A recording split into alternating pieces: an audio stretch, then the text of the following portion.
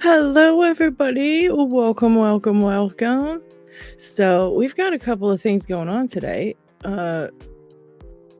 Axel Panic is coming on to show us about Medicos. Got the whole collection spread out and everything. So, we're going to check that out in a little bit here. Now, they've only got an hour with us, so we're going to probably get straight to it once they show up and, check out the Medicos. But Stu will be on later, a little bit later, and of course, Marson. So I just wanted to stop into the chat and say hi to everybody. I see Dude Abides thinks he's a robot. That was cracking up. But Nola was here first today. So welcome, Nola. Thank you for being first. And McD Poor was second. Greedy Rogue is here. Third and fourth was Dude Abides. All right. Yeah, you know what? I didn't pop up the the notification for the live until later because I was finding that it was getting buried underneath all the other notifications, and then people were forgetting about it. So I was waiting a little bit more closer to the time we start to put it up. So that's why that didn't show up right away. I think I only put it up at like 3:00. Oh, looks like Axel is backstage. All right, Charles Watt, aka Stu, was fifth today. Very nice. Hello, guys. Let's see who else was here. Wait. Oh, okay. Dude said he did his challenge for rake two more for Stu. That's going up. And Brian Hiblin is here. Welcome. Not Too Dead. Let's see. TM Lock Fun. Hello, Eddie B. And Lock Squash. I don't know if I said hi to Lock Squash. Elijah Carney. Odin's here. Hello, Dots Locks. GP Rider. Welcome, guys. Upstomp. Hello, hello. Iron Creation. Did I just say Iron Creation? I can't remember. Hello. Keith O'Reilly's heading home on the train. Canoe Pick. Welcome. Tin Hat Picker. Welcome, Richard. Welcome. Coxie's here. What's up, Coxie? And Vector's here. And Unhinged is here. Hello, welcome, guys. Flo. Hi, Flo. All right, looks like Axel's getting set up backstage. We're gonna wait until they're all set up before I put them out here with us. But yeah, how's everybody doing? What's up, everybody? I'm excited to get into the Medicos. And we've got a really cool website to talk about as well. If you are interested in anything Medeco or have questions about a Medeco or need help with a Medeco, Axel's put up a website that is all things Medeco, and it's really, really cool. It's been tested and approved, so we're allowed to talk about it and show it. All right, I'm getting the thumbs up. We're going to add you to the stage. Welcome. Hey, I don't know if you can hear me. I don't think we everything's can. working, right? Okay. Yeah, we can hear you. So, yeah, I've... Look at the Medicos. Oh, my gosh. I've been in the LPU, and I've just been picking for the last year and became obsessed with these guys. And that slowly but surely, cool. I've collected them all. That's I've got manuals, I've got pinning kits. And I mentioned this earlier, but I actually just got a package in the mail, and I think it might be... Here, I'll put this down so you guys can stare at those instead. My webcam is not very good, so... I think I just got a pinning mat as well. Oh, wow. Let's see. Yeah, I'm excited to discuss this website that you've made. Really excited about that. A little dirty and dusty. Look at that. But that's really nice. Wow. So yeah. That's really cool. Let me put that up big screen. That's really nice. Check that out, guys.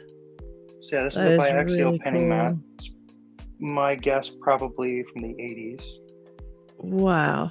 And other than that, I've got these guys here, which are Medeco pre-71s. This is the original roll stamping.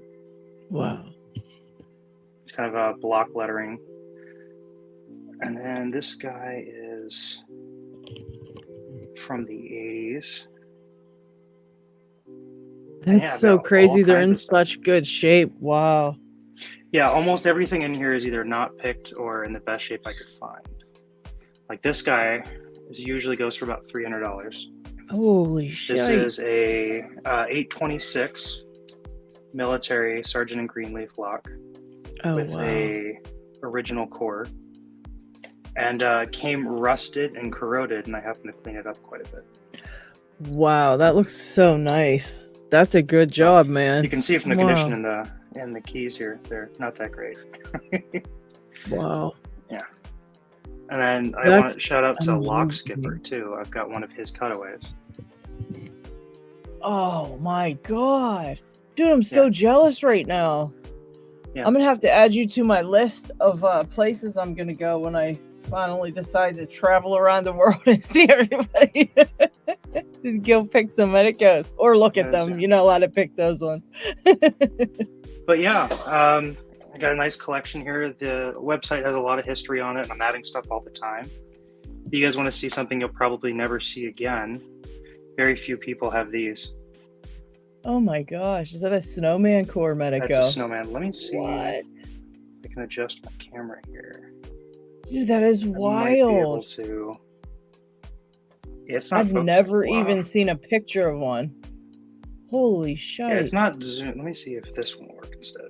Yeah, it says biaxial right on it. Wow. But yeah, I happened to find a gentleman in the Netherlands who just had this big collection and was trying to get rid of it. And so I ended up sending my tax return in and getting, so now I have a giant collection of biaxials. I've got a shortened European. That's wild too. I don't think I've ever seen them in a Euro. I've got a thumb turner here. Oh my gosh. Guys, has any of you guys in the chat seen them in a Euro style at all? As well. This is crazy. With a double core on it. Yeah. Like I said, I've got even more down here. I've got some that I have at work that I don't have with me. Welcome to Marson, who just popped in. I'm going to put you back on solo, though, because we're definitely checking these out. But Marson's here, just so you know. He's on with us, too, now, so he'll be making commentary, too. Nice. These are wild. Yeah. It's an original box for the pre-71s. Now, you're kind of like an expert at them as well, because you kind of know everything about each new design. Is that right? Yeah. I'd like to think I do. Yeah, I'm guaranteeing you probably know way more than a lot of us, because a lot of us just actually, get them because it's like the next thing that's on our list of what we want to pick for that belt or whatever. So we grab a Medeco and we look up how to pick that Medeco. But, other than that, it's not like we get too much. I don't think, at least me, I wasn't getting too much into them. So recently I decided I kind of want to try a couple of different ones. And I really found them to be crazy different. Just those little cam ones are, I would say harder than any of the cylinders that I've picked. Those cam cylinders are insane. Yeah, the springs are intense. Yeah, I can't get past either one. I picked the 5-pin one time off camera, cannot repeat it, and I cannot pick the 4-pin one to save my life. It's insane.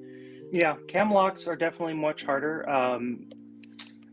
The pin design for them is it's a single pin with a single spring. And the way that let me pull out my salesman's kit. I'll give you an example. Okay.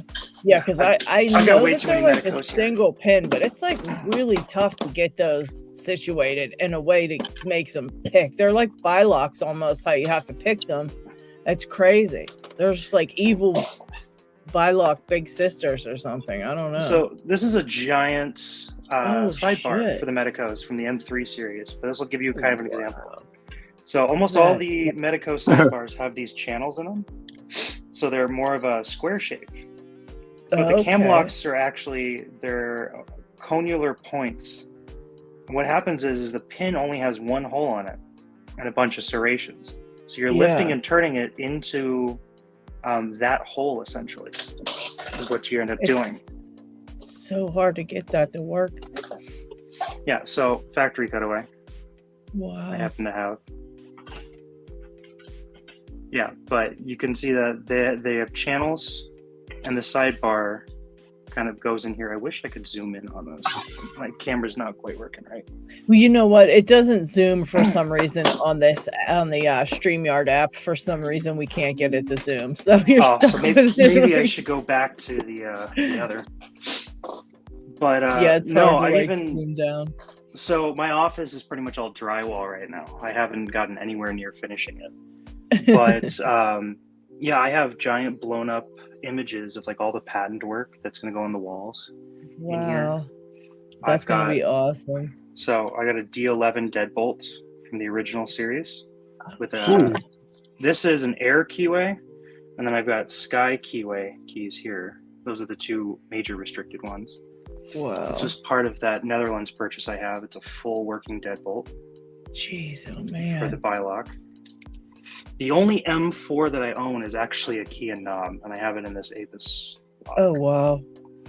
But I actually think next week I'll be picking up a pair of M4s actually. I've got wild. Patriot keyways, and this is a Medeco 50 padlock. I've got 3 different versions, including another one you've probably never seen, of the Metro Lock series. This is a puck style. Oh, jeez. Yeah. Fun fact is that these ones were actually made by American Locks. You can see the branding, or not the branding, but the code on it matches the American Locks. Wow. But the Metro Locks are all cam styles. That's wild. We've seen those Medecos that LPL has on the handcuffs. Like he has the set of handcuffs with the Medecos on them. Of course he does. Those are wild. People keep telling me to pick those up, and I'm not sold on it yet. Yeah, they're pretty cool. I hear they can be raised very easily though on those handcuffs, but you know it's still a Medeco, which makes it pretty cool. So, and those oval cylinder Medeco, that's insane. They're These just sitting there unsuspecting. Yeah, so this is the System Series padlocks. Those are the residential ones, or the retail ones they made for the biaxial series. These are Danish. So the Danish government has very specific requirements when it comes to high security, and Medeco wanted to meet it. So they have 2 different bi-levels. This one is your standard bi-level, and it's got a weird funky pin on it. I don't think it'll zoom in on it, but if you can kind of take a look there, it almost looks like a wedge. That last pin. In the back there, yeah. Yeah. So bi-levels, they all lift into a sidebar that has notches at a certain level. That would be this guy. This one is almost a standard Medeco. Let me see if I can pull this out. So you can see, first of all, on the front, it's got the logo of that little quirky pin on it. Oh yeah. And it says Medeco. This one actually has diagonal pins on it as well, but the other one doesn't. And you can only get these in only Danish people, as far as I know, have been able to actually get these and export them. Wow. The Duracam. I have a biaxial one, which has a planed down M3 key, which is weird. Those things are crazy. I've got to try a Duracam. Not that I could open it. I'd like to get one though, but they are cool looking. Capitalist on eBay has a whole bunch. So any of the ones with these 3 dots come from him, and he pulls them out of Locks in Las Vegas. Oh, right. I'll have to check on that. Yeah. I think I've seen I want to say Adam maybe has them too. I can't remember. I've seen them here and there. Yeah. I just never got one because I was just, thinking I would only pick the one for the points that I was getting and then move on. But like I said, now I've been more interested. I picked it, I want to say a biaxial, an original, and I can't remember. But I've been trying to pick other ones. But like I said, those cams just stopped me. So I'm kind of stuck. Yeah, so my favorite key has to be this one, though. I don't know if you can tell, but it's Scruff McGruff on the key itself. So at some point they did a promotional material and they had a McGruff Freedom keyway, and they all came with keys with Scruff McGruff on them. That's really wild. Cool. They also make them with an American flag on them. Let me see if I can get that. You have a maple leaf here. Wow. This guy's got a little marching patriot. Those are all different keyways. Wild. Holy cow. This one actually is a new old stock payphone. I was wondering what that one was. Oh, I'm gonna have to be right back. My kid's getting off the bus, so I will be all right back. All right.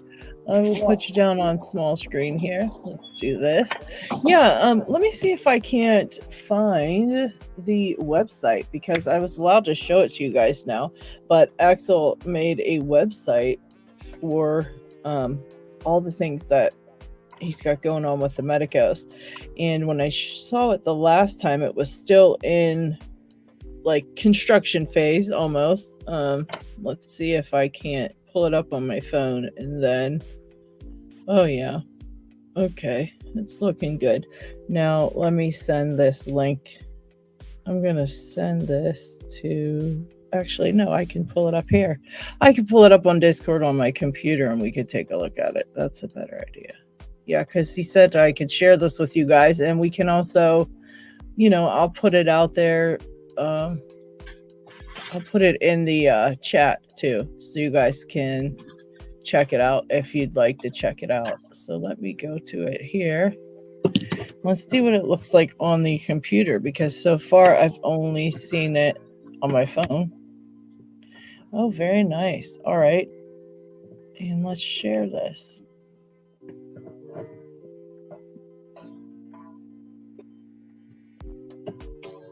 All right, and I'm going to put this in the chat, so if you guys want to check it out on your own, it is on you can pull it up on your phone as well.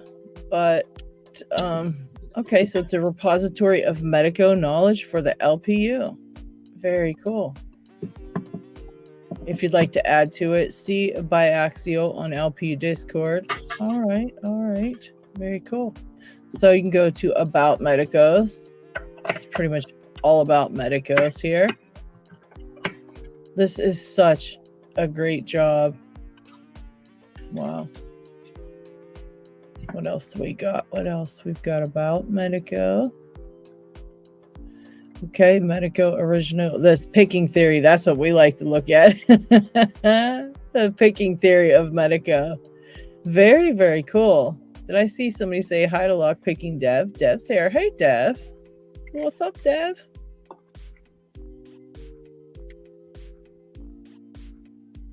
Yeah, we're talking all about the Medecos. That I did put that link in chat, so if you guys want to copy it and put it in your I like this, picking resources, the clicky test and progressive pinning.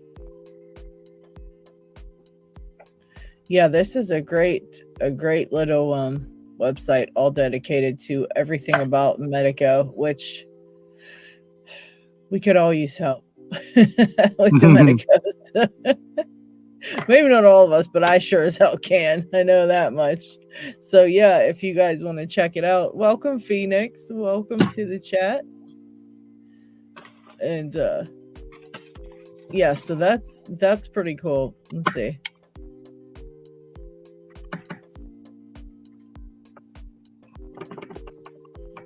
Medeco for everyone. What are you working on, Marcin? Well, today I picked up some music wire from Dan's Crafts and Things, so I'm gonna make some pick wire. Oh shoot! You're getting her lever locks on. How's it going with the move? Are you moving your lock lab yet, or are you just waiting? No, we haven't even closed yet. So okay.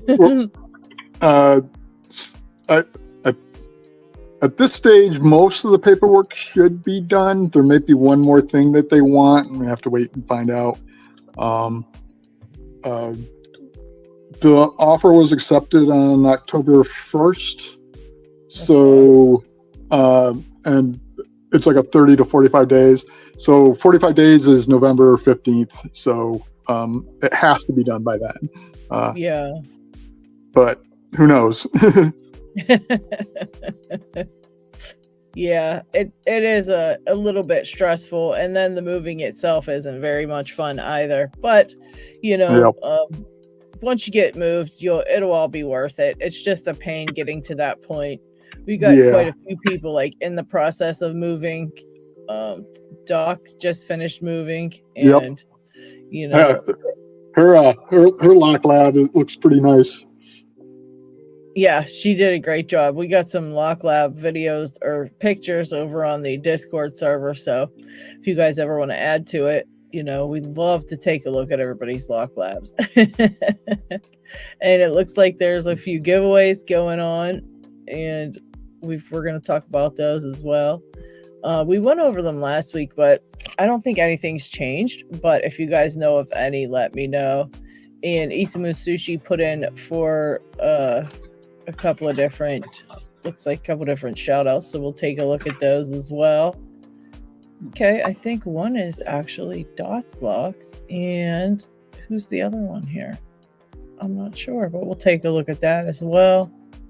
But yeah, I'm just pretty interested in this whole Medeco business because I've got all those, well, 2 different kinds of Medeco cam locks that I'm struggling really, really hard with. And it's just been a huge pain in the butt. And so I definitely will be looking up that, looking at the resources on that website because I definitely need some help with everything Medeco. Yeah. The easiest thing to remember with those cam locks is that you're going to push up the pin and try to get it into that hole. Once it locks in and it's nice and firm, it's not going anywhere. That's really what you're looking for. Yeah. I know I got one of them, but the other one, it's only 4 pins, and you'd think it was 100 pins. It's so ridiculous, truly ridiculous. And I'm just struggling so bad with it. And then I get that one from Loki, and it's another just Medeco. I think that was the original. And I mean, I picked that one just fine. I picked the other one just fine. It seems like when they're in a bigger cylinder, I can pick them. But when they're in those little cam cylinders, whatever they are, cam locks, it's just a no-go. I got this guy too, Medeco Steel Guard. So this is actually locking. Oh, wow. They call these the pick proofs. Seagull makes them these days. And then it came with one of these guys for the outside. Oh. This was designed by Roy Oliver. One of the first patents that Medeco as a company had. But yeah, it just fits any deadbolt.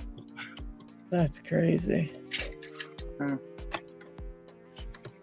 Yeah, very cool collection. Can't wait to get these this drywall up so I can mount these using the P-Sack shelves. Yeah, this is what they look like today. The Medeco Asa Abloy logo. Oh yeah. But this is where they came from. Is there a lock company left that they don't own yet? Well, fun fact on that. So Medeco was its own company, incorporated in 1967. They were purchased by Hildenbrand in, 1986, which was a funeral and hospital supply company. And then in 1998, they attempted to buy Asa Abloy and Kwikset from Hildenbrand. But the U.S. Trade Commission said, no, you can only pick one. Wow. So Kwikset got sold off to Master Lock, and Medeco was bought by Asa Abloy. That seems fitting. That seems about right. You guys, either of you know what Medeco stands for? Not me. I do not. Nope. The original company was incorporated in 1959 or 60 as the Mechanical Development Company. MEDCO. Okay. So what ended up happening is that when Roy Spain and Roy Oliver decided to go all in on making these locks, they split the company. Mechanical Development Company Incorporated still exists today. And then Medeco is now owned by Asa Abloy, 2 completely different entities. Interesting. Wow. Yeah. So basically they sold off the lock making division. Yeah, basically it became its own company. But if you go on like Google Patents and kind of search through some of the inventors' names, you can still find that Roy Spain is named as the inventor for a bunch of Yale locks, which is where he worked in the 40s and 50s. And then Roy Oliver is still on the patent as the inventor for a lot of this stuff. So, and those were the two original founders. Wow. Yeah. I'm a nerd, but it's all locks. Yeah. So, That's pretty cool, though. yeah, I threw up. She did throw up the website here. You're gonna find a whole lot of stuff, and it's always getting updated all the time. Yeah, we took a little tour of it while you were doing your thing. But did you want me to pull it back up and you could take us through a couple things, or you just I put it in the chat for everybody to go check out. It does look a lot better from the phone too. I checked it out from my phone first. You did a great job with it. It really does look great. Well, yeah, once I got React working, it works great. But yeah, you can see a picture of those cam locks in the picking theory. Let's see. And if anybody wants me to throw up some videos for resources, like I have Artichoke's world first M4 video on there. Oh, wow. So yeah, you scroll down a little bit, you go to the cam locks, and there's a photo of what they look like. There they are. These little a-holes right there. What in the world? But if there's something on there that you know that I don't that? have, What the hell please let me know, and I'll put it up there and credit you for it. Especially because I'm not the end all of knowledge. I'm constantly learning stuff as well. No, this is really cool. Have you spoken to Ms. Medeco yet? I am Miss Medeco. Ah, that explains it. Yeah, so I had it up as Miss Medeco for quite a while, and I'm like, you know what? I kind of like by accident feel better, especially because my username is Vaxel Panic. So that's funny. Yeah. That's what I say all the time. There's so many dang people on there. There's so many dang names. I can never keep up. I think the next thing, the next ones I'm getting is next week. I'm picking up a couple of military locks, the 83, and I think I'm probably going to end up picking up a 831 and a 833, and then I'm picking up an M4 Mortis from La Force, which is a locksmithing company. Well, these are great pictures too. Wow. I try to get the best ones I could. Not all of them are perfect, but you did these pictures. so the 826 is actually not mine. If you take a look, that one says 1975. Mine is 1973 and doesn't say anywhere on it that it's an 826. Mine's an early model. Okay. A lot of these were either pulled from Google or from Medeco's website directly. I'm planning on putting a full collection of what I own and all of these gutted and pinned so you can see what's inside of all of them. That would be cool. But that's going to take a lot of time as I think I have 41 different locks in my collection at this point. Wow. So, how many? There it is. 41. There's the evil right here. So evil. All of that in this little tiny cam lock. Oh, do I hate these? Yeah. Yeah. They're just evil. Lady Locks, if you're going to pick somebody to come on and talk about Medeco, you picked the right person. I got to say, I'm still learning about key marks. I've got a little mortise here that I picked open. I have a video on my YouTube. But the X4s, I'm still trying to get my hands on. And there's a couple, I just think they're a little too expensive. So I might have to wait and pick some of those up. Yeah, the Duracams I've got here, I believe they're all biaxials, but I'm not quite sure. But what's funny is, like I said, this is a cut M3 key that fits right in. That's the same keyway, which I thought was funny. Yeah, these are horrible little monsters. The standard bi-level uses straight conular end pins as well. And the sidebar is cut with 2 channels in the side, which is where the key pins lock into. Yeah, it seems the ones with the channels cut in, I don't know why, they just seem a lot easier to pick. I don't know. Yeah. I guess The buy levels are pretty easy. You were picking. You said a classic. I did a classic and a biaxial. Yeah, so two guys right here in the middle. Yeah, biaxials are by far my favorite. As that's most of what my collection is. Yeah, I think on video it took me 21 minutes. I'm still not very good at picking them, but I know a lot about them, and I have pinning kits. I help people when they break pins like I do. Yeah. Actually, I have a couple. Yeah, I have another Medeco biaxial down here in silver. There's this other I've got way too many. I've got way too many, and I love it. Yeah, but still, my favorite padlock has to be this guy with the cam lock with the angles. These are a little hard to come by. Most of that collection is hard to come by. Most for of the your most collection. part, if You've you want to got talk to so Adam, many he's cool got a bunch things. of these Metro locks, which are cam locks as well. If you want to pick some of those up. Adam also has a bunch of these in LFICs style. Oh wow. So if you want to pick some of those up, I don't think he has any. I think he has like one or two more Patriot ones. But yeah, no, Adam's been my go-to for a lot of this. Yeah. What I didn't pick up from Adam came from that big sale or eBay. I just happened to get lucky on some stuff. Like that pinning mat came up, was it Sunday morning? And I got a notice on my email. Oh wow. You snatched that right up. Yeah, it was. That's in good condition from being from the 80s, I've gotta say. It really is in it's good a little condition. dusty, but you know, a little bit of TLC. Why The backing is- on it has a little bit of, it was on a desk for a while, which I'm totally Yeah. fine with. No one's going to look at the back. Everyone's going to look at the front. Right. A little bit of bleach on the lettering here, and everything will be good. Yeah, it's gonna look great.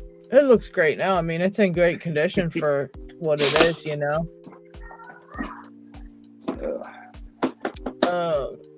Let's see, what were we talking about in the chat? Good afternoon, Greyhound Picking. Welcome to the chat. We're just talking about these evil Medicos. Let's see. Yeah. Hey, this guy's missing the M3 cam lock because I installed it in my desk at work. I needed a new lock for it, and they just happened to fit.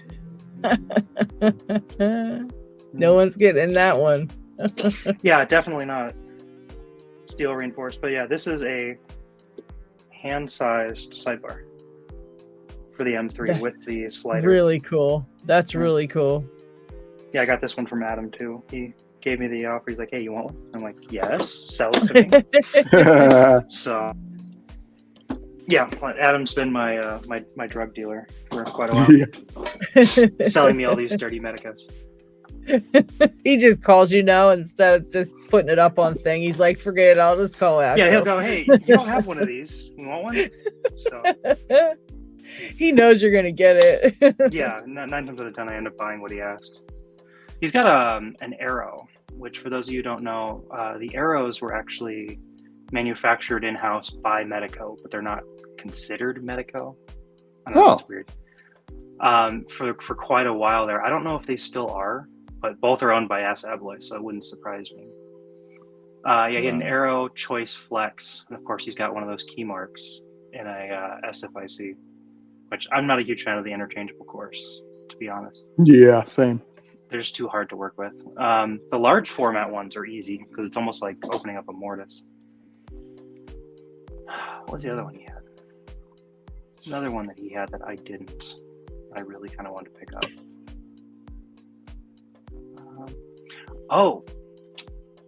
Fun tidbit of history, actually. So in 1968, when the Medicos were first released, they didn't have the UL stamp on them. They didn't get their UL stamp until 1970. So he's got one up for sale right now that doesn't have a stamp on it if someone wants to snatch that up. Oh. Oh, shoot. You know, he's got $40. Yeah. Oh, that's not bad. I'm trying to decide. I got this bent. I think it's pretty much perfect. But in the process of getting that last little bit, I heard a snap. Oh, And You're it's kidding. cracked Oh, right there. that So- hurts. man. It's still holding together, So do I finish it and potentially waste this much rod?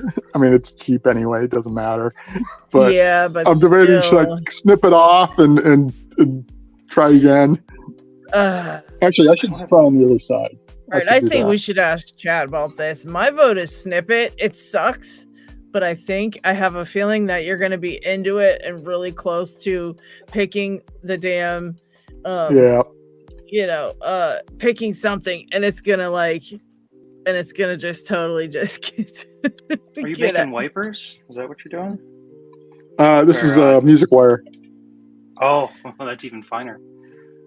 All right, we got a poll going. Snip it or not? We got a poll. Let's see what everybody thinks. I'm not going to snip it. I'm going to work on the other end. Yeah, working on the other end wouldn't be a bad idea. That's a good idea. That's a good idea. And I've got these rubber teeth, the jaws for my vise, but I don't have anything. I don't have brass or steel or anything harder, and they just give too much. Or the nylon, I guess. But so I've got these. That cheapo Bavinsky, I'm sacrificing the keys to use as jaws. Oh, let's see that. Let's see the jaws. That's a good thinking. Oh, yeah. Wow, that's pretty inventive, Martin. Martin. What am I saying? Martin. Trying to get everything lined up is a pain. If you ever need an extra, Doc sent me a Bavinsky lock the other day. She said, I sent you some stickers and poker chips and a shit lock. I said, what do you mean a shit lock? I said, do you mean like it's just something easy and it, to be used for like a beginner giveaway, like that kind of lock or what? I said, I don't know what you mean. She goes, no, like literally it's total shit. I said, oh no, what is it?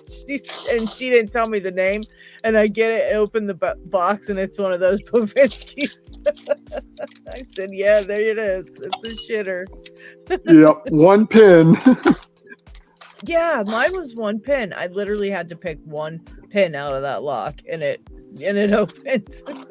I was sitting there scratching my head over it too. I was like, man, what do I do? This one looks complicated. It was like when I first got it. It was like so long ago. It was like one of my very first dimple locks I picked, and I'm like, this one's so difficult. Oh my god, look at all these pins. What the heck? And then I hit one pin and it opened. I was like, really?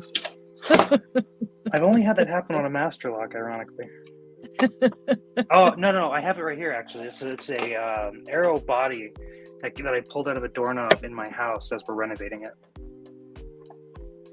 Wow. Let me put some of this stuff away and I'll start cleaning this off. Let's see, where is this in the? Oh man, I'm losing it. Somebody posted. Paris Pix said that. Paris Pix posted a video of a Medeco he gutted it and laid out all the parts and whatnot. If anybody wants to watch it, John Doe. John Doe was here. Welcome and thank you for the super chat. John Doe was here, people. To be honest, sometimes I just scoot around on YouTube and look at those videos. Sometimes I find stuff I never actually seen before. Mm-hmm. Paris Pix says, Marcin, heat up the metal a little bit to make it more pliable. There you go. I'm not going to risk it because I don't want to detemper it at all. Yeah. I don't know much about metalworking, even though I work in a shipyard, which is ironic. I know nothing about that. I can't even bend my tensioners. Like, I can't even bend the washer blades to make tensioners. I suck at it so bad. It's terrible. Ooh. I think if you heat it up enough to make it pliable, it's gonna lose its spring. So yeah, I could be wrong on that, but I just don't better not chance it. Yep.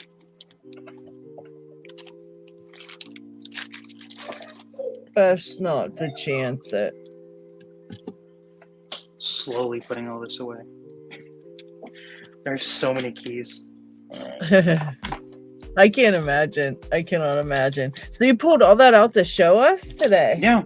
Holy yeah, I cow. know. Like I said, I'm looking at finishing the drywall and mounting it on the wall. But I thought maybe you just had your display out all the time just to have it, No, this is a desk that I usually play video games and stuff at. Oh. Yeah, it's a very small desk, but appreciate it the works. tour. Yeah, we were just we were all talking kind of about our lock labs. I've seen a bunch in the chat. A lot of people were saying they just got someone picks in their bedroom and someone else picks like here and there and everywhere. You don't really need a lock lab, you know. It just seems like everybody ends up making one after they've got a million locks in their collection and they're sitting there like, what do I do now? Yep. You kind of make like 90% of my time I end up picking at work, so I have a nice little setup on my desk at work. That's pretty cool. Yeah, I've got this desk here in my apartment, just stuck in the corner. But in the new place, I'm going to have one of the bedrooms. Yeah. Yeah. Isn't that funny? I did the same thing. I kind of just I didn't have anything at first. I had like a little piece of wood that would be flat enough to hold whatever to set it in front of me, you know, and I'd set it on an ottoman I have, and I'd just set it down there and I'd pick right there, you know.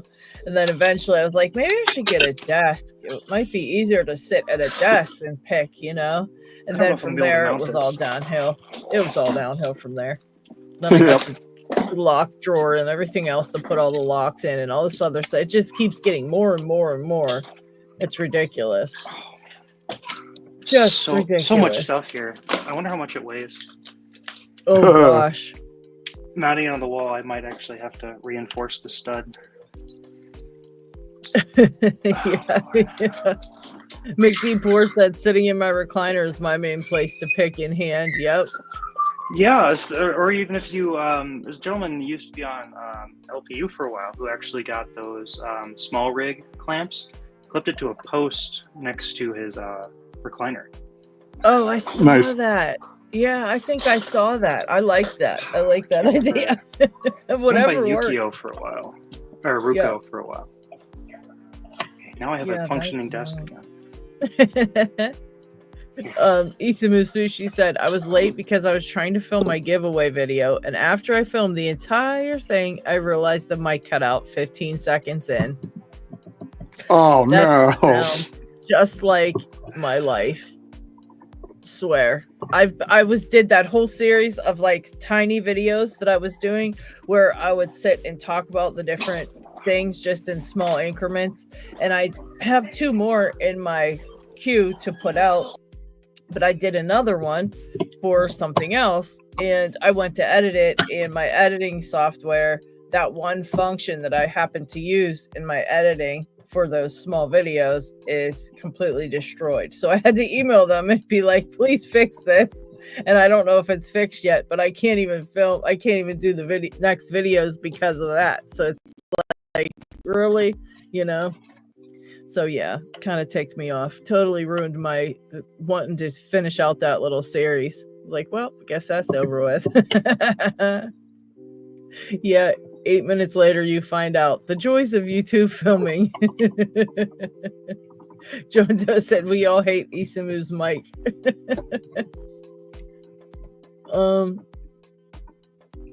Oh, okay. Paris says, you don't have to heat it up white hot. Even just a little cigarette lighter will make your job of bending that stuff much easier.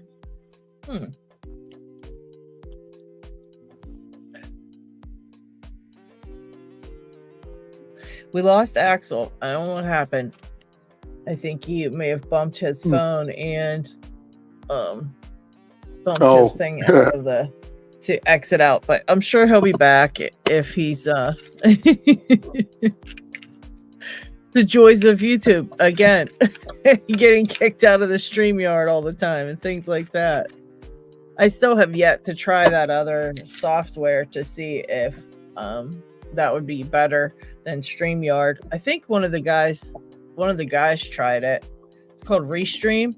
The only thing I don't like is it says Restream in the corner of your stream, so people can tune in and then they think it's literally a restream and they don't think it's a repeat. Like, I think that's really a stupid name. Yeah, because when I clicked on their thing, Ryan told me it was on, and I was like, oh wow. I said okay, and I clicked on it, and I was like, wait, no, this isn't live. I was like, it says Restream on it, and then I was like, wait, YouTube doesn't say restream on anything. I was like, wait a minute. Oh, that's the software. But like, you know, I could have easily clicked past that and said, oh, I'll watch it later because it's a it's a repeat anyway or whatever. So that kind of makes me upset that it says that right on it. It's kind of stupid. I was like, okay, that's kind of dumb. Isamu Sushi said he uses a little turbo butane lighter most of the time for bending those. All right, so that's a thing. So you guys actually use those. You actually heat them up a bit. Is that the thing? Oh, okay. And the dude says you can bake the metal at about 500 degrees for 30 minutes, then turn off the heat and let the metal piece slowly cool in the oven. It should remove any stress built up from heating and bending. Okay. Interesting. Do you guys heat up the things when you make the tensioners? Do you heat that metal up too, or do you just bend it? Because I can't do it. I've tried. It's annoying, and I won't continue to do it. I just keep messing it up. I've been wanting to make one of those twisted tensioners like Chris Capune has, where it's like twisted a little bit so that you can use it in a different angle, and I can't do it. And I keep thinking, oh, I'll just make it out of... Okay, Axel said, thank you for all the kind words. I have to get back to my family, but check out the site and let me know if I'm missing anything. I am biaxial on Discord LPU. Thank you so much, Axel, for showing us your definitely locks. That was really, really cool. Very cool tour of the Medecos I've never seen before and didn't even know existed, to be honest. Some of those were just completely wild. The snowman one was probably the kicker, and the ones in the Euro cylinders, that was wild. Okay, if it's just one bend, I won't bother heating it up. Is this the type you're talking about? Yeah. I hate like these. That. Do you? They're the worst, because the idea is that it's a spring, so it absorbs a lot of your tension, so to prevent over tensioning. But what it does is it teaches really bad habits, because you want ones that are as stiff as possible, and you're making it so much worse by adding that twist in there. Is that where he has his twist? I can't remember. It's very close to the edge, it's very close to like the edge. I think it's right on the bend. Then he twists it after the bend, maybe, and twists it right there so that it's like up and down instead of the other way. Yeah, the twist is more at the bend, I think. Where does he bend it or twist it? But I do not recommend these, especially if you're new. I think he twists it right at the bend here, like at the very bend where it comes up and bends. He twists it so that way it goes like up and down. So when he puts it in, it's going like an up and down angle instead of sideways like that. So, I mean, so it's more like a crowbar.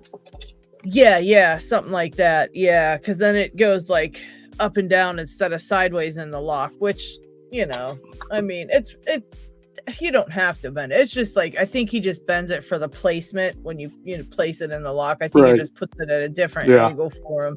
But it's kind of cool, and I thought, it'd be cool to have one like that. Can't do it. Because these are actually the best. If ergonomically they work for you, these are the best to use. Yeah, because I like those a lot.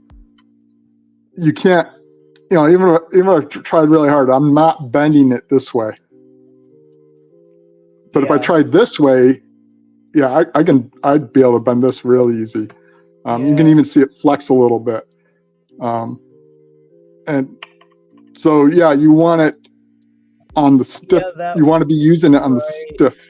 Oh, yeah. I see what you mean. Yeah, it's way stiffer at that angle. Because if you think about it, it's like it's like cars. If you have a big Cadillac with those super loose springs going down the road, you don't feel any of the bumps. The car just floats along. Yeah, you used to have one of those, Marcin. But if you're in a sports car with super stiff springs, you're feeling every little bump, and it's going to jostle your teeth out. That is But that's very what you true. want. You want to feel every little thing in the lock. Yeah, So that's very true. this actually ends up better than this, because even though this is a pretty thick bar, Yeah. it's still thinner than this. And I'd have a better chance of bending this than I would this one. Yeah.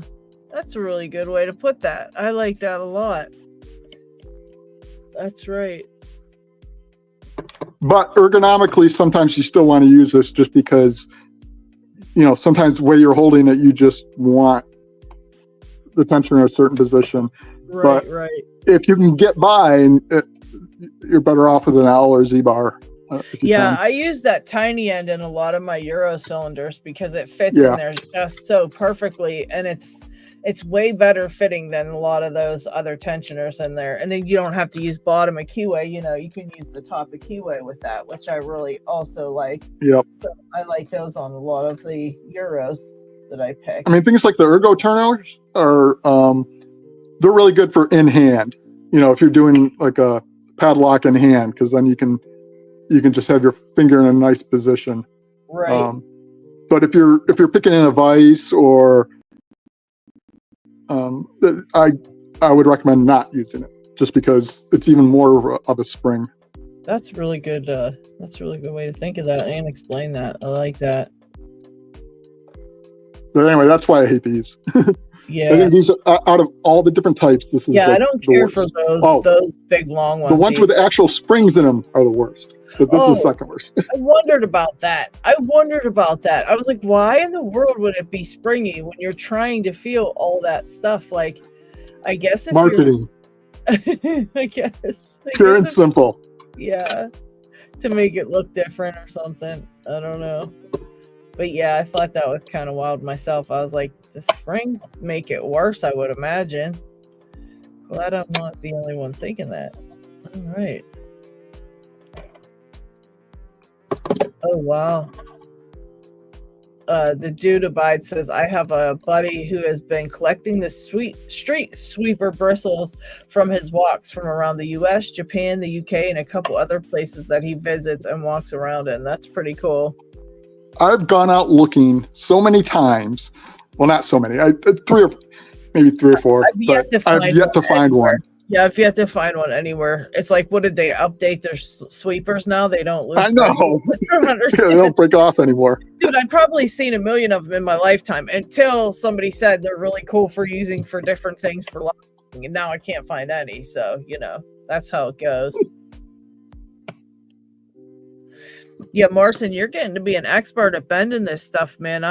I'm keeping my eye on that because I'll know who to call when I got problems bending shit. Just be like, hey, Marcin. I don't have any of those cool keys you have there. Can you bend my thing for me? You got the wrong number. Click.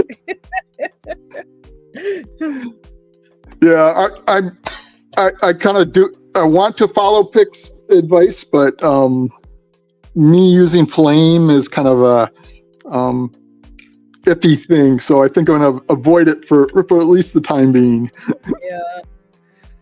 Yeah. I think you could probably you did a good job at the other end. It just happened to, crack. That was all, But yeah, that sucks because I'm thinking it probably will hold up for a while, but you know what? You're going to be on one of those locks that's like so difficult and you're going to be so close to getting it open, and that's when it'll break and you'll be like, damn it. You know how that goes. It's the worst time to happen. It'll happen. I was going to mess with it more, but I'm just risking breaking. So I think, the dude says, I can't find the bristles ever. I can find 4-leaf clovers all day though. Yeah. My mom is a 4-leaf clover magnet. I mean, she could literally just be standing in the middle of a yard of grass and look down and go, oh look, it's a 4-leaf clover, and then find 10 more. She'll find like 10 when she finds one. And I've never in my life seen a single one on my own ever.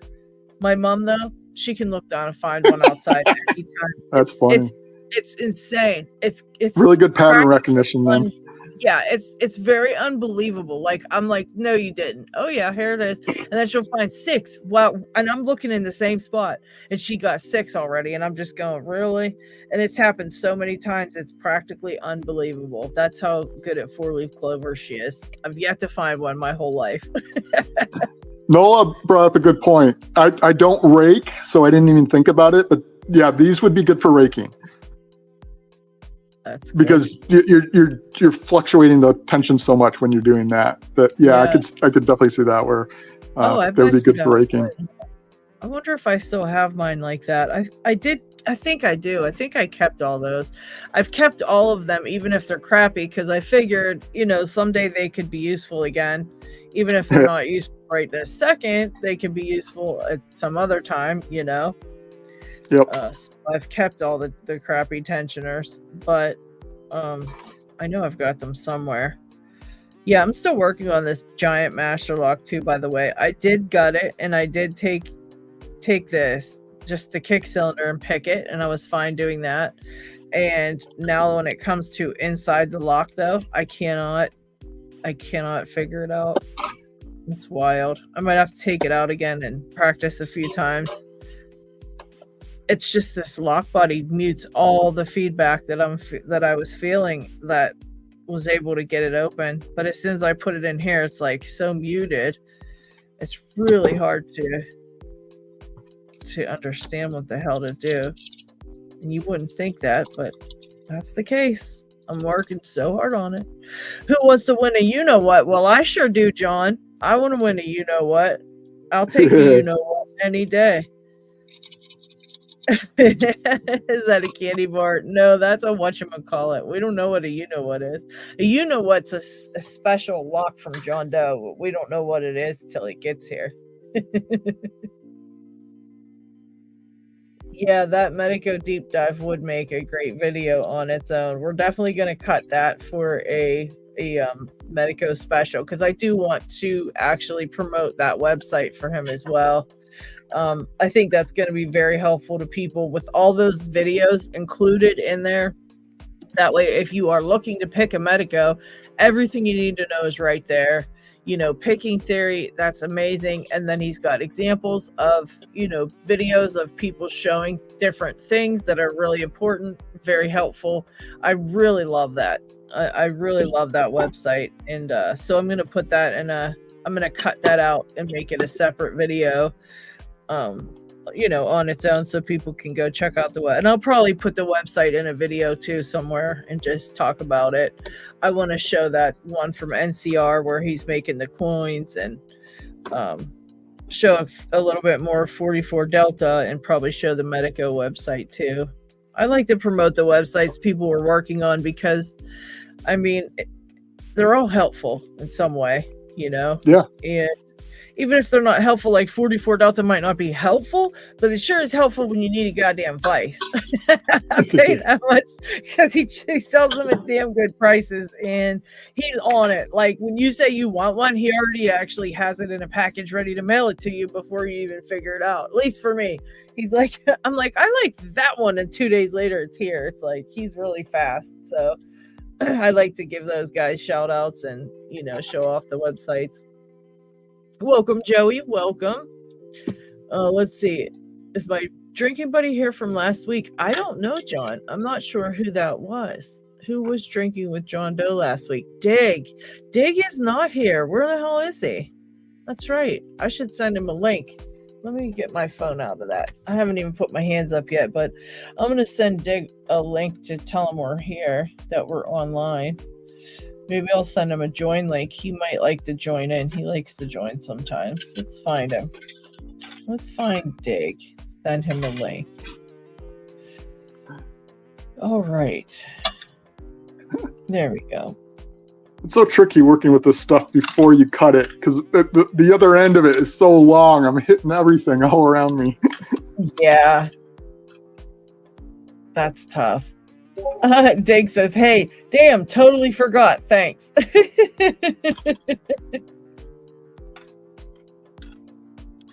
I'm telling him John Doe's looking for you.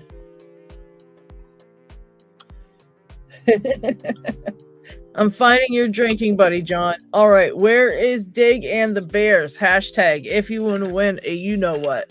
Where is Dig and the Bears? I love that one. Let me type it here, and then I will type it in the magical spot for what we're how we'll draw a winner. Where's Dig and the Bears? Question mark. All right. Where's Dig and the Bears? All right, I like that. We will queue up a giveaway here. Oh God, I hate YouTube sometimes. Where's Dig and the Bears? All right. Wow.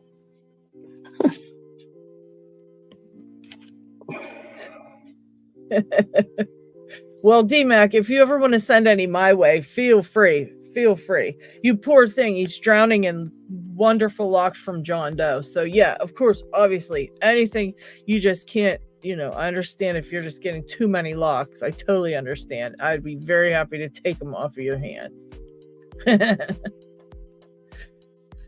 John Doe. All right, we're getting some entries. Where's Dig and the Bears?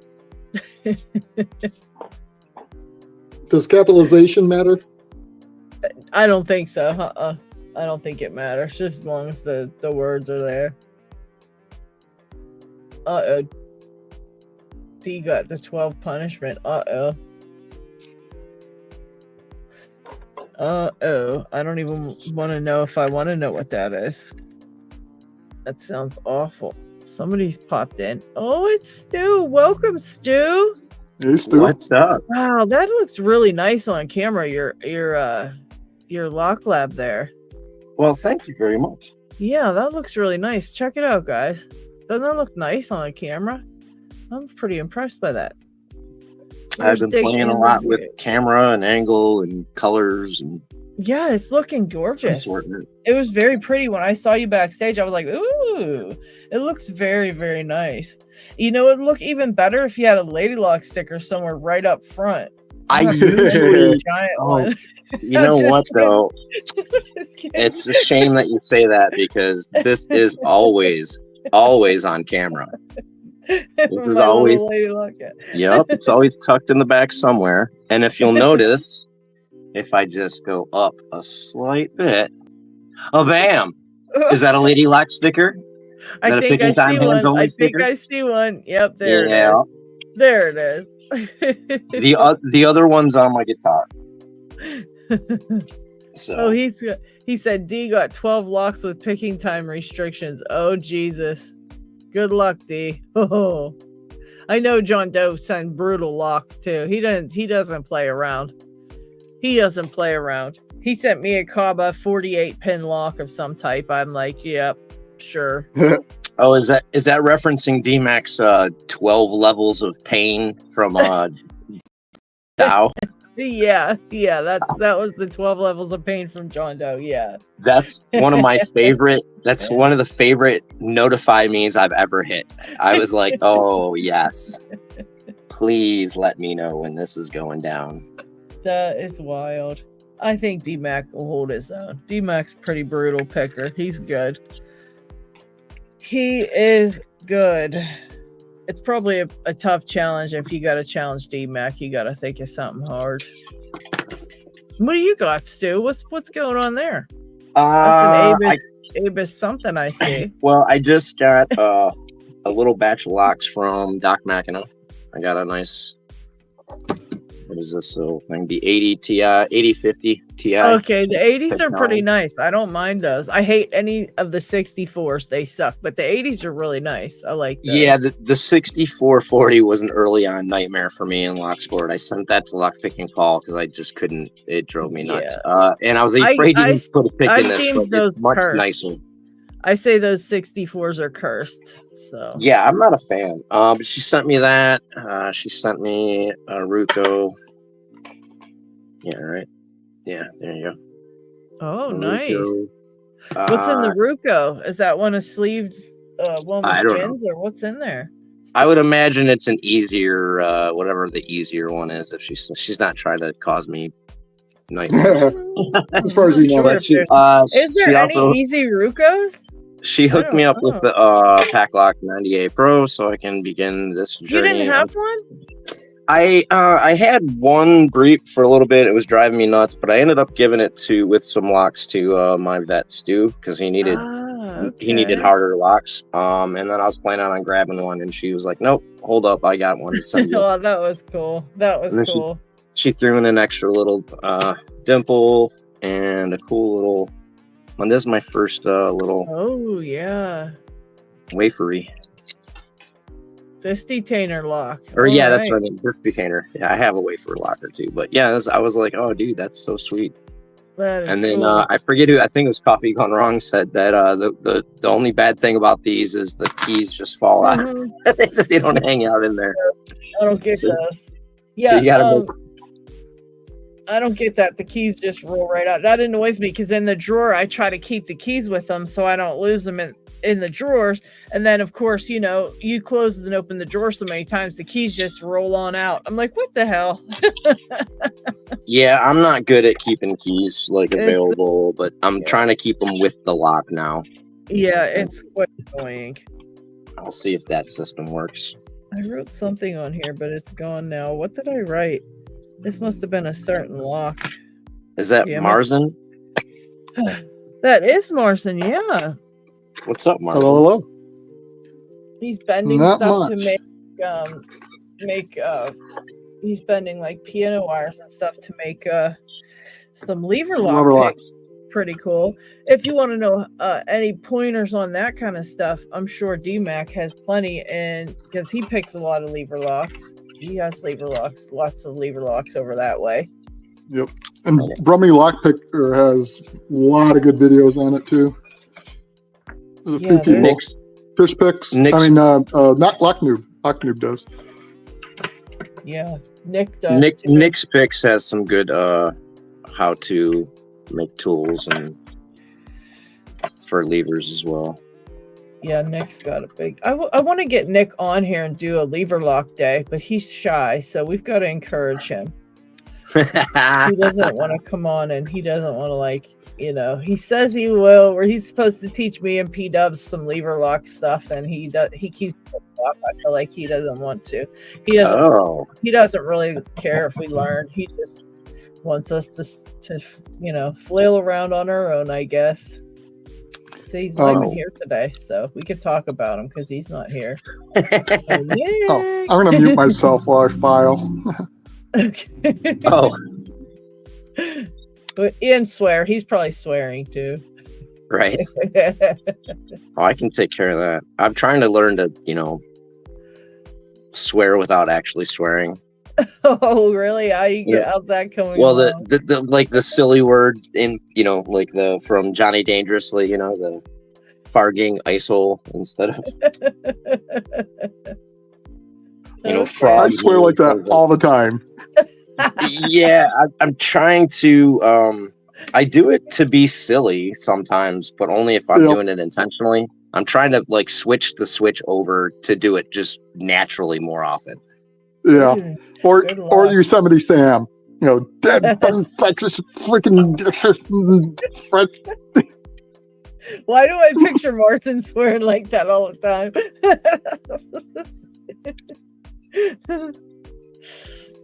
Because I do. For example, cracking my knee on a corner of a drawer that someone left pulled out as I'm going around a corner at work. And there's customers on the floor, that's that. I can't yell an F-bomb. and I kind of can't just yell fudge or anything because it's like that. You made me think F-bomb in my head, so I got to be like, bless it or some, just still express my upsetness, but right. In a better way. Yeah. You just reminded me, I used to work at National Auto, this is way back. And at one point, so we would have truck day where everyone has to go in the back and unload the truck, whatever shipment. So basically, sometimes you'd leave one person at the counter, but usually you just left a note on the counter to yell or something. So we would come go back to the parts counter to help them if they needed it. And one of the assistant managers wrote, it's like, didn't realize this. So we were in the back, we're all unloading, and suddenly we hear this middle-aged woman yelling out, I'm not going to say it, but a certain word over and over in this sing-song voice, like, bleepity bleep, bleepity bleep. That We're like, what the hell is going on? And we go up, and it turns out that our assistant manager had put for help, yell, bleepity bleep, and it was a phrase that apparently she didn't know. Oh no. That's the best. And there's she has a teenage daughter with her, and it's like she is beat red, and she's just like, Mom, stop, stop, stop. It's like, what? I'm doing what the sign says. Oh, that's the clueless expression of, oh, you shouldn't have said that, is kind of like one of the most, it's like a rare animal that you witness in the wild, you know. It's like, oh, that's just delicious. Working there was hilarious. Oh my God, this stuff that would happen. Oh God. I would write a book. Tell all. Oh goodness. McD said, he said in his younger years he worked in a factory with mostly women, and they cussed like sailors, and they would have fun making me blush.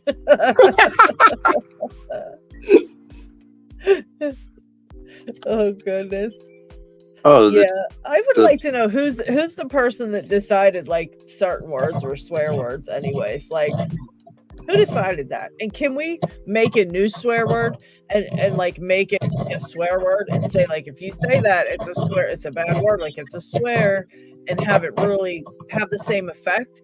Because it seems like these have been around for a long time, but I want to know who was the original person that was like, I think I'll make that a swear word, and we won't be allowed to say that. Mean, let's even go, let's take it to a more basic thing. So I have 5 fingers, and if I hold this one up, I'm not, if I hold that one up, that one up, that one up, but for some reason, Yeah. Well, it's a grease. I think grease is the thumbs up is the same thing as the middle finger here. Right. And then that's the other thing is like, that's not just like a human thing. Like we are hardwired to be like scared of that because it's a threat or something. No, it's just different places. It's a different finger. Yeah. Yeah. Yeah. I don't get it. I don't get who decided that. That's funny to me. That's funny. And that they lasted this long. Like they lasted this long. Yep. There's Dig. Look at that. There's Dig. Here I am. Hey, Dig. The entire chat has been asking, where is Dig and the Bears this whole time? But that's also a giveaway entry. Where's Dig and the Bears if you want to win something from John Doe that we don't know what it is, but it's something. Okay, they had a show about cursing, and I think it was on Netflix, and curse words actually changed throughout the decades. Ah, did they? That's interesting. Yeah, was it Nick Cage that did the? I think Nick Cage did. There was somebody like that. One of the episodes, or he did the whole thing. Yeah, I think you're right. Yeah. I never watched it. I forgot to get around to it. Yeah. I'd like to check that out. I'd like to know more about the swear words. I think we should make our own. I think we should make a special lockpicking swear word that only we know.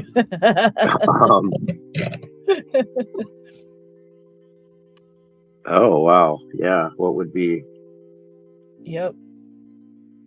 I say a lot of swear words when I'm picking, but I'd like to have one that was just dedicated to lockpicking that nobody else really understood that we were saying. I mean, I could go on kind of like a 5-minute insult diatribe and relate somebody to a lock and have them lost by like second 2 and be like, I don't even know how you're insulting me right now. Just go super geek. Oh, pins and tumblers. Yeah, these guys remember that one from Nick Cage. Yeah. Stiff pin. They're coming up with some good ones.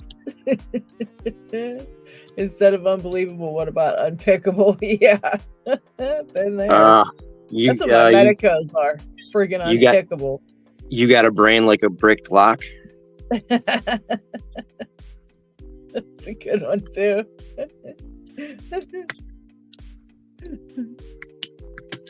Or alternatively, someone bricked the lock in your brain. Yeah. I've had a couple brick locks. It's definitely no fun.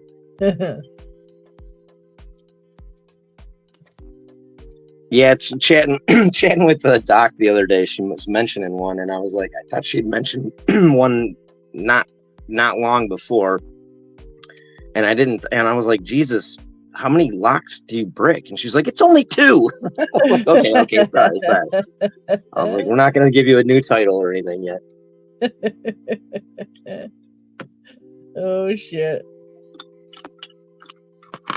Yeah, how many locks has everybody bricked? Let's see the numbers in the chat. If it's 0, I'm going to be surprised. Okay, now wait. When we say bricked, do we mean completely bricked, or do we just include like destroyed in that? Of course, Dig has to me 0. Is locked up. It will not work any longer. Yeah, but that's should we different include than in that? Should we exploded. Include should we include exploded in that? Like, let's see how many people just have totally destroyed locks. Yeah, ruined a lock could be generic. Yeah, let's do all right, let's do bricked and separate and then ruined in another one. So how many? Joey 4 bricked 2. Let's see, we got it. Phoenix is 0. I've actually none so far, thankfully. Okay. I haven't gutted or messed with enough locks, so like I haven't bricked any, but I've destroyed 4 or 5. I've destroyed several, but I've always gotten them back together. There's still I don't have one that like is totally dead yet. So I didn't mind destroying them, and that's kind of why I did. So I was pulling them. I was going to pull them apart anyway. I wouldn't call that destroyed then. Yeah. Yeah. Well, like willful destruction. Yeah. They're temporarily perturbed. Farmed for parts. Yeah, that's acceptable because that was totally like meant to happen. I bricked 2, but they both got fixed, and so basically, I mean, I still bricked them though, but they got fixed. So, and I've destroyed several locks, but I've also fixed them all eventually too. So again, I mean, at least they're getting fixed. It's not like there's one that's just laying there that's like rest in peace for good, because at least I fixed them. So we got, all right, Dig and Greedy have 0, and Brian Hidlin says 1. Unhinged says I only bricked 3 this year. I'm doing good. Nola says 1.5. Vector Potential says I broke actually 1. I have to revisit this doc. That's not a lot number, because it sounds like 2 is a lot, and she's on the verge of getting a title. All right, Factor Potential broke 1 and salvaged most of the parts for a CL. Okay. Joey 4's broke 2 in total. Let's see. Continuously turning core. Oh, the dude abides. That could be because the core is in the opposite direction and the pins aren't lining up with the chambers. That could be why it's continuously turning. If you put it in backwards, then it doesn't line up, so it turns and turns. I just did that last week on that Yale, and then I accidentally turned the core to the middle and bricked it because I was pulling it out and a pin went in the thing and I had to pick it out of there. Remember that old fiasco? Yeah, I did that, but I fixed it, so it doesn't really count. Let's see. Damaged 1 spring so far. Oh, Dig is just brutal over here. That was, yeah, like even I felt that. I was like, what? Wait, what? Wow. I was like, Dig, I'm in shock. Let's have a moment of silence for that poor spring that Dig bent. Oh, he bent it back though, so whatever. Oh yeah, of course he fixed it. And McDeepoor says 2 fixed. Okay, so I don't know if he means -2. Oh, okay. So he's in -2 because he fixed other locks that were broke. So he's at a holy shit, nice. That's a whole nother category. How many have you brought back from the dead? That's pretty good too. Yeah. Phoenix is at 0. Bulkhead Tacticals at 0, but it's early yet. Then, yes, I would like to amend my answer to 0, but it's early yet. I would like to.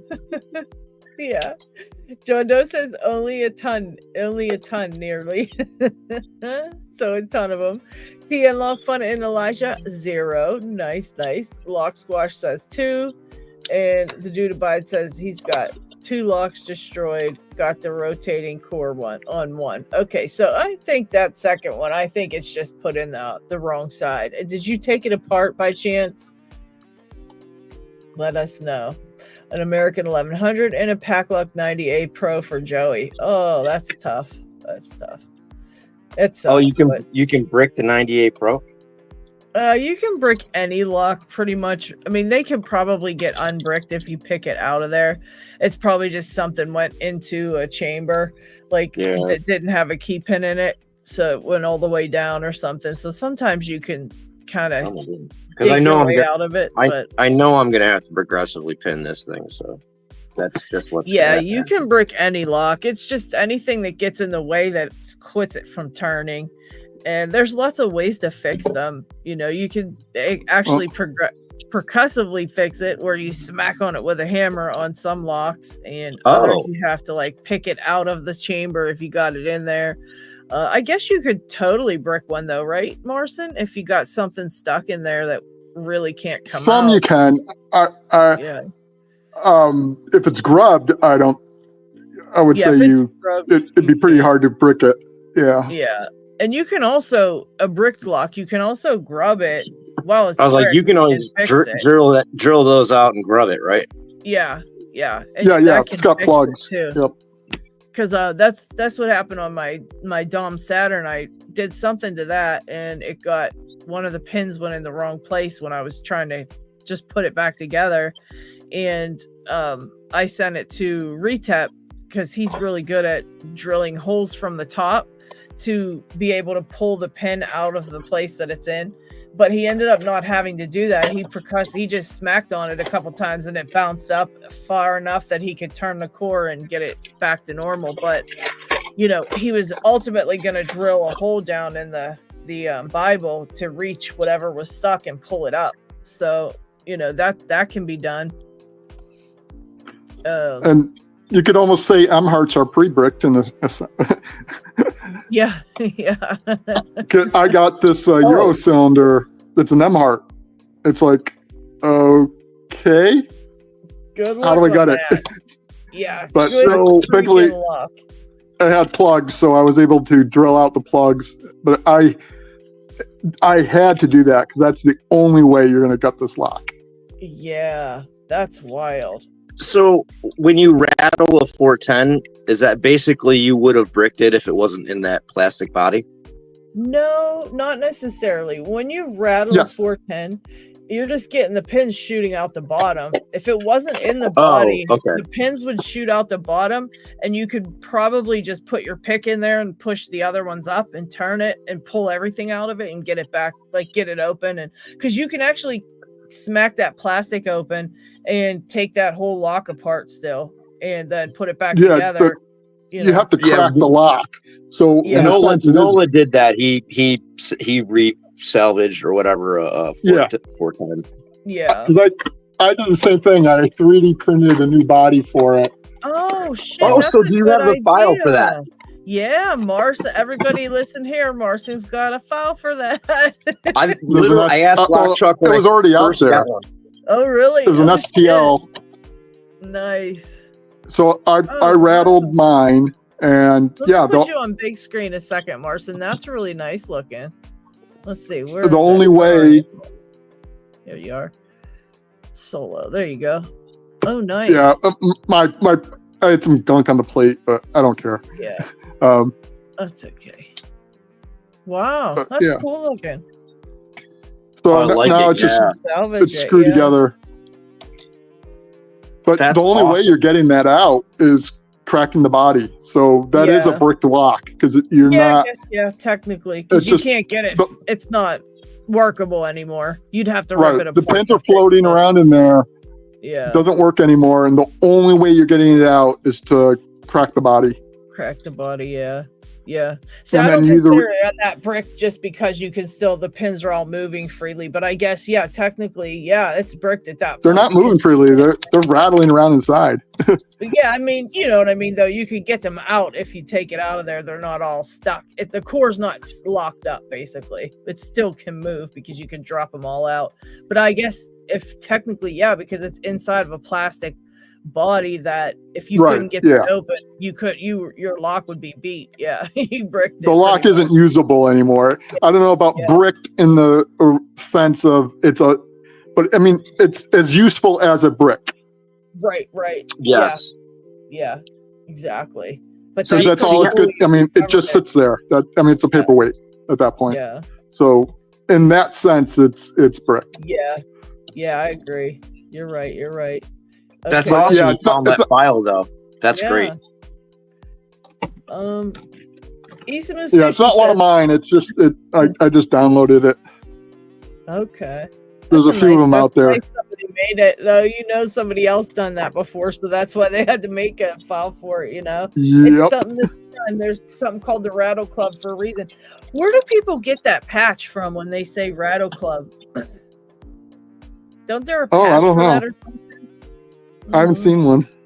Don't know. I could have sworn somebody had a patch for that somewhere. But Isamu Sushi says, if you mean completely bricked, so that will no longer be usable or fixable, my number is 0, but I have botched some locks. Okay. Vector says, correction, forgot about the SFIC. Broke one, turned into a CL, exploded the SFIC, so 1.5. Okay. My SFIC came, it kind of like it is already bricked. I can't pick it, and it's I can't get it out of the housing. Oh goodness. Because I don't have keys for it. Yeah. Shoot. Gerard says, what the world needs now is a video of reassembling a disc detainer, especially after accidentally dropping out the innards in the most unorganized way. I'll tell you who has probably a video of that, and that is Luckchuck. I was just going to say. Yeah, he's got so much information on disc detainers. Let me pull up his YouTube channel, and I will put a link to it in there. What would it be? At Luckchuck, I think. Something like that. Mr. Chuck to you. Oh, there it is. At Luckchuck. Mr. Chuck to me. Here is a link to his channel, Gerard. Go check it out if you want to find out anything more about disc detainers. The dude is a genius with disc detainers. Him and Chris Capune. I don't know if Chris has a video of reassembling after a explosion, but he might. I can look his up as well if you don't have his yet. Well, and if you comment on like anything of Chris's, he'll answer questions and stuff. He's very, he's really good at this detainer stuff, and he'll be able to help you out. Let's see, Chris Capune,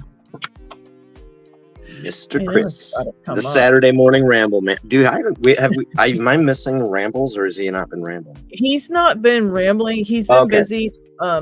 Flying drones. He actually sent me a video of his drone following him around. It was the coolest thing ever. He was walking along this little lake, and every time he turned around and looked at the drone, it would stop. And then he would turn around and start walking again, and the drone would follow him again. And then he would turn around and look at it, would stop. It was so cool. Then he put his hand down, and it come down and landed in his hand. It was really neat.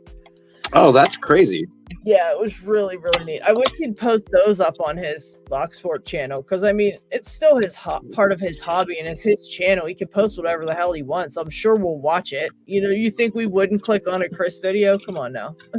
I'm a big fan. I really encourage like the secondary or the other hobbies, because I say put what you want on your channel. We all watch lockpicking a lot. Like, we watch each other pick locks all day long.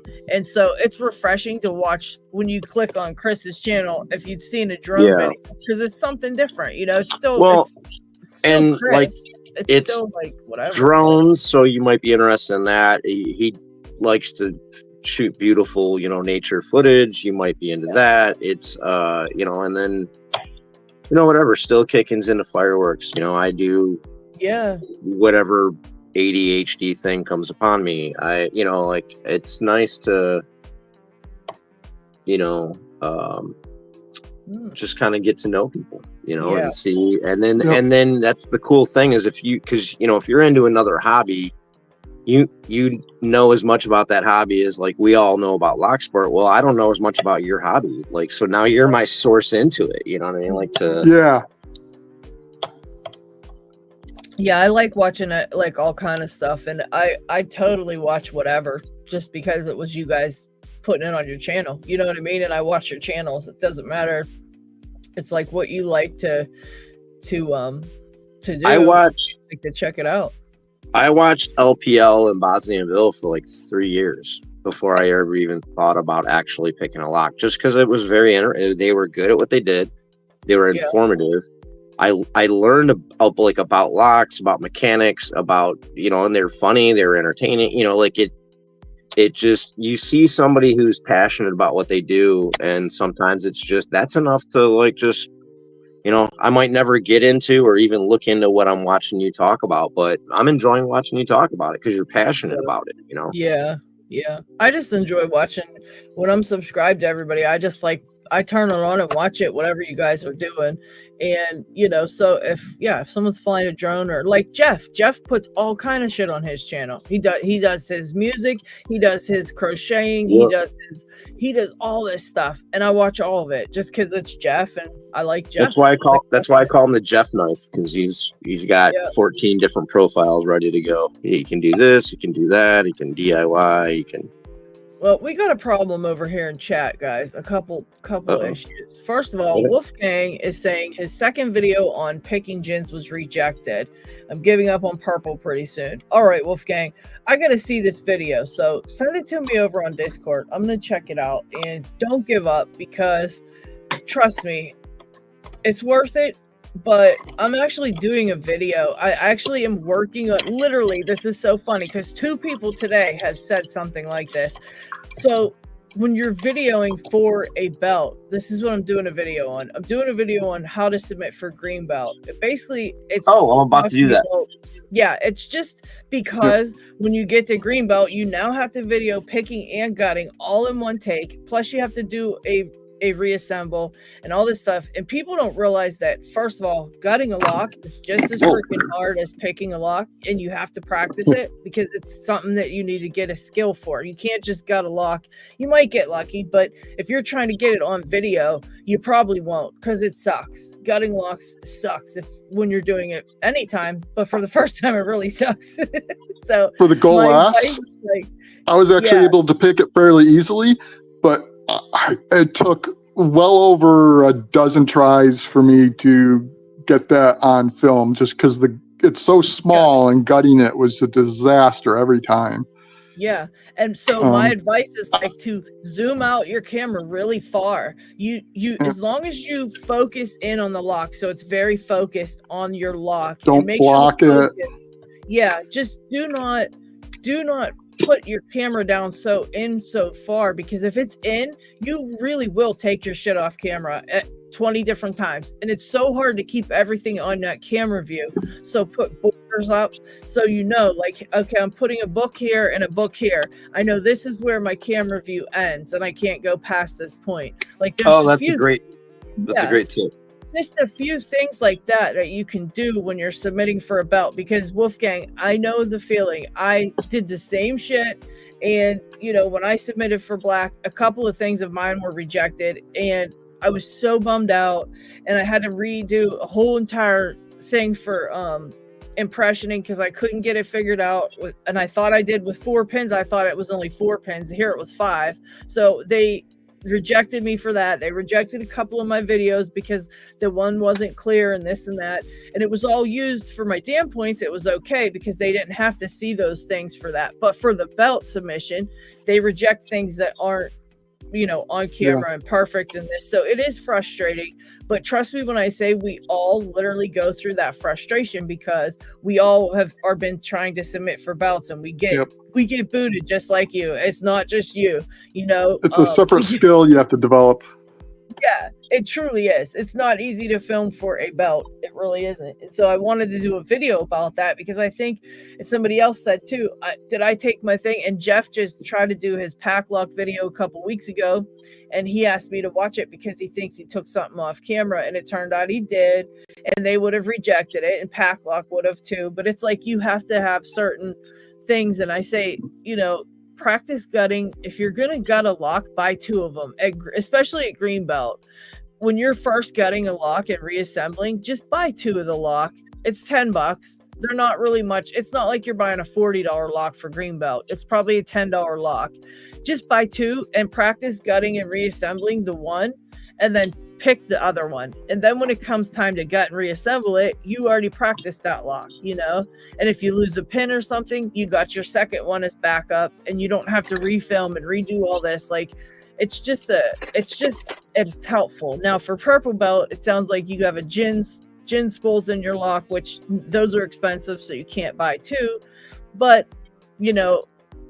just the tips about keeping everything on camera. And Marston has a plug follower that helps with looking at gins, because of the problem with the gins, you have to show them coming out of the Bible, and it's hard. It's hard to show. I've got a couple of videos about filming, specifically gutting and filming. What hardware you might want to have. What the different considerations for the different types of locks, like getting something with a Bible cover or with grub screws is really a good idea, because something in this format is, you can get goals like a goal P. You can get in this kind of format, and that's going to be a pain in the ass to gut. You're much better off with a kick. Yeah. Congrats, the dude, for getting your lock open. And Nola, I get the names mixed up. I think this is a U9. I think U9s typically go for $10, if I'm not confusing it with the other one. I think it is. I think it does. They're not bad. They're not bad priced. They're horrible to pick, but they're not bad priced. Yeah. So 40 would be overpriced by quite a bit. Okay, Wolfgang sent me the video, so I'm gonna check that out after the stream, and we'll help you get your purple, Wolfgang. Don't give up. Don't give up. It does suck because they do reject it, but you know what? They do it for everybody, so it's just. And it's a practice, like Morrison said. You got to practice it. It's hard just to film for a belt, period. And it just gets more complicated as you go up in belts. So they're less picky at purple than they are at brown, and less at brown than they are at red. So you're really you're better off spending the time now getting the skill down than waiting, and then like you're trying to do it for a red belt. And they're being even pickier, but you're having a hard time because you haven't gotten the pattern down yet. And that's another reason I promote people getting a YouTube channel and just putting their stuff up on there, because it does help you to learn how to film things. It's not easy just to film stuff like you think it would be, because everything, it just makes it, I don't know, nothing works out when the camera starts. Just nothing.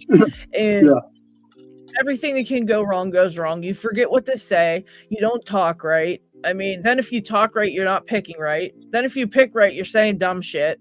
So like, it's very tough. And that's why also you film everything. At the beginning of this, I said I was about to submit for my green belt, and now you guys have like talked me into being worried. I don't think you should be worried. I think No, I'm just messing with you. I'm just messing with yeah. The thing I think I'm pretty like this is, and I said this like on one of the first like picking times or times I was on with you. Like one of the things I do just on camera for doing all the different stuff I do, especially like trying to like flip chips and things like that. Like it's hard to keep it in the camera. And the one thing that I do is I generally tend to place something in the middle of my screen, and then I make sure I stay over that, or something like right there, and I stay right in front of it. And like you were saying, like having a book to either side or something to either side to prevent you from going off, you know, the camera. That's like that same tip, but in a border. It tells you your borders. So yeah, for sure. That's really good. And then like the progressive pinning is practicing gutting as well. So if you're gonna have to, you know, pick and gut that lock, well then there you go. There's another reason for progressive pinning. Even if you just want to progressive and start at, you know, 4 or 5 or whatever, just to get a couple practice guts, then, you know, get the practice guts in to help you, like you said, keep it right on camera. Yeah. The hardest part when you're doing gins, this is where it gets difficult because you have to show the gins coming out of the Bible. And that is really, really tricky. It's because harder than picking the lock, to be honest. Because you have to see the orientation. Yeah. Yep. Okay. Yep. And they have to see them coming up out of the little tiny hole in the Bible that you can barely get them out of anyway when you're not trying to show it. And you have to see the heads coming up. Yeah. Who had the second camera tip for doing when you start getting into a real complex gutting, to have a wide angle and something close? Yeah. Oh yeah. A lot of people will do 2 cameras just in case one battery dies and shit like that too, you know? Oh, the tricky part is you can't switch back and forth between, so you can't do editing where you show one view and then do another view. You'd have to do picture in picture the whole time because you can't do any cuts. That's what I thought it was. It was either picture in picture or a split screen kind of thing. Yeah. But someone mentioned you could do. That would be nice. Yeah. Or for having a second camera, just capturing it separately in case, you know, a little more wide or whatever, in case you did mess up the other one. So yeah, it is tough. It is tough to do that. But I mean, like, if I gotta redo my green, you know, okay, it'll be a little bit frustrating, but you know, like frustrating as hell. It is. But I'm still currently banging at greens. It's easy just to go, okay, I'll do that with this one, or go back to the one I did it with, or whatever. Yeah, like I really do feel the frustration of gutting with especially when it's a tough lock and you just finally get it, and you're like, yes, you know, because you're just starting into that level, but you want that belt because you earned it, but you want it so bad, and you might not be the absolute best at picking that particular lock, but you got it open, and but you got it, man. You got it, and you want your belt, like you earned it. But then the video gets a big reject on it, and you get upset, and it's really upsetting. But it does take practice, and like Marcin said, they get pickier as you go. And trust me when I say you do not want to repick a black belt lock, because those are hard. Sometimes the only time you're getting it is that one time on camera, and that's the end of your that's the end of that one. My only frame of reference is when I managed to actually pick a lock and then that I didn't think I was going to pick, or I don't know what's going on with it. And then I've never been able to pick it again, especially on camera. And it's like the one time, like that was all I'm going to get out of this, you know? Yeah, that sucks. All right, John Doe wants us to roll the dice real quick. Let me get this rolled so John can do his thing. Here we go. Where is digging the bears? Here we go. I got my beer. I don't have my dig. Yeah, I don't know where Dig went. He disappeared. Ryan Fitz, congratulations. Mr. Fitz, congrats. That's nice. All right. So John Doe has a question for the winner. He's going to ask his question in chat. And Ryan, he has a question for you. So keep an ear out. All right, what were you saying there, Marcin? Now, So Wolfgang, I was wondering if the one you're trying to do, is it a grubbed lock? Does it have the grub screws on the top? let's see. He did send me the video, so let's check it. Dig's still in the chat. No, it's not grubbed. It's not. It's actually an oval cylinder. It's a giant oval cylinder. I mean, he showed. What are they? Well, some of the ovals are grubbed, but I'm gonna mute it and sneak peek it backstage here because I want to see what they rejected. I see it. I see that. Because the nice thing with the grub screws is you can. It also works if you have a kick with a Bible cover. You can put dots on the side of the gin that faces up. So basically, the bottom of the bottle, not on the lid. And so you pull out the grub screws and pull out all the springs, and then you just do a close-up and you can see the dots on all of the pins. And now you've proved orientation. And then when you pull the pins out, you don't have to be so careful with showing them while it's in the lock. You can wait until you pull it out, and then when it's on the end of your tweezers, you just show that the gin head doesn't have the dot and the other side does. And the other thing too, you don't even really need to do that with gins, because gins are smaller. You can tell just by looking, if you do a close-up, you can see whether it fills the chamber or not. If it fills the chamber, then it's the standard section. And if it doesn't, then it's gin head up and wrong. But you can prove just by, you don't even need the dots. Oh, that's cool. I'm confused at what they rejected. We're on pin number 4, and it looks like he's shown every pin. I'm looking here to see maybe he screwed something up in the end, but I don't know. Unless they couldn't see it. I think I saw someone who reviewed it, and they said that there were, most of them were fine. There was a couple that it was really hard to see the orientation of. Okay. Yeah, I can't tell close up, but it looks like it, on there it was showing. But yeah, I think he's going to have to show. I think because of the light. I think the light might have glared it out or something like that. But I haven't watched it myself yet. So my idea of a follower with a camera in it's really a good idea for when it comes to gutting out those crazy locks. Man, Wolfgang, honestly, that was a hell of a job, and you're doing it right. You got the right thing going. But yeah, if that's what it was, that they just couldn't see that because of the light, you may have to not use that lighted follower next time. And yeah, because you would think that would be the best thing, because then you could actually see them, because the light's there, but I guess it's glaring them out. So maybe next time don't use the lighted part of it, and depend on a flashlight looking down in with a flashlight, maybe. Like, it is a neat idea. It's probably just a little too bright. Yeah, it is pretty bright. But I mean, he's pulling them out. I guess they just couldn't see it when they closed up on it on some of them. I mean, it's tough to see from that here. I can't zoom it in on the thing where I'm at, but yeah, I could see what they were saying. It was just a little tough to see the pins at, but yeah, you that's a hell of a lock too. I don't know what lock was that. What lock was that? The whole thing was full of gins, wasn't it?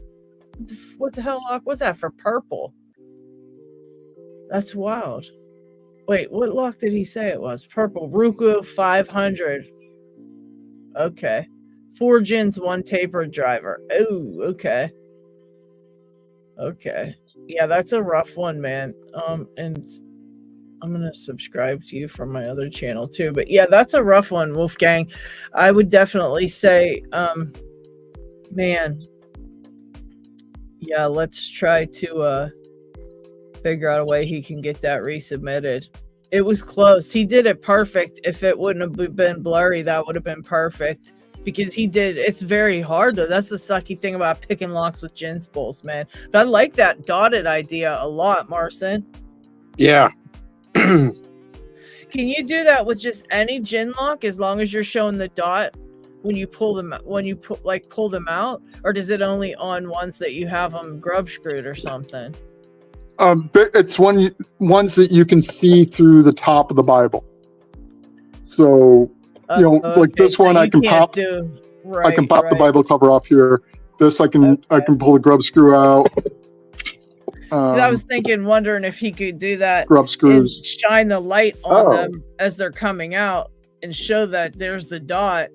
Show it with the light because he's got that light. He could show the dots on the top each time he pulls one out, and then show it on the camera, like show the dot.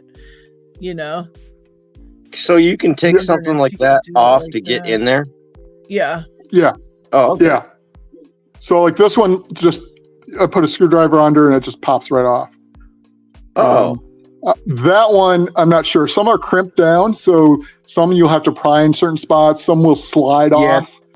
It's got a little crimp in the middle on both sides. I've got one like that somewhere. Yeah. All right, John Doe's question was, what is this? So those, like these dimples here, like press into the chamber. So this will slide off, but you have to overcome those two pressed into the chambers. So it's hard to slide it, but it'll eventually pop off. Okay. Oh, so then. Plus, these detain it. So you could also do it the same way as I do the other one. You can just pry it out and pop it off from the side too. So either way. How hard is it to kind of crimp back on, right? Or do you mess up that cap? No, it's thin sheet metal. So you can just, if it does end up pried out a little bit, you can just crimp it back down. Oh, okay. It'll eventually end up breaking if you keep doing that. Just curious in the whole ruining locks. Right. Yeah, and here's another one that's got the pressed in dimples into the chamber. So like this one would slide off or pry off the side. This would be easier to slide off because it's kind of trapezoid. So you're gonna have to, if you tried to pry from the side, you'd have to actually bend it. That kind of looks like just like a cap you can like pry out and slide out, right? Yeah. So most those would just slide off. The gold locks have two tabs that stick down on the front and back, so you can't slide it off without prying them up. And they're so small that you might be able to get by with prying them out once and then putting them back, but any repeated, the metal fatigue will just break off. So with the gold locks, you're much better off prying them off, just popping it up from the side. Oh, okay. Is that something you can replace? Yeah, but it's Japanese, so you're probably gonna have a hard time finding them. I mean, not the whole lock, just the little piece. Yeah, that's what I mean. It's gonna be easier to get a whole new lock than probably just that. That's so mind numbing in some ways. You know what I mean? But I mean, it's Japanese and they're not sold here, so. I mean, mine held up. I ripped mine off so many times, though. I mean, mine held up. They're still working. It just doesn't have the back and front stop, so you just have to be careful because I bent them so many times that these broke off, right? I ruined them. Yeah, on I think one side, and then the other one was like both sides. But I mean, once they're on there, if you pinch them down good, they're pretty good. And then, as long as I wouldn't touch those at all. You just pry up with a screwdriver under here. Yeah, and if you're putting it back on and you're putting it back into like the lock body, it's not going to go anywhere. It's stuck there, You just press down and poof. Yeah. If it's a little loose, it'll be held in place. Is what you're saying? Oh yeah, when it's in the housing, yeah. Oh, okay. No, that's good to know. Yeah, I mean, I put mine through hell and it's still sitting on there. It might not be the best, but trust me, you can't do any worse damage than I did to mine. So seriously, but they're beat. They're beat. I've had so much problems with gutting that I really pay attention to now to what formats the locks are available in. So if they're available in Euro cylinders, Scandi ovals or rounds, or kicks with Bible covers. That's what I go for because those are easy to gut. Because you can grub them, or with the Bible covers, you can just pop the cover off. I really need to learn how to grub them. I need to do. I think I'm a big fan of grub screws, and I haven't messed with it yet. But I really like them. Yeah, I like the idea of it. I think we should do a whole episode of doing them. I think we should grub screw some shit on the lives. Because I really want to learn. I was going to make a video, and I just never. I got a bunch of footage recorded, just never finished it. Oh, please do, and please do to both of you. Do a whole live on it, and please do a video showing how to do it. And I would love to do that. Fascinating and awesome. Because I got so many locks that would have made my life so much freaking easier. I mean, so much easier. It was so horrible trying to gut them all the time. And if it would have just been grub screwed, it would have been fine. But I don't know how to do it, and so I never really messed with it. But yeah, I'd love to do that on one of these lives one time, Marston. Maybe I can get all the stuff I need to do something, and we can walk through how to do it. Yeah, we can do that. I've got a tabletop drill press. Logical Order. This was my worst gutting. It's got a Bible cover. This just pops off, but everything is so tiny. The springs, they flew away from me. Goal S. Is that the P? Oh, the S. Oh, jeez. The springs, those. The springs they're like mosquitoes. You just look at them. Oh yeah, man, yeah. I found the one that went crazy on me in the carpet like a couple days later or weeks later, but yeah, you always find it weeks later. Wolfgang said the lock went off camera a couple of times. That was one of the reasons, and the picture too. So we'll help you get that situated. Like I said, I'm making a whole video about how to basically do it and make your life a little easier and I'm just using it for Greenbelt because that's the first one that you really have to be focused in on a video and make a good show of things. Here's how dumb I was. I was in the LPO server, but I didn't answer the questions. And so they didn't give me the tab to submit for belt requests. So I was in there for weeks, and I was like, I told Noel, I was like, I don't know, dude, I can't figure out how to submit my request. And he was like, what's in the hashtag belt request? I was like, I can't find it, and he was like, he helped me figure out how to get it. So I got, and it's a 2-part, like, cause I did the gutting. You can do the reassembly on a second video, right? Yeah. So I did that. And that's my only question is how to put the 2 videos together for the submission. You know what I mean? You just make 2 videos and then you just tag them both in the submission. So like in the same, and then, just put label 1 gutting, label 1 pick and gut. And then just write, and this is the reassembly, and then tag the second video. You don't have to make it into one big video.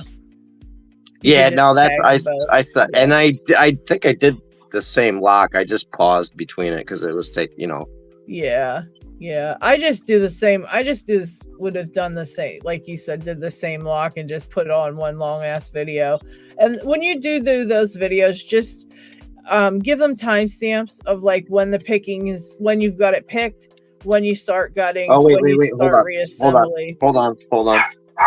I gotta write this down. All right, timestamp for what? For like when the lock is picked, and then maybe gutting starts, reassembly starts, and that way they can fast forward to those places and go from there when they need to check. But yeah, I always just give them some timestamps of things. Because sometimes, let's face it, sometimes it's a really long ass video you're submitting. It's a lot of work and it's a long video. This way they don't have to go and look for the timestamps themselves. It's just sitting there for them to find. It just makes it easier because they look through a lot of videos. Yeah, my reassembly is like 9 minutes, and like I feel like an idiot for being that long. Don't, because that's about how long it takes sometimes, and you just have to, that's what it is. That's why they ask for timestamps. It took longer than the pick and gut by at least like a minute or 2, I think. Yeah, I've actually had to take a clamp off that took longer than the picking, so don't feel bad. Literally like 8 minutes of removing a clamp and like 2 minutes of picking. So, and I don't know which lock I was looking at. One of these clamps looks like a devil to take off. I can't remember which one it was. I hate them all. All of them are equally horrible to me. Logical Order has a question. Oh, He yeah, says- I did. Wait, let me ask this quick. If a Ruco has 5 pins, that's a Ruco 500, right? I Yep. think so. Yeah. All right, yeah. Like the 5, 6, 700, that's pin Exactly. designation. Okay. Yep. Sorry about all this mess up. My camera was my phone was overheating because I forgot to take the cover off. Oh shoot!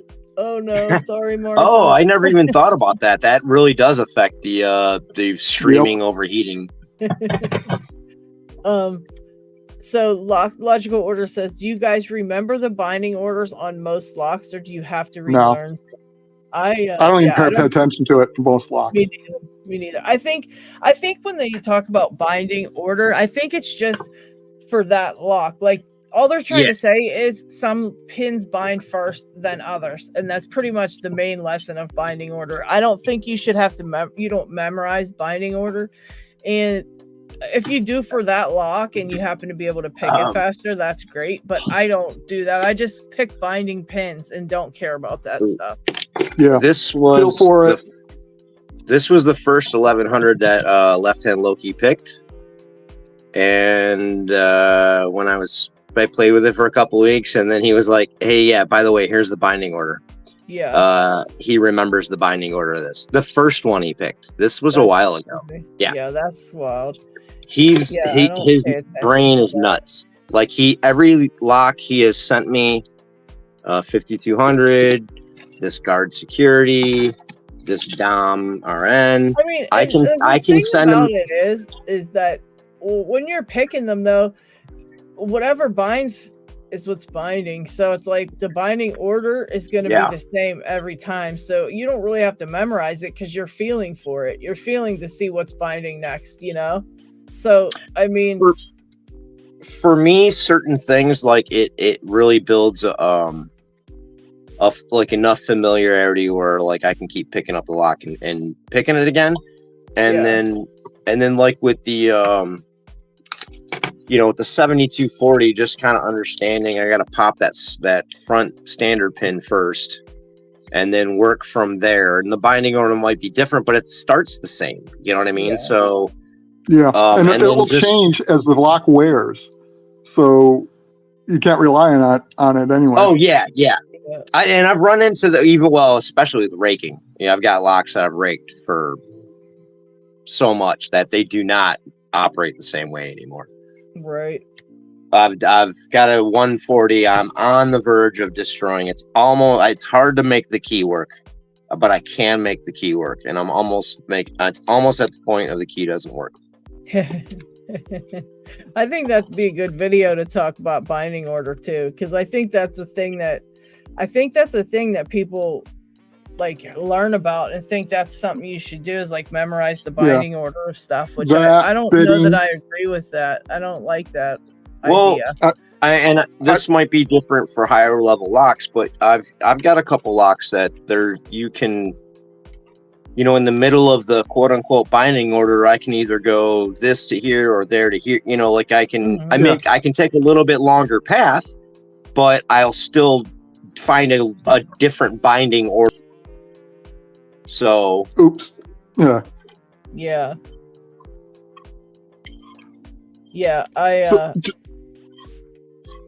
Go ahead, Morrison. So Georgia Jim has a good video about manipulating it, because there are times when you want to pick outside of what's binding, because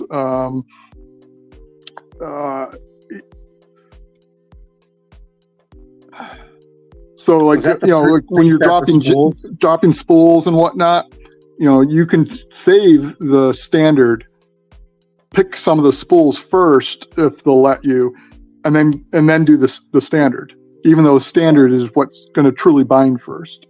Right. And this can get important for something like the Gold P or Gold Z, because those thin lip spools will bind in the milling really hard sometimes, and especially like on the Z. if you've got one of the ones that has a single standard in it, if you save that standard for as long as you can, it's much easier getting the spools out of the milling, and then picking the standard last, or one of the thick lip spools last. Right. Yeah, that's a crazy lock. But yeah, I think that, just pick what's binding, and if you happen to memorize the order on a certain lock that you're picking, that's fine, because you're just going to pick it like that. But, as far as like that being a thing, I don't think it matters, because it can be useful, but it's not necessary at all. Oh, I think it's one of those things that for some people it works for them, and it helps them. And then for you, Jen, you're just like, dude, I know what to feel for. And I'm going to get in there and feel for it. I'm going to do it. And then I think it's like 5 minutes after, if you ask me, I'm going to be like, I don't know. I opened the lock, so. I think it could be considered like a useless extra step, because unless you need to know it to pick something, I don't know that you need to know it. You're going to feel it. You're going to be able to tell if the binding order is 1, 2, 3, 4, it doesn't matter what you do in the lock. It's gonna be what it is. You know what I mean? Yeah. Like, it's still gonna be what it is. I currently need remember, go ahead. It's like, just to me, I think maybe an extra step, but yeah, if you need it to know it in order to figure things out, that's fine. But I think eventually you're just gonna be like, whatever, because I also have and again, like I said, there's more than one path to quote unquote binding order, because if you miss it a little bit, and then you have to readjust and get, some overset stuff to drop. And if you're going to keep going, well, you're past that whole 1, 2, 6, 5, 9, or whatever it is. Mm-hmm. So now you're in recovery land, and it's now, you're going to get back to either the beginning or halfway through or 2/3 through, or whatever. And so it's a different journey. It's a different, path. If you stay with it, even when you made a mistake, now you're in a different path, so there's certain locks, even at my level, that's enjoyable for, the Lockwood that I gave to my vets too. I really loved it. It never felt like the same pick twice. I don't know, I never had any kind of binding order in there. I just got in there and felt around, and I eventually made it open. Right. And that's not normal for me to feel comfortable with, but I really liked doing that lock, because it did give me the freedom to just that's feel a really tough lock. So I mean, you're doing great if that was a nice one for you, because those are tough locks to pick, Stu. You're doing better than you think. If something's just spools, I can get in through the keyway. I eventually can just kind of whack-a-mole my way through there, and then start and eventually find the feeling of it. Spools are really, but I got to get to the point where I activate the feeling.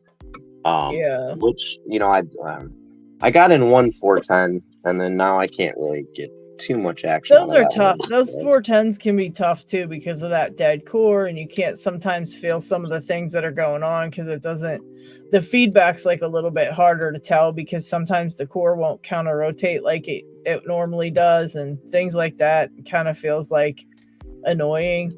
But again, that's just another one that you mess with it enough, and you'll get it figured out to where you're like, okay. I'm also especially at this level, I'm one that if I have 2, 3, 4 of the locks to play with, that are different bidding or whatever different locks, it just helps me out feeling the differences between them. So progressive pinning 17240, I was halfway through progressive pinning it, and I got into the other one. I finally got the feeling, so I finished out and got that one, and that's what I used it. But the same thing when I did the 1100, once I got done progressive pinning and doing it, I grabbed another one, got it, I opaled it, because I was dialed in. And just that, so I just like dialing in that feeling, and that's the nice thing about something that's just all spools, and you play with it long enough, you really can dial into the feeling. Yeah, for sure. Is he still filing? What is he filing? He is making some. Oh, the lever lock tools, right? Yeah, yeah. What lever lock or what lock are you going for right there? Well, I got two. Tools? I got Ross 102. Oh, nice. It's got a clear cover on it right now. And then that's beautiful. Did you put that on, or did you get it that way? No, I Weasel unfortunately had to sell off his collection because he's having more issues with his hands. So I got this from him, and the clear cover was included. This is the standard one. So I'm using it. I mean, I don't want to beat it up too much, but I'm using it while I'm figuring out what I need to pick it, and then then I'll put the regular cover on. Cool, man. And then I've got the S&G 4442 safe deposit box lock. That's That's so really you have to. You've got the bank key and the customer key. I can't wait to see you get that one, Marson. I'm excited about that one. This one's going to be tough. Those serrations are no joke. Yeah. I mean, even picking it where I can see them, I was having trouble. That thing's a beast. Yeah, that's nuts. Those are cool. Someone else just showed me something like that, like a safety deposit double lock that they got. Oh, I wish I knew who it was. What's going on in chat?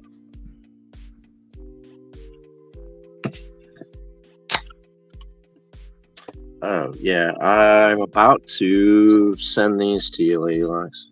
450 says, can you show how to that's pick not the Asa Twin 6K sidebar? I can't always tell when the finger pins are set or not. Oh, that one is I can show that one maybe. But yeah, that was to tell if they're set, you basically you know what? Let me show you this technique. Who showed me this one? Was it Isaac Hashman? Somebody showed me a little technique for telling when the pins are set. Let's do it. I got one here I can show you on. Those side pins are hell. They're brutal. They really are. Let me put this on and I'll show you. Hopefully. Let's see. I mean, I'm having trouble with the regular twin side pins sometimes. Yeah, I can't stand the regular side pins like the V10 and that. Might as well find somebody else. I hate those. But on these 6Ks, I really like the side pins because I feel like they give way more feedback. And let's see. It's a nice way to tell if they're picked. It's basically a trick to like bounce the your flag and to see how it bounces. And I'll show you if I can find my flag. I had a flag out for picking this one. Now the mystery is, where did Jennifer put it? Dig wants you to do it quick. Be quick. Where's Dig at? If Dig wants quick, maybe Dig ought to hurry up and get over here and show us. He probably.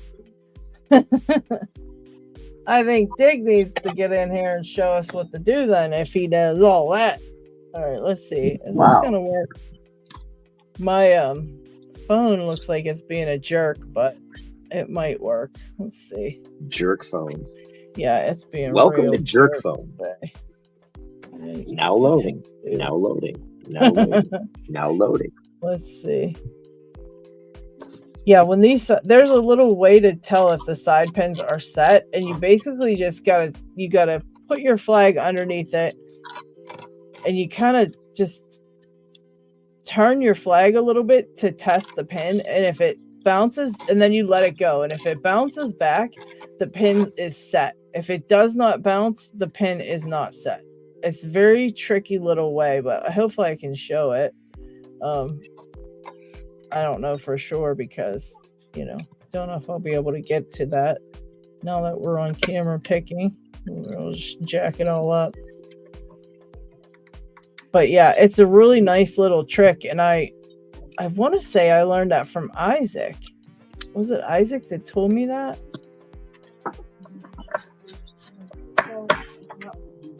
And what is John Doe saying was on every news articles. I missed that. Did you guys see what he was talking about?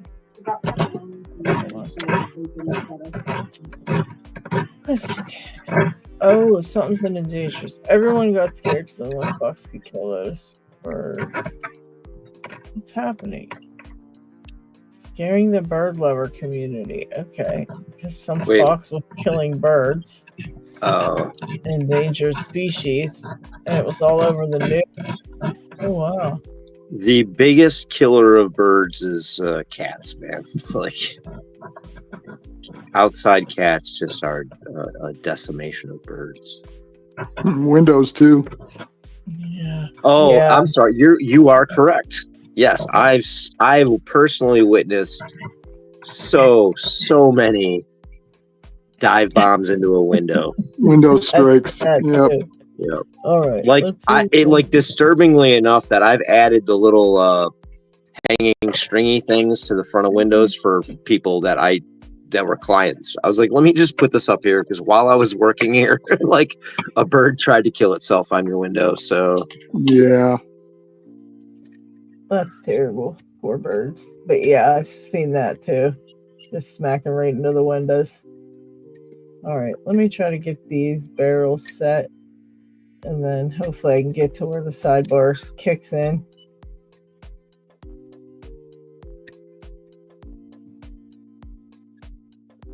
He said, the Max Plus restricted tricked me into thinking the 6K wouldn't be terrible. Oh, it's just a Max Plus with a couple side pins. But it was a big deal. Very hard. Yeah, they're tough. Yeah.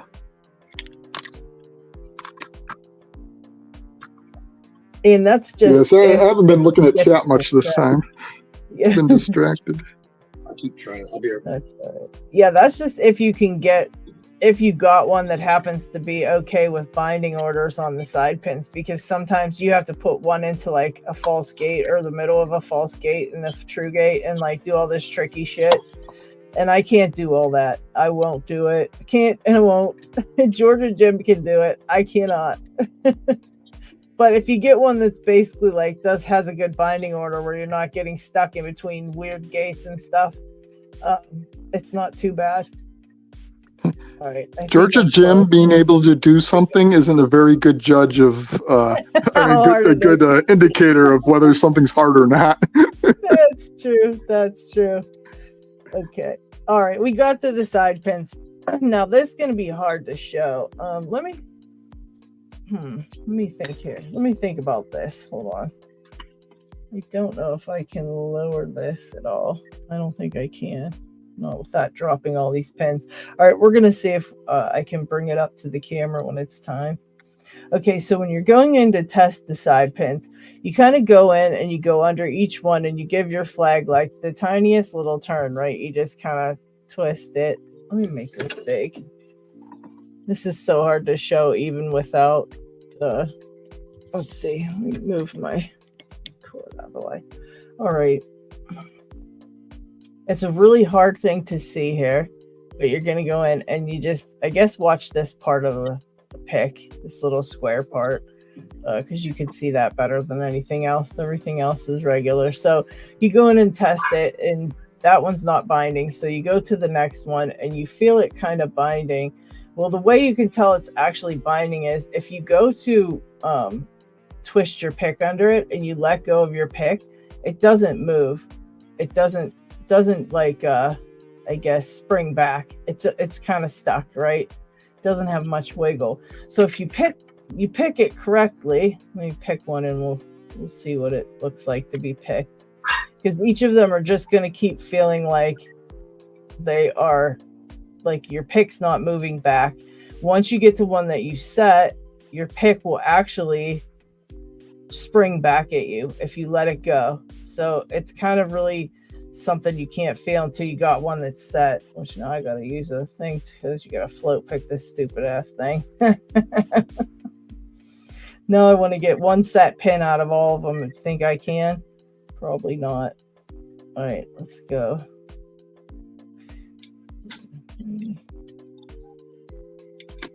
All right, so this one's let's see, this one's set. All right, Now let's try to show this. Okay, so when I touch this one, this is not set. So when I kind of push up on it, it doesn't bounce back at me. When I go to the next one and I push up on that, the pick will actually rotate a little tiny bit back towards you. You'll feel it like rotate back. So when I push it and let go, you can see it rotates back. If you look at this little square piece, you can kind of see it rotating back. It'll just like bounce back at you.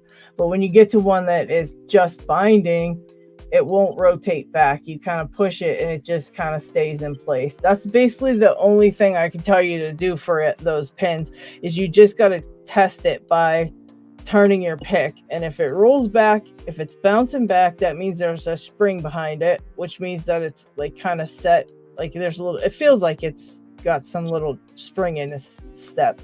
It'll just kind of go back. But when it's a binding pin that's not set, you're going to do it and it's just going to move the tiniest bit. But when it's set, it'll be like this. But when it's not, it'll just be real tiny. It's a really hard thing to see, but try it out on a couple of your pins that you know, like take it and progressively pin it is what I would do with it. And put in maybe only one or two of the side pins, maybe pin 1 and pin 5. And, you know, go ahead and test each one and keep picking it and testing it after each time you click it. Just give it a test by just that little test turn. Get under it and just turn it a tiny bit with tension. Make sure you're tensioning because you don't want to accidentally pick it if it's not picked, you don't want to push it out of anything, but the tiniest little turn. And if it springs back at you, it'll just roll back, your pick will roll back into place. That means that it's set because it has a little bit of springiness in it. But that's the best way to explain how to do something like that. It's the only thing. Do you have any tips on those, Marcin? Oh no, like what to do with the side pins?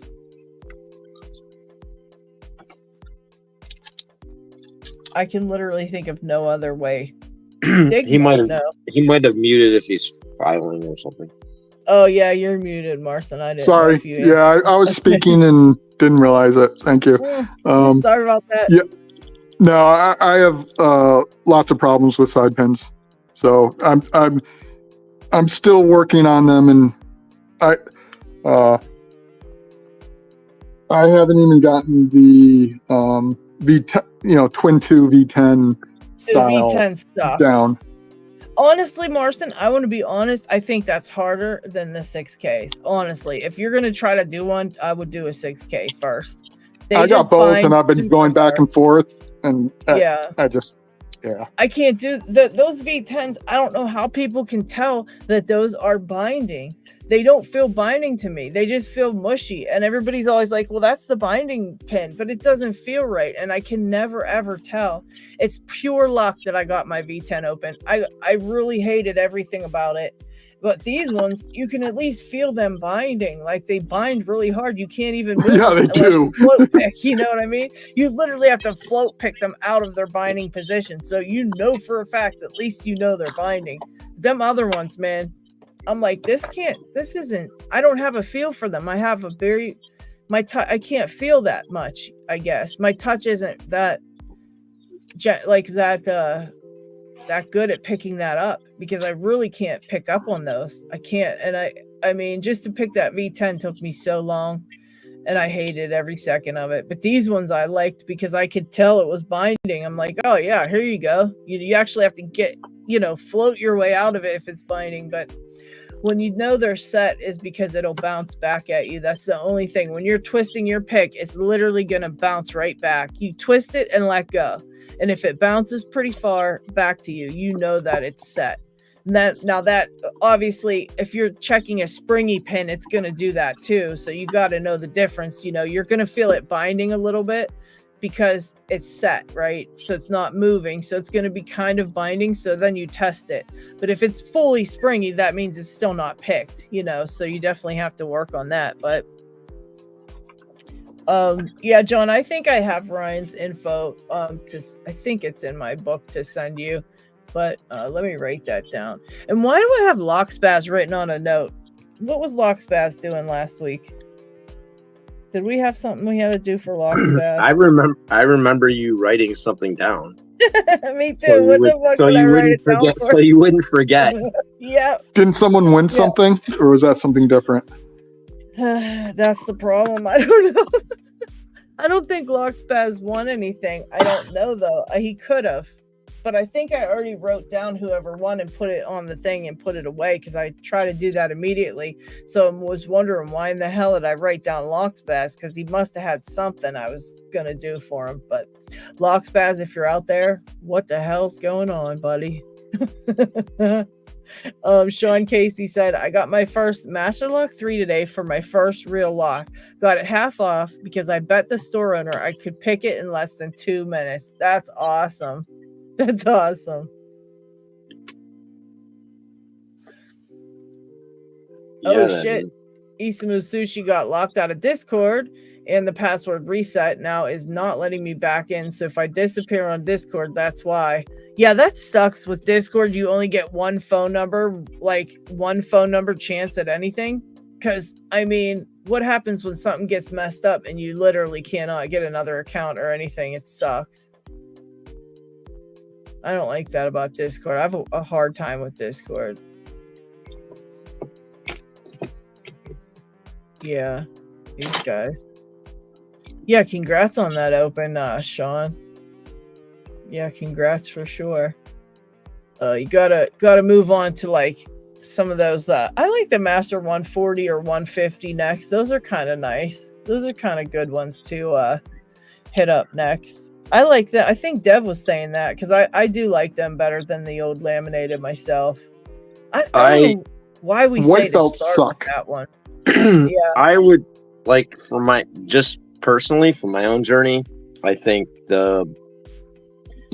getting a 140 and a Brinks 40 millimeter, and then grabbing a 150 and an Abus 5540 is the best way to start learning locks, because you're gonna learn those 4-pin locks, and you're gonna start learning what a spool feels like and what a 5-pin lock is. And yeah, I like that. Yeah, white belt locks are too inconsistent. They're garbage. Yeah. You can get. Yeah. I didn't get my number 3 open until I was a blue belt. I believe it. They suck. They suck. I say that all the time. You can't even feel anything in them. And then once you get good at picking, you really suck at picking them because you're like looking for all the clues that you normally look for, and they don't have any of them. And you're like, wait, what the hell? I say avoid white belt locks, because you don't want to spend much time with them because they're not going to teach you much. Yeah, so I agree. If you got one to get a white belt, it'll slow down your progress. Yes. Yeah. Especially like me, if you're gonna have a difficult road, it's gonna because when I took time out of doing the orange stuff and I started getting laminates, it kind of threw off what my picking. It messed up my picking on the stuff I was doing, and then you suck at it. You're like, wow, I'm really bad at this. And it gives you a real confidence hit. And that shouldn't happen because you're doing a great job and all that other stuff. And it's like, it's just the lock. It's not necessarily you, when that stuff happens, that sucks. And as a public service announcement, the Brinks laminated 40 millimeter is prone to trapping rakes back there in the back of the keyring. Really? Be advised, I've lost 3 or 4 rakes. I cut one open just because I couldn't get a rake out and I wanted revenge. So yeah. I believe that. Wow. You know I did. I was like, oh yeah. That's using tools the way they're not designed for. No, it was an angle tool with a hammer. Yeah. Oh. You're hammering with a grabber? Yeah. I do that too. I can't even say anything. And then using the pliers as an anvil. Yeah. I was just gonna say that. Using that right there to put something on it so I can hammer it with the other round tool. Like, yep. That's funny. And not to mention, this makes a good hammer too. So. Yeah, it sure does. I have a bigger pair that I use when I need to hammer stuff. And I have a hammer in the drawer too, so I don't know why I use that, but yeah. I've got a good pair of vices here with the reverse release, the intelligent release, so I don't have to push it open. I just pull that and it pops right open. I like those. I have a pair of them. Oh, they're so easy on the hands. No, which ones? These. Oh yeah, yeah. But the release is, instead of pushing it out, it's you got that little lever that just pops it right off. Yeah. So I have no idea where mine went, but I had one like that. Yeah. Yeah. Oh, I've got probably 7, 8, 9 of the other style, and I will go out of my way to use those even when they're way too big, just because releasing it's so easy on the hand.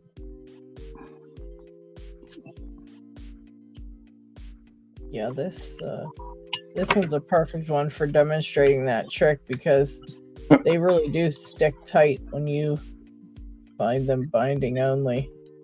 I've got the phone plugged in, but apparently using the camera drains it faster than it recharges. So I'm down to 4%. So I may just drop off suddenly. Yeah, Morrison will probably duck out any second now. Where's Marson? But I should soon anyway, but no, I appreciate you popping in, Marson. Appreciate it a bunch. Yeah, I mean, whether I'm here or not, I always love seeing you on the lives, man. So I appreciate you jumping in. I love being on here. It's always fun.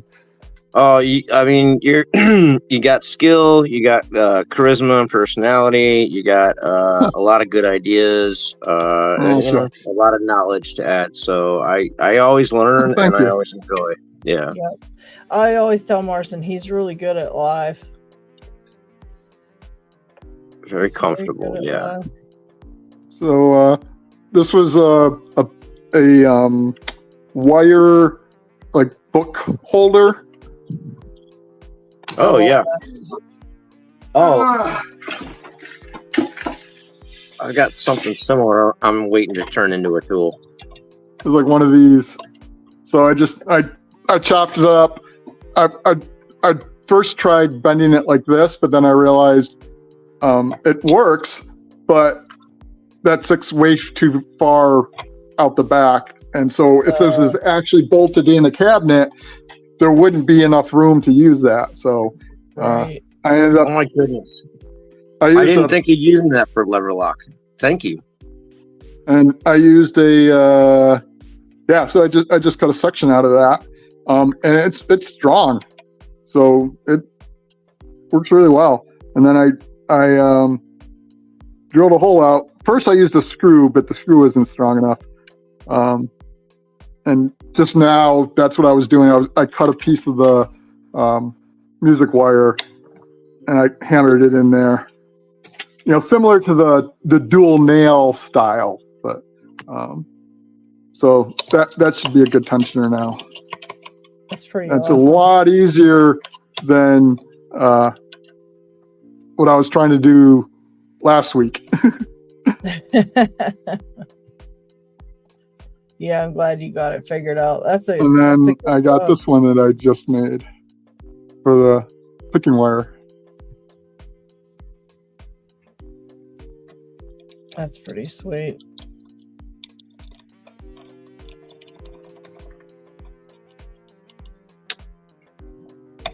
Nola says somebody forgot to write his name down for locks. I don't even know who he's talking about, but Nola wants his name written on that list for locks.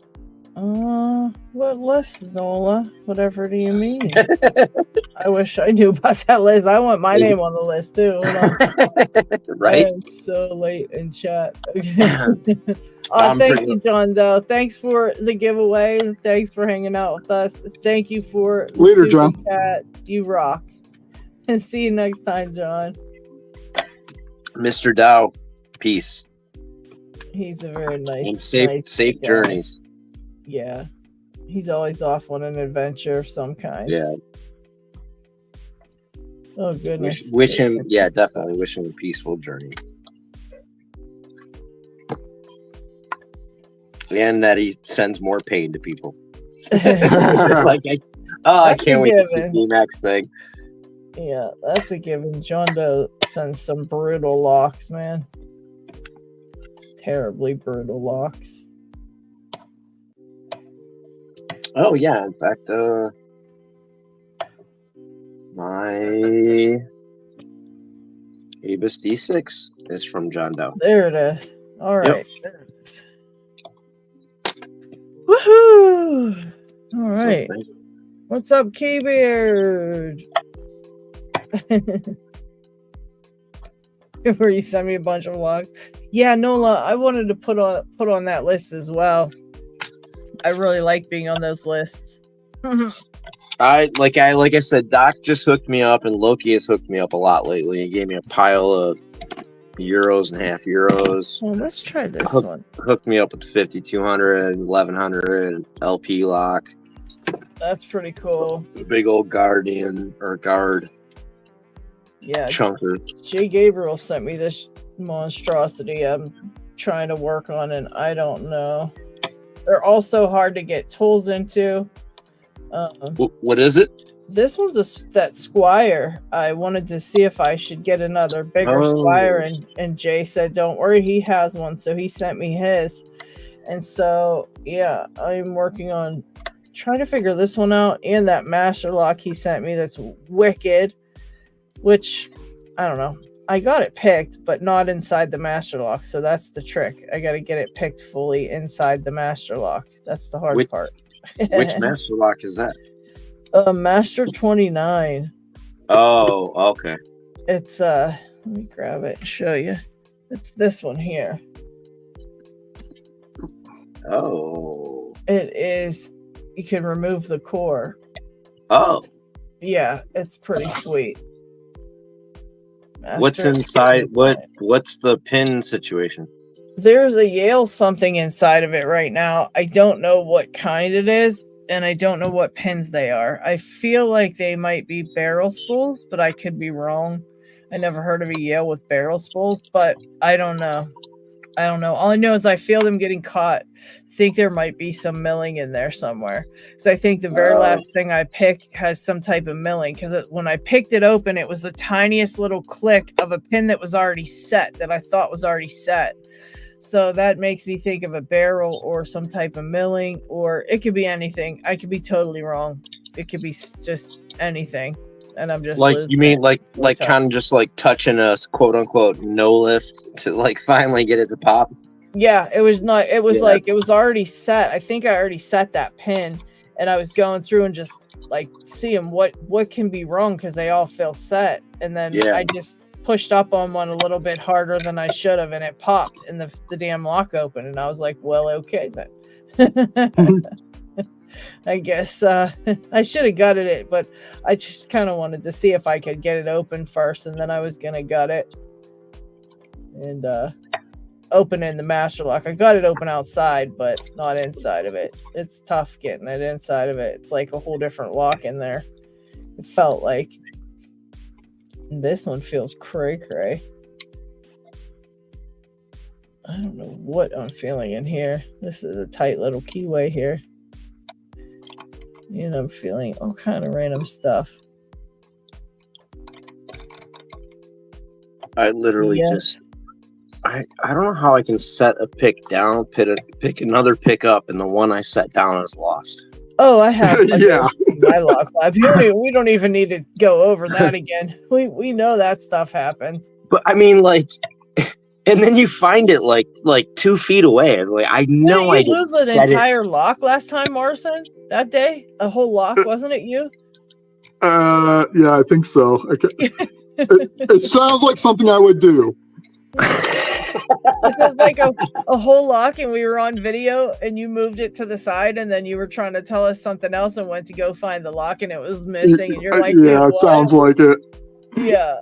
And Sean Casey said that he got into Locksport because he's disabled, and it's something semi-competitive that he can actually do. And if anyone Okay, comes across any disabled groups, it might be a good idea to suggest Locksport as an activity. Agreed. Sean, are you on YouTube or in the Discord servers? We should set one up because I know several people. Yeah, well, look, half of the impetus behind creating the Stupic was that it's an amazingly ergo grip. I can put this on my toes and rake a lock. So I really believe we need to see that. That's video. I'm about to order a few more of these and start sending a few more around. And I want to try one really bad. I'll send you one. Oh, that's neat. Yeah. It's it's the best thing. It's an ergo grip fingertip Fiskars finger knife. So it's for easily doing an X-Acto knife, which is amazingly easy on the hand compared to doing a lot of work with a normal knife. Yeah, and you can also kind of reverse the grip and get a lot tighter grip.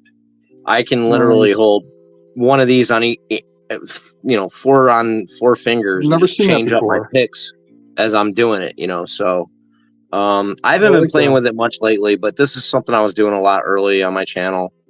I got to get back to it. I'm about to order some more handles and some more tips, and then kind of play with a few other ideas along this line. So I want to get to where, because this is a screw off and, pull it out, put it in. You got to cut it down to an X-Acto blade base to fit in there, but you got to get it exact so it doesn't slip out. I sent one to Sadistic, but I sent it with some 20,000ths tips, I think, and you might just have to put a little piece of tape on something to help hold it in. But I'd like to get one of these that has a fast release and change out system kind of design. And then I have a kind of a second generation idea that as soon as I can get it kind of drawn out into a design phase, Lockchuck said he might help me kind of get that realized. So but you could do a quick change with a compression type sleeve where turning it squeeze and locks the pick in, so it's like a speed chuck for a cordless drill. Just pull it down, pop it out, push it in, release. Nice. Yeah, so you're not screwing it to tightening it. It's just a twist. Yeah, that'd be cool. It's just either a twist or a pull down, whichever speed chuck version, fits onto something this small. Because I designed my own handles because I found that all the handles out there were just too small for me. So I made some of these beefy ones, but they're still the same design. They're still, the typical handle that I've never seen before. That's pretty cool. Well, the other cool thing about this is it changes up what you're actually doing, because especially when you're raking or even picking, because all of the force is coming from the back. And so all of your control comes from your fingertips. You're not driving it with your fingertips. All of the driving is coming from the back of the finger. So whether you're picking or not picking, it gives you a lot more finer control on your fingertips, no matter what you're doing in there. I'm going to try one of those. I got the lever open. So. A Fiskars finger knife, and there's knockoff versions of it, and it's like $7 on Amazon. Nice. I'll have to check it out. Yeah. But I mean, it's with the cover, but I got the lever lock open with my tools, so I know they work. So that's cool. Oh shit! Nice job. What are you? Can you make him big? Yeah. Let's see. So there you go. What are you tensioning with? This. So I'm using that wire stand that I pointed out before, just a section of it, and then similar to the nail, where you file it or drill a hole and then put another nail in. I just used some of the music wire. So I had a 2 millimeter or 2 millimeter bit in a pin vise, and so I just flattened it slightly so that the bit wouldn't drift. punched it, and then just hand drilled, which took a while, but I'm terrible with the power stuff because I don't have a drill press right now. Okay. Hopefully with the new place, I'll have a better workshop set up. But Well, and then I've got it. Like I said, I got a tabletop drill press, but it's got a little bit of drift, so it's not as exact as I was hoping it was. I want to get one of those. I want to get the Proxon, mill lathe. Yeah, I'd have a lot of fun with that. and then just the pick wire I was playing with before. Do you know what gauge that is? This thing is beautiful. This is one.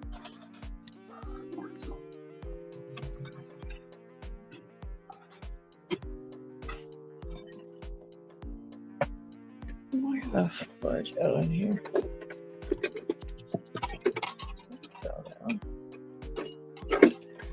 Oh, all right. 0.062 157 millimeter. Oh wow. Oh, it looks thicker than that. It like just not like looking at it. You know what I mean? Yeah. That's nice. And Man. I That was also awesome. I got some 2 millimeter as well. Which is definitely thicker, but I have to get some 0.8. Slightly too big for these, so I'd have to file it down. And I didn't want to. Actually, it looks like 2 millimeter would just fit, but I didn't want to have to be that precise. Right.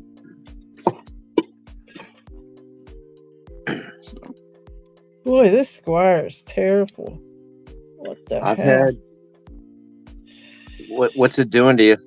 Oh, I just can't feel a dang thing in here. I can't get a pick in here. I can't feel anything. The little one you got, or the big one you got from Gabe? The bigger one. Okay. Yeah, it's like really bad to get a pick in here. I wonder if Jay picked this, and if so, with what? That's my question. I can't get any pins to move with my pick. It feels weird. I don't know. And then I felt like maybe I could take it out and progressively pin it, but I can't get the screw out of the lock, so can't do that. I don't quite know what the conversation in the chat is about, but I would like to tell Vector that Nola cheats. He's gonna cheat. That's all I'm saying. I gotta head out, so I will catch you guys later. Thanks for having me. Take care. Thank you very much, sir. Appreciate you. Yeah, definitely fun. All right, catch you later. And thanks everyone in chat. So it's good seeing y'all. Yeah, Morrison's awesome. I like having him on. He's very he really is smart. He knows a lot of stuff. And so it's nice to have him on here to help us out. Definitely knows a lot.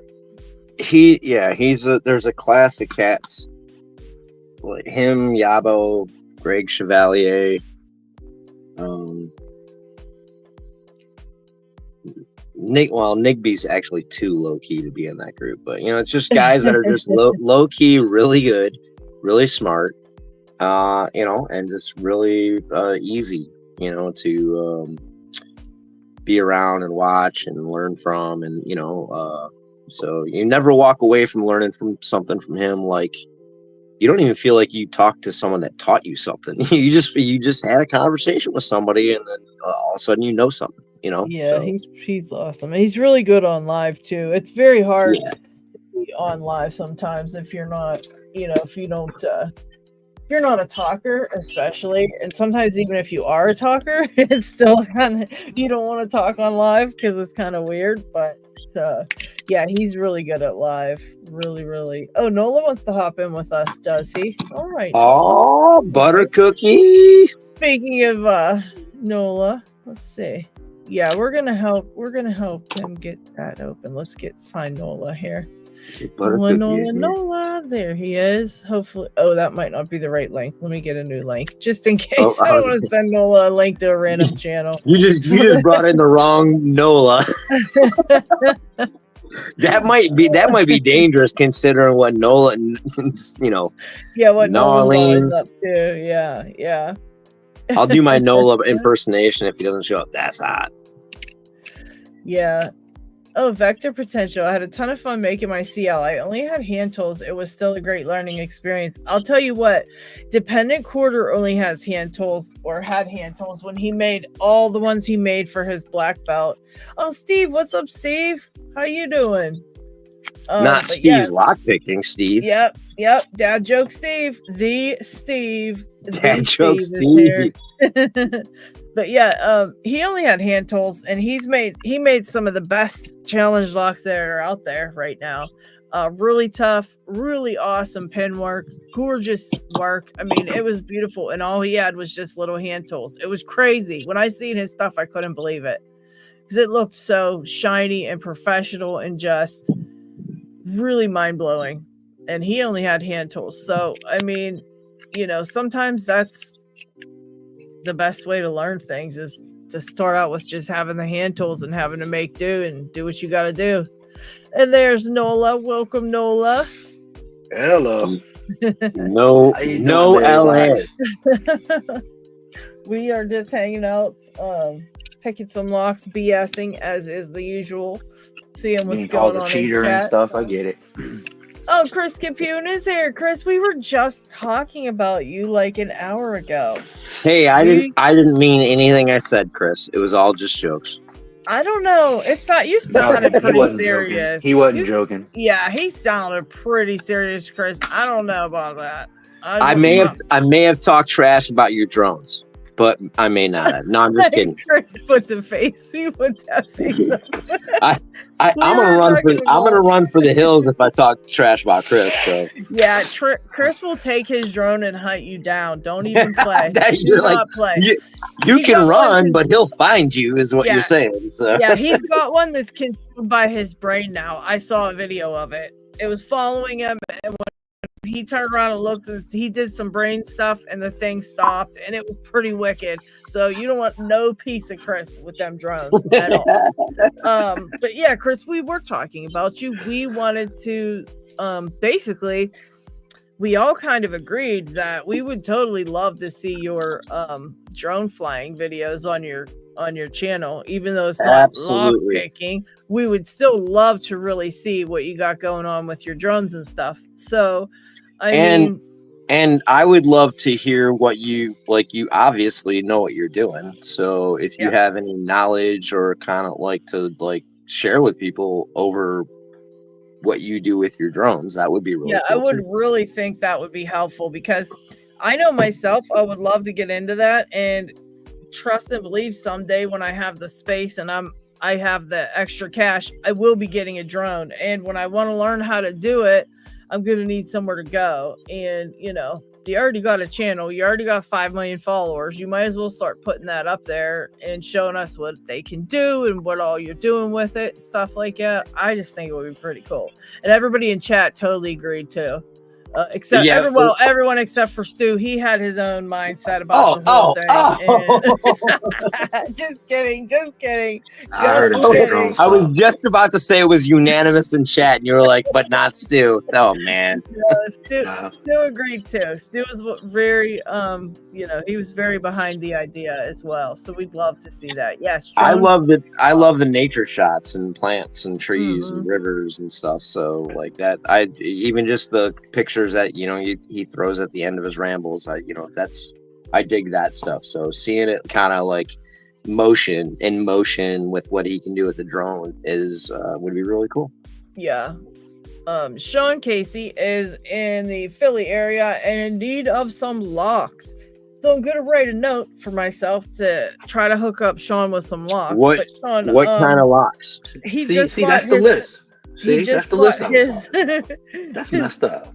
He just bought a Master number 3, and he's got an FNG kit. So he's just starting out and would like to get a few more locks just to pick. And I have some beginner locks here. I can send you a few. Gratefully and thankfully, G Keyman sent me a bunch of stuff for beginners, which I have. So I will send you some stuff, Sean. If you are you on Discord by chance, Sean? And if not, can I give you an and invite? if not, to the why not? Discord? Yeah, and I'll give you an invite to the Discord here in the chat. Just hop into there and make yourself a Discord if you can. You don't have to, but it just helps to be able to get in touch with everybody and whatnot. If not, you can email me, but the Discord I usually see way before email.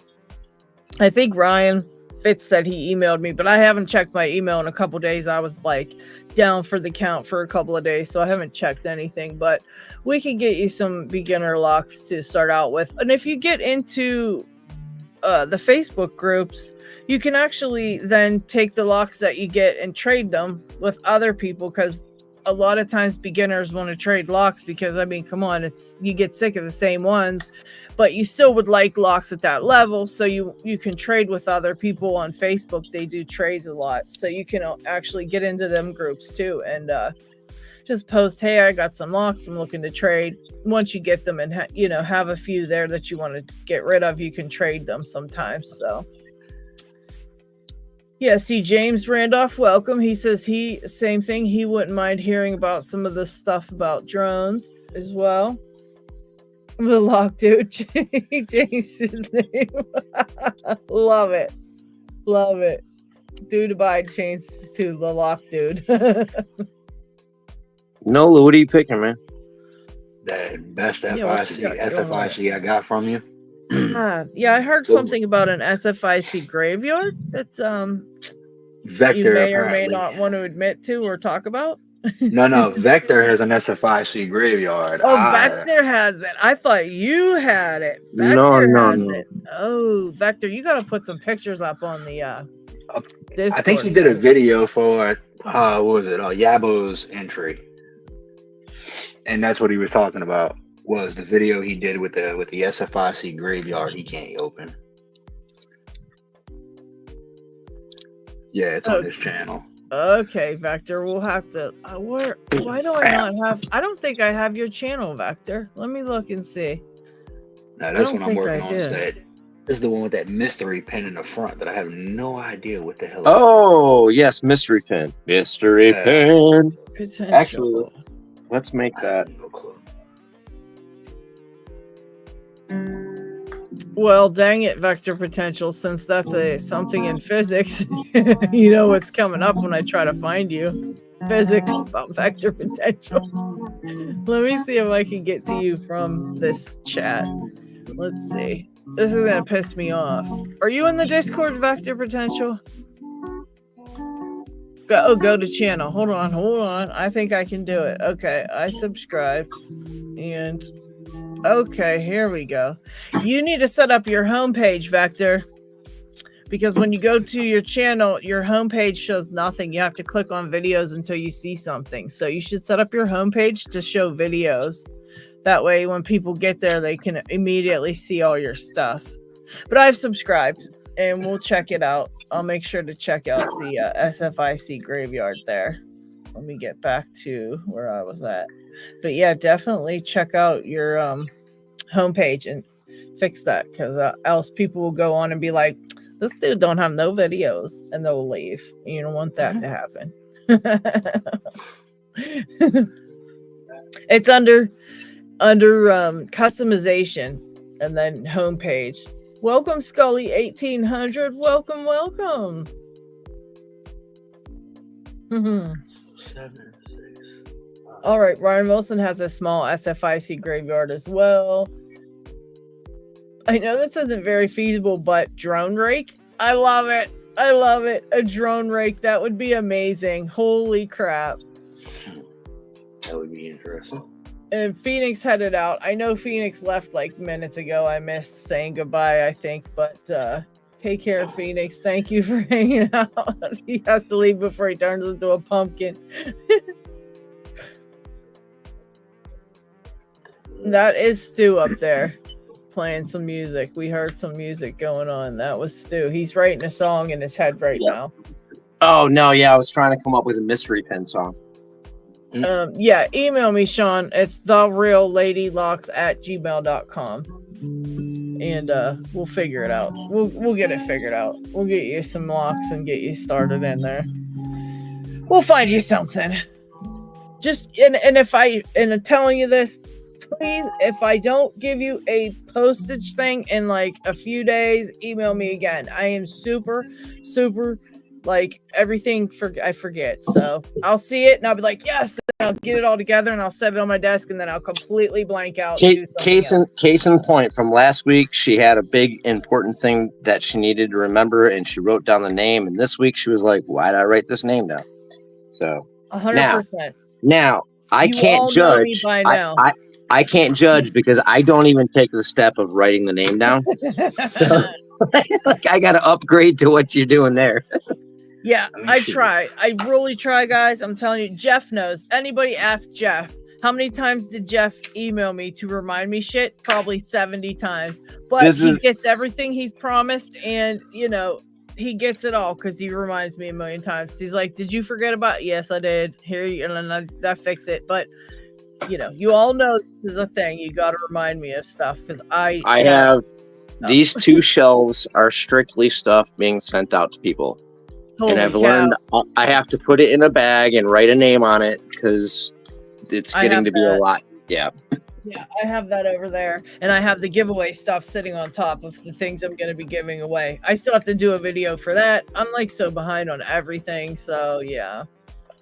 75% of my Lady Locks packages only came because I reached out. Yes, it did. 100% true. 100%. But I do. I write it down. I have it there, and then I'll either go, why is it I write this name down like I did today? And now since I can't find Lockspaz, I'm gonna forget. And if he don't remind me, I'm just gonna go in the who knows what happened pile. So now I will tell you, there have been some things over time that like just talking to you, you're like, hey, remind me, I'll send you that, or remind me, and I didn't bother you because I was like, you know what?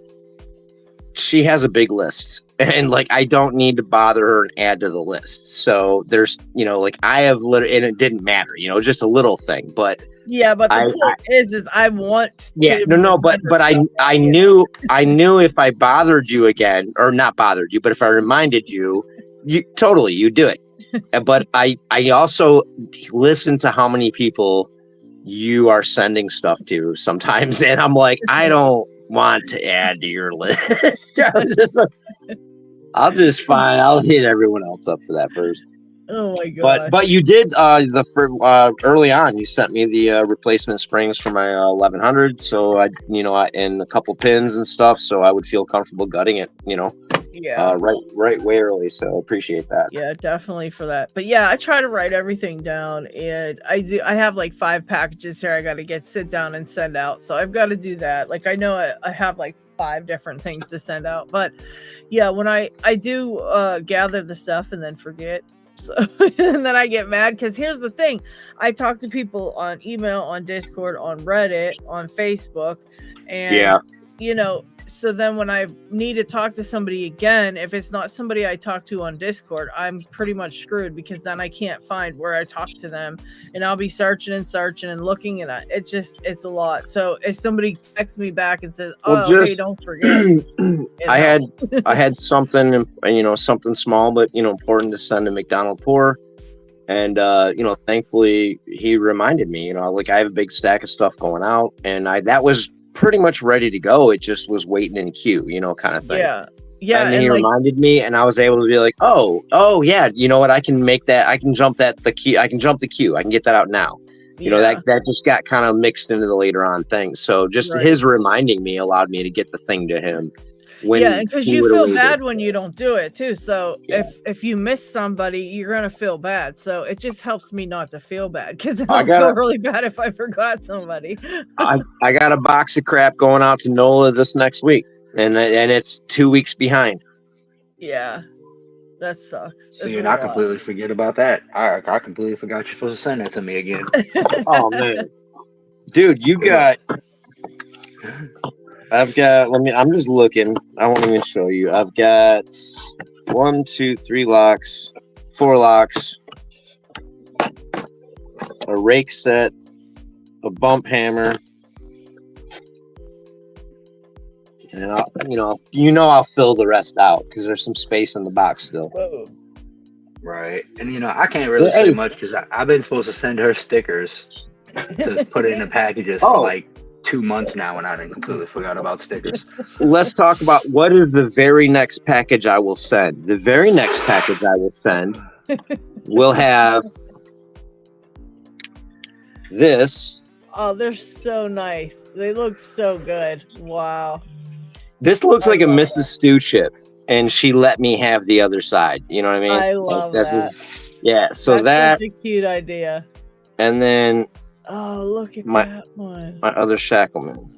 Oh, that's awesome, Stu. So I got 2 of each going to Lady Locks. That's Lady Locks. That's Pocket Woman. This will be the first chip sent out. I do not want static. I do not want strife. And if it does not make it there, it is not my fault. You will be sent first. Oh my gosh. Yeah. And these are going up into the send out shelf. That's for you guys. There we go. Awesome. Yeah. Chris, I got this Squire lock off of Jay Gabriel. He sent me this one, and it is a pain in the butt. I know you just picked one of these, I think. What the hell did you do to pick it? Oh, Ray. Hey, Sickly. I cannot find out. Oh, what's up, guys? Oh, no. Death's Door showed up? Yeah.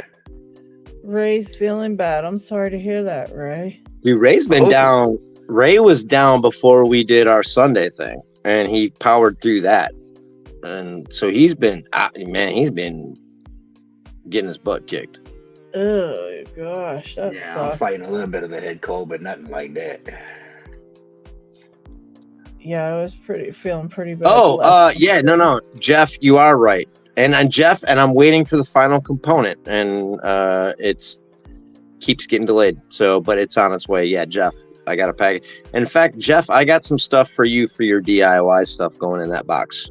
Strictly from me to you, from DIY brother to DIY brother. Nice. Yeah.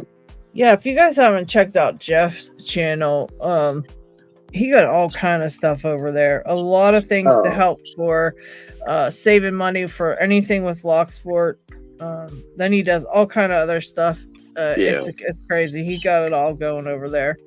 He does good shout out series himself. I know we got Nick's Picks is about to start doing a shout out series. But Jeff's got an ongoing one that he does. Yeah. And Jeff's another one of those guys that's he's super inquisitive within this, so he's always kind of like asking questions and seeking, like information. But in that journey, he also has a lot of information that he imparts to people that are looking to get where he is. So he's a really good guy. Yeah, Jeff has a great channel out there. Sean said he has to go. His phone's about to die. No worries, Sean. Just make sure I'll get you that stuff out if you've emailed me. I got like 51 emails to check when I get done on this. And so I'll get to it and get your package together. But again, remind me later on in the week if you don't hear from me back saying I sent it. Remind me. I don't want to forget. Lockchuck's here. Welcome, Lockchuck. How are you? Chuck of Lock. Yep. Spontaneous Disintegration says Jeff, do it yourself and adaptability is the way. Good playlist as well. Yeah, for sure. Wait, Lock Dude said make a triangle tower out of cardboard, cut a couple of slots in approximately 45-degree angle. Should fit your phone. It only takes 15 minutes to make, surprisingly stable. It's much easier than that. Really? You take a roll of duct tape or painter's tape, and your phone will sit upright perfectly in there. If you stack 2 together, it's a phone mount. You can spin it, you can angle it down, you can angle it up. It's tape. You guys have duct tape laying around your house. Yeah. That takes 5 seconds. It's what I used until I started doing the Chuck Vice with the phone mount on top. Chuck said we don't need another chip gate. Log Chuck. Oh my goodness. Oh yeah, no, I learned the lesson and I didn't pay the price. So I'm smart. I'm smart. That's hilarious. That's gonna be our hashtag for today. Not only will I send them first, I'll wait a day or two before I send any others, just to give them a head start. You know what I mean? I love it. I love it. All right, people. Hashtag Shipgate for stickers and some goodies. I'm gonna put that up on screen. Let's see. That's a good one, Lockchuck. Good one. Good one. Hashtag Chipgate. Loving it. Loving it. RL said, I ordered the Moki handles. Hope they are as good as they look. I have the Moki handles on the Moki picks. They are as good as they look. I want Mokis and bare bones.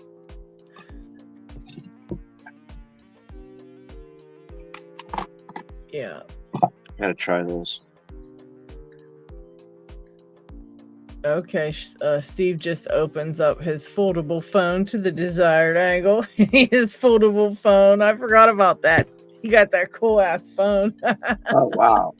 He's We bringing all can't bringing unfold flip our phones phone, back. Jeff. I'm Yeah, bringing flip phones back. What? it is crazy.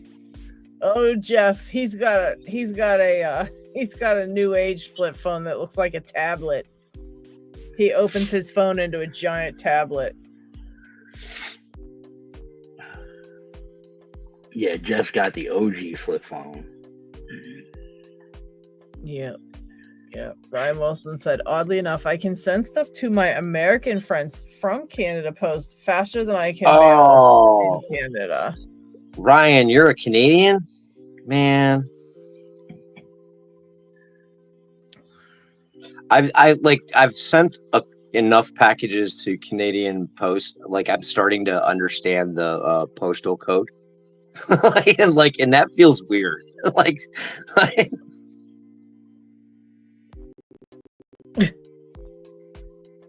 Same thing with UK.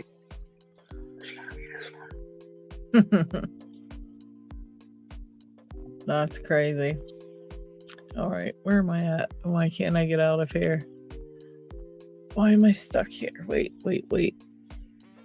I'm stuck in my chat in the wrong thing and I can't figure it out.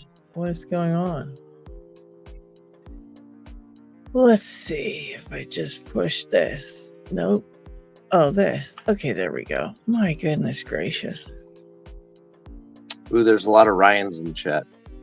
Ryan Wilson, born and raised Canada. I'm from Detroit area. Like I've gone to Canada. Canada is South Detroit. Windsor, South Detroit. We go over there all the time. So I love Canada. It's just another state to people in Michigan. Like so.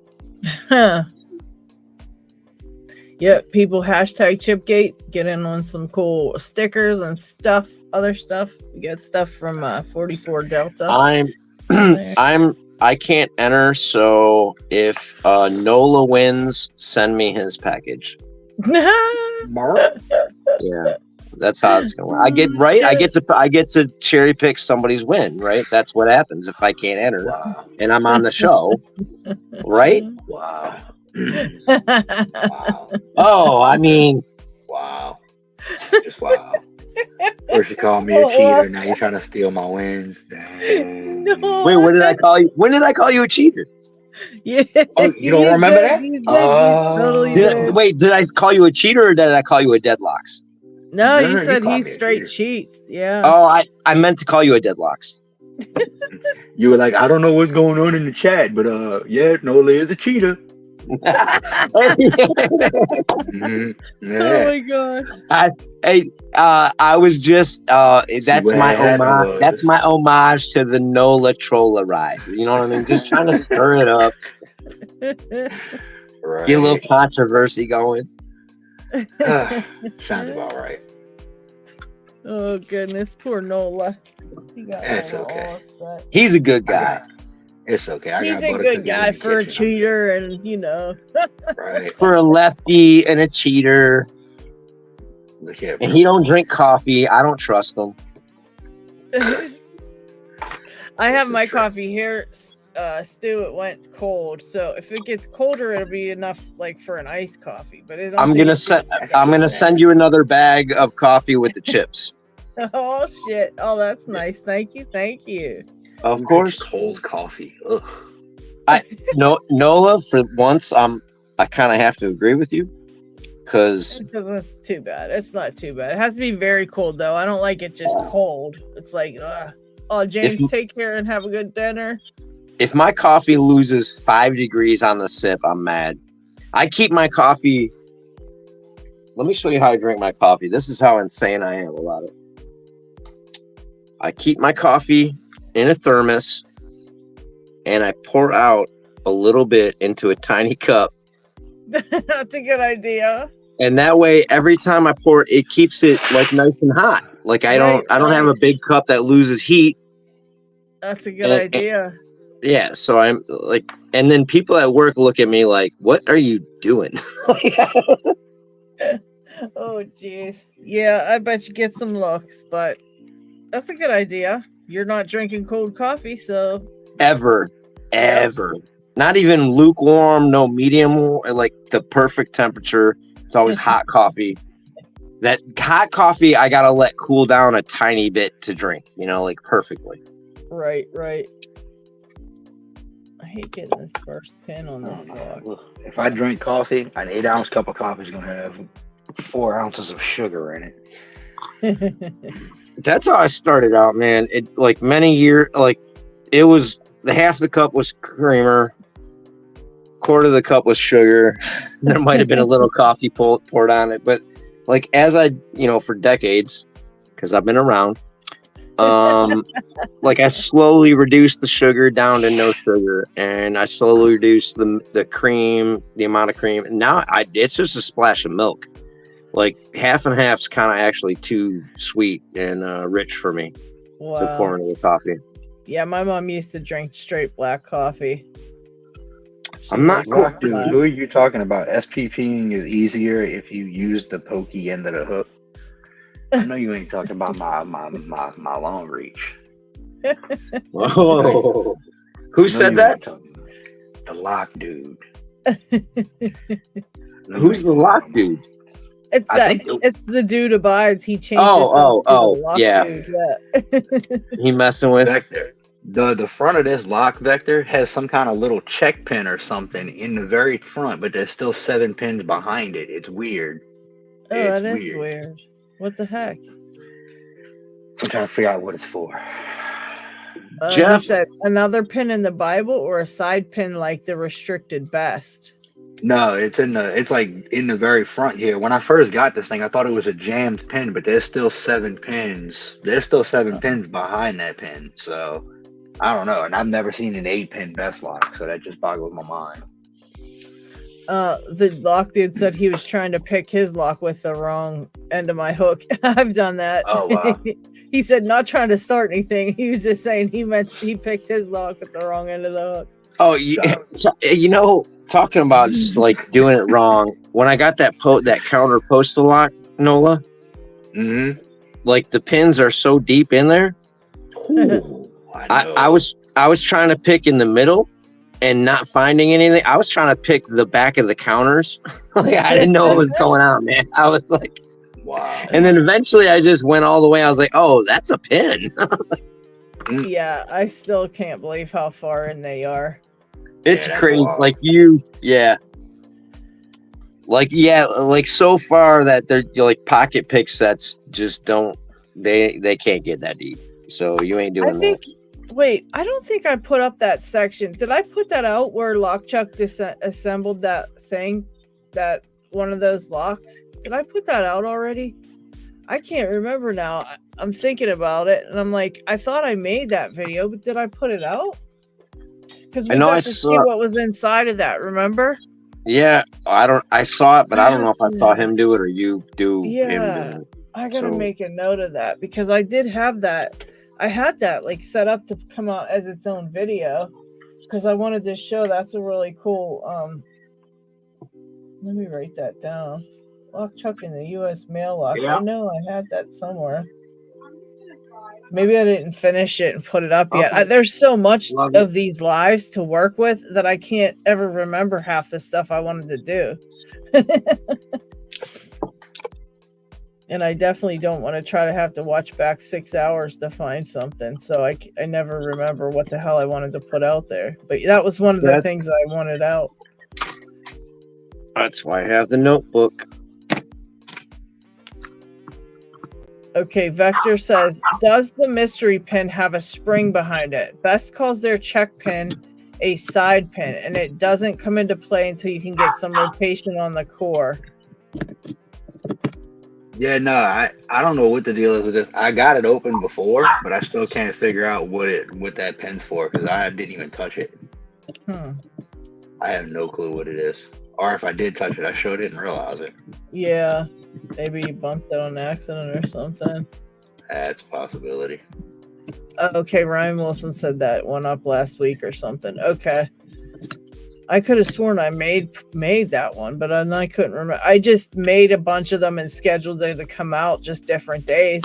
And I couldn't remember what days I made them come out and what they were. I know the one with Dalp went out, but I couldn't remember if that Lock Chuck one went out. I don't do the scheduled thing much, but I did schedule one time. Yeah. For later on the next day, and before it came out, I reshot the thing and released it. And then realized, I already had that going. Oh shit! Yeah, I've done some just random, just put them out, and then I'm like, or I'll have an idea that day that I want to do, and I'm like, I can't do it now because the video just went out, or I'll be like, one of my videos will be doing good, and I don't want the next one to come out yet, and it'll come out, and I'll forget, and I'm like, damn it. You know, it's annoying. Is that a best Cormax core, Nola? No. No, I've been wanting to get my hands on one of them. Those will look fun. Oh, wow. Steve said, I didn't do coffee until I had liver problems, and the doctor told me I had to drink 2 to 3 cups a day, basically gave me a prescription to help my liver. That's wild. Oh, I want that prescription. Justify how much I drink. Yeah. Vector said, I'll send you mine when I get sick of it. Let's try this on McQA. I don't think I ever tried that on this lock. I wonder if it's possible. Or if I'll get it jammed up. It's nice to be able to hit that first pin. I like those for that reason.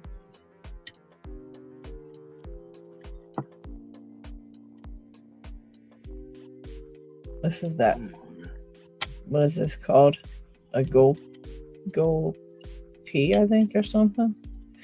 I picked it the other day, and I want to pick it again today, and I can't pick it. So what's that about? My next video is about being in the doldrums, so comes out at the perfect time. You're in the doles. Yeah. Yeah, I was stuck there about a week ago or so. I'm like, have you lost your mojo? Is it the end for you?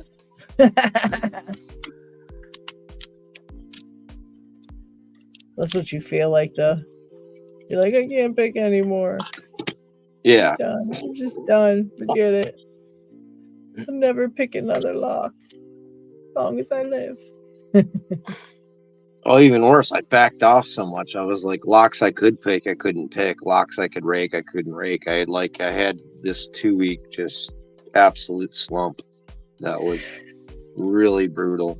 Yeah, it can be bad. The 80 Ti-50, I believe, has spool pins and a standard pin, I think. Let me look on the belts. Did you find any pictures on the belts? Let's look and see. I didn't look anything up personally. 80, I just started playing with it. I haven't gotten frustrated with it enough to look up videos and belts and pins and things like that. So.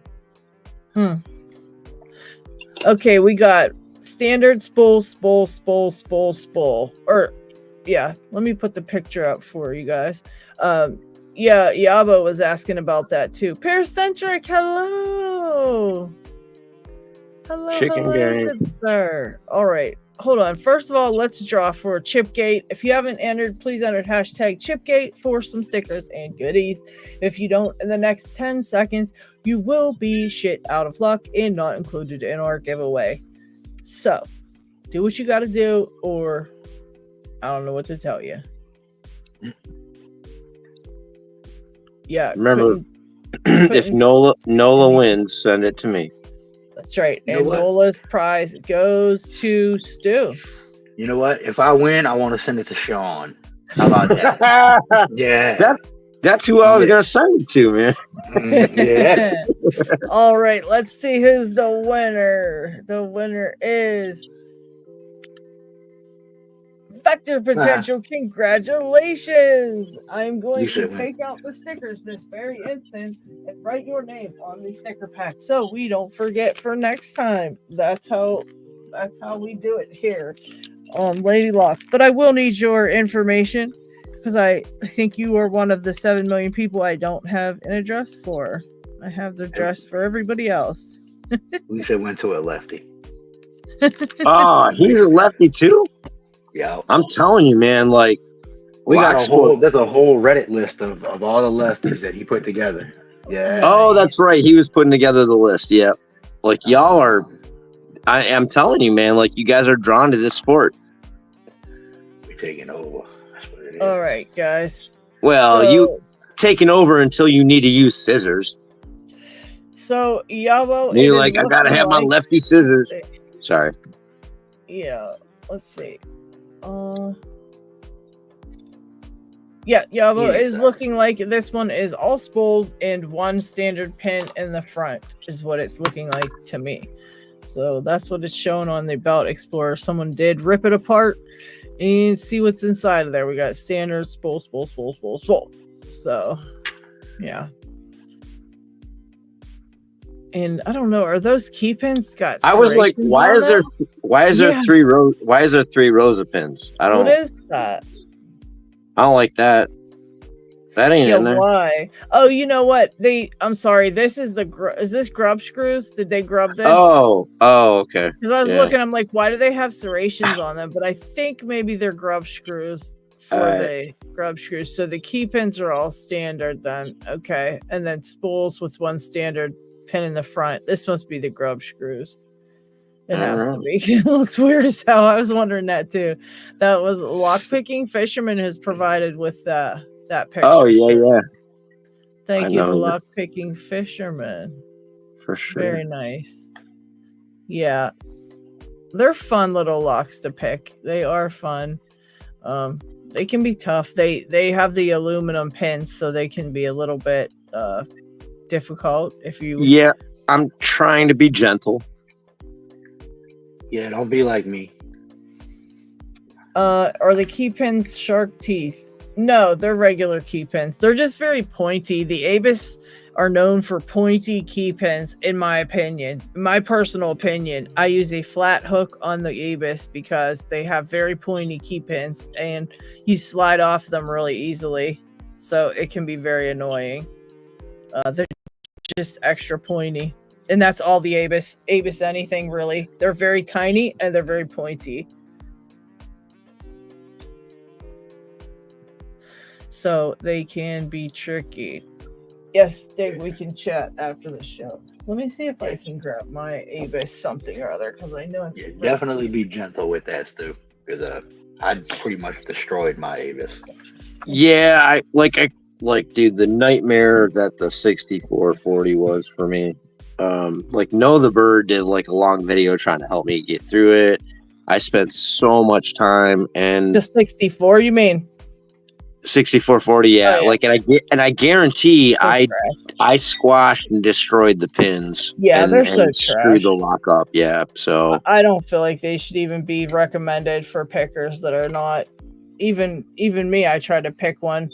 And that's what kind of gave me some saving grace is that video you did about how like this is actually kind of like, this might frustrate you. Don't let it frustrate you, and I was like, oh, thank God. I was like, thank God you said that. Yeah, I don't believe in letting any lock stop you if you're having trouble. There's a point. You got to work at it. You got to work. Some of them Yeah. suck, and you just have to work on them for 2 weeks, 3 weeks, whatever.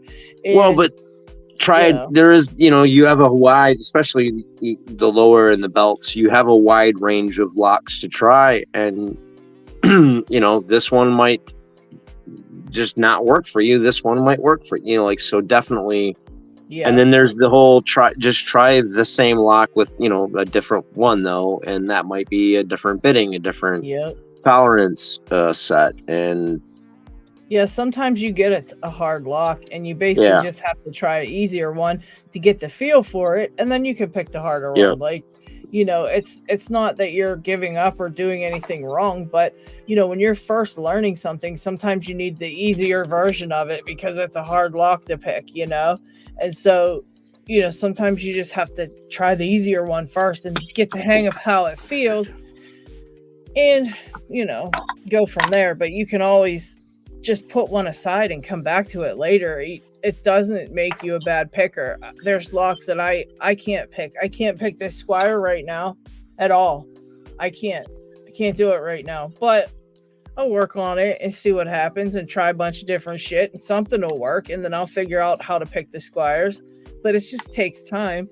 And then, you know what? I may never figure it out. I may decide I hate it and put it on a shelf and never try it again. I mean, that doesn't make me a bad picker. That just means I can't pick. That's like that in any skillful hobby you do. When I was a magician, there's so much to it. Like I could do stuff that would amaze you. You could do stuff that would amaze me, and then I couldn't do the stuff you could do. You couldn't do the stuff I could do. Same thing with juggling. I could do certain things that were amazing compared to even other jugglers. There's certain basic stuff that other jugglers could do that I couldn't do. So. Right. Yeah, we're all different. When you go so deep into a hobby and skill set, and it is such a broad skill set, like you kind of end up in your own unique little range of you're in a video game and you got all your this category is a 60, an 80, a 90, a 40, a 20. Like we're all in different Yep. Yeah, like RL said, a naughty bucket is a good thing. I actually believe that too, because I used to not even really make a naughty bucket, because here was my thinking. I can't open it right now. If someone else can try it and pick it, cool. And that's where that's what that originally came from. Like, I joke about it now. Like, I send hard locks to people, like, because I can't pick it. But I still say that. My naughty bucket is the mailbox. Yeah, because here's the thing. I originally was just like, you know what? I can't do it right now. I'm not going to sit here and frustrate myself. I'll learn some other shit and then I'll come back to it, and I bet you I can pick it later. And 9 times out of 10, that's 100% true. I might not be able to pick that particular thing at this moment, but if I learn 80 other things, then come back to it, I'm probably going to be able to do it. And I could. But I used to just say, I'm not going to hold on to this lock. I don't got the room. I don't, whatever. And then I would send it off to somebody, and then I'd buy another one someday. When I decided to try it again, I'd get another one. Now, when you get up to higher belt locks, you don't want to do that all the time because they're freaking expensive. You don't want to give away an $80 lock. So you just put it in your naughty bucket. But yes, you do actually surprise the shit out of yourself, because then you're picking for a while and you come back to something that just was completely impossible and so hard for you that you never could get it. You couldn't understand it. And you sit down and put it in your vise and you pick it in 30 seconds. And it's just so good. It feels so nice. Here's an idea I want to explore. Vector said the naughty bucket is not to be confused with the bag of shame. What's the bag of shame? Yeah, what's that? Is that the graveyard? Because I have a lock graveyard. I have a naughty bucket and a lock graveyard where the killed locks are. The ones I've ended. I mean, if maybe the bag of shame is the mailbox. Maybe I'm confusing. Like, I didn't know there was either a new level or there was subtle differences in the level we were talking. I see. When you blow up a lock, okay, you can't get it back. So basically, the lock graveyard. Yeah. Okay. I've got a lock graveyard. I actually made a whole video about my lock graveyard, and we took a look at all the locks I killed previously, and then I put them back together. I like to spread the parts around all my lock stuff, so I'm not reminded. I love how we all have our own way to like get through the hard times of lock picking. Spontaneous said he had some weird bemused problems last full moon. Locks he got open in 5-second max he couldn't get open. Yeah, I'm doing a video about that. It's the whole mojo thing, and you will, as a lock picker, if you're newer, you need to realize and need to know that this happens, and it's gonna happen to you. You could think it's not, but it will. As somewhat as a amateur sociologist, psychologist, and studier of people, I find it a fascinating, like the whole I get it open the first time, not again. I get it open off camera. I can't open on a camera. There's subtle differences in the focus of what you're doing that changes your ability to do it or not do it, and it's something I battle because getting into a lock for the first time, I can be driven to a degree. And then once I get into it, a lot of them, I can't make myself put in work to get into them again sometimes. Yeah. It's like I know I already did it. Yeah. If I tried a second time, I have the worst time. The first time you would think would be the worst, but I say the same thing. The first time I really worked at it, whatever, I got it.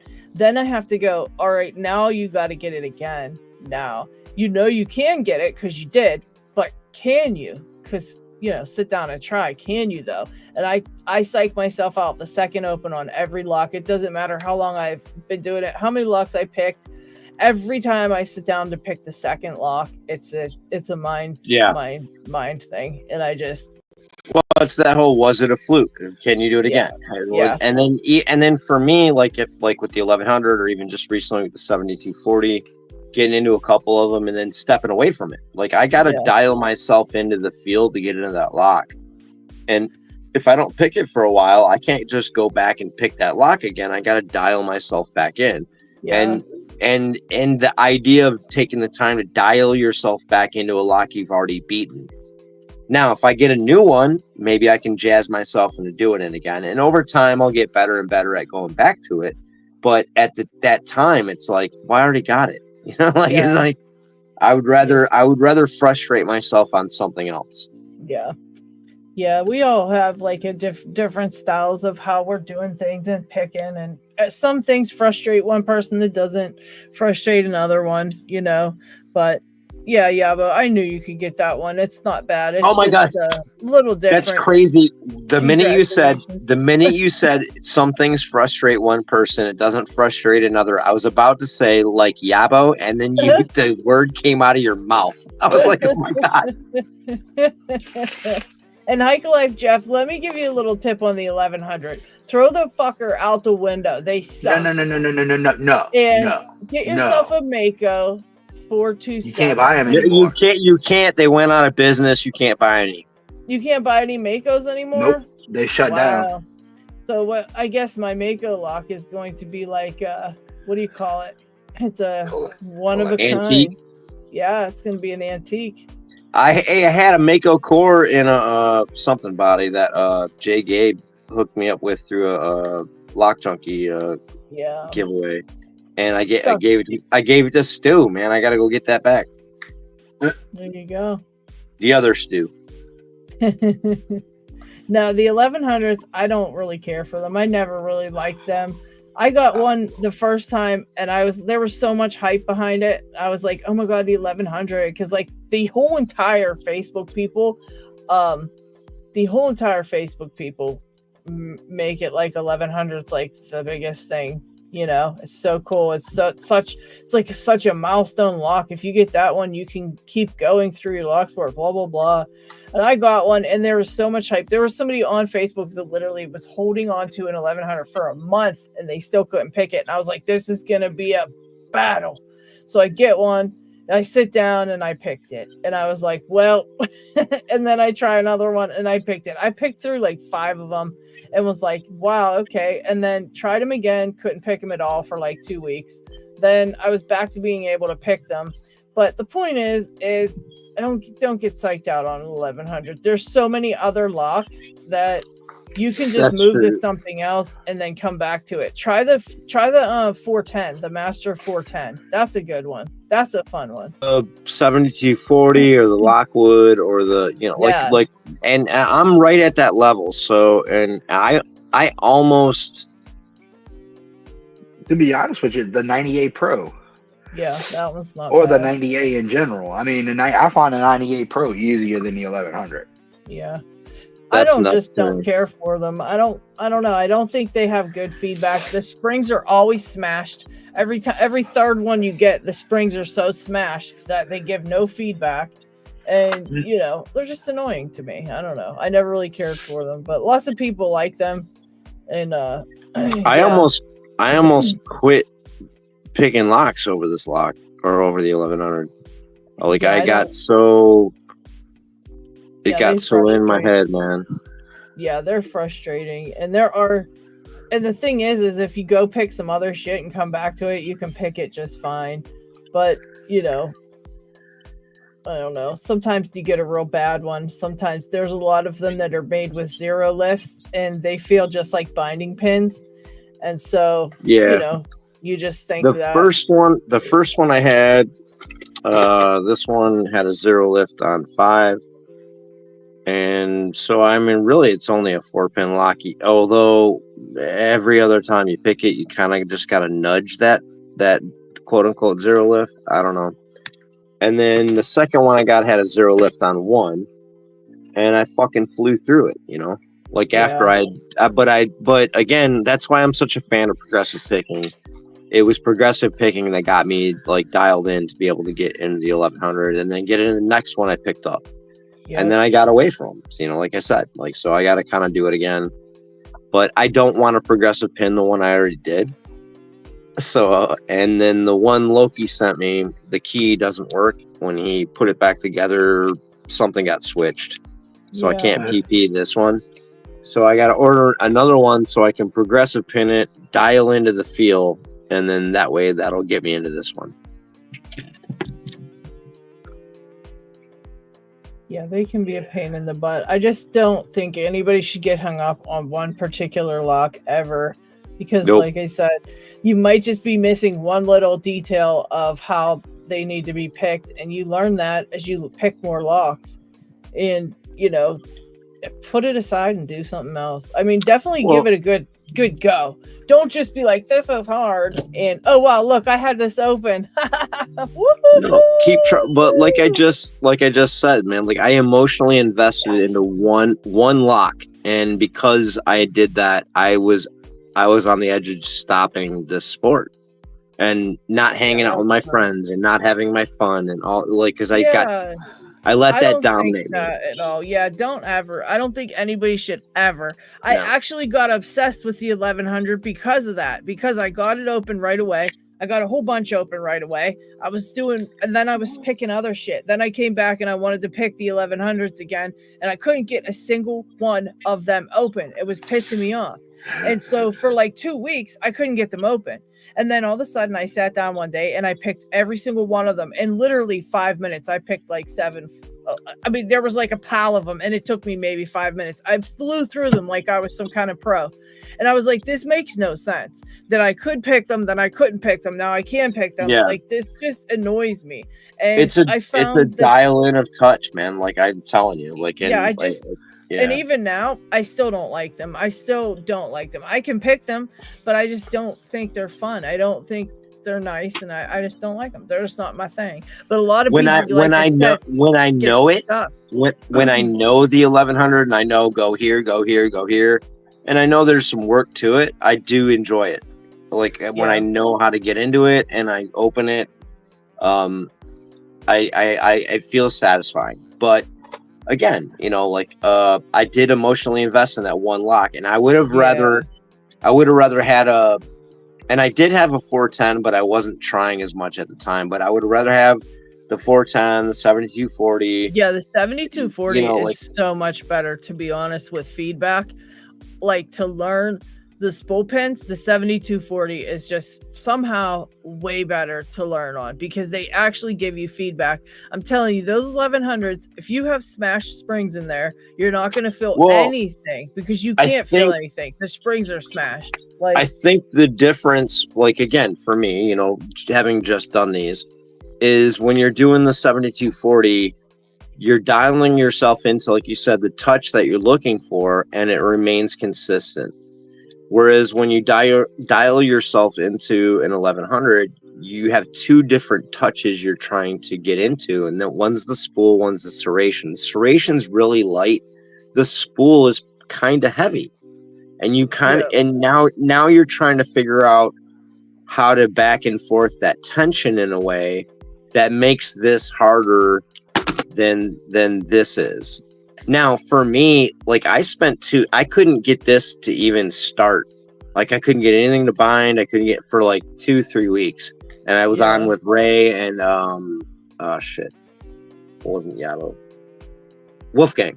You like trying to help me get into this. And I started progressive pinning it and stuff. And then what was screwing me up is I was not getting that standard on one set correctly. And because I couldn't, it was just a function of, frustration, of pushing pins. Mm-hmm. And so, but once I did figure it out, it was an easy learning process. Whereas once I did, quote unquote, figure this out, it still wasn't up and down. Yeah. Right. But the thing about it is that eventually you put that aside and you went and did some other shit and you came back to it and had a hell of an easier time with it. It didn't give you that same mind bending experience of like wanting to give up picking and shit, like it was like, well, yeah, I'll try it now and see what happens. And I mean, you did it, it wasn't the same as it was. Because that's the thing, when you're first picking these newer locks, you want to get that, you want to level up, you want to get the next belt, you want to get more locks under your belt, you want to get more locks picked. And when you get to the 1100, everybody makes such a huge deal out of it.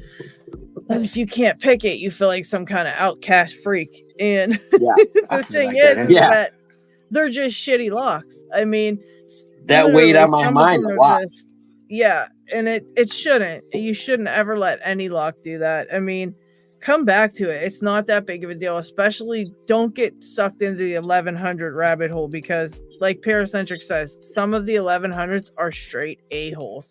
And you could have one. You could go and order 3 and get all 3 a-hole locks. I mean, my first 1100, I kept looking for that full set for the spools.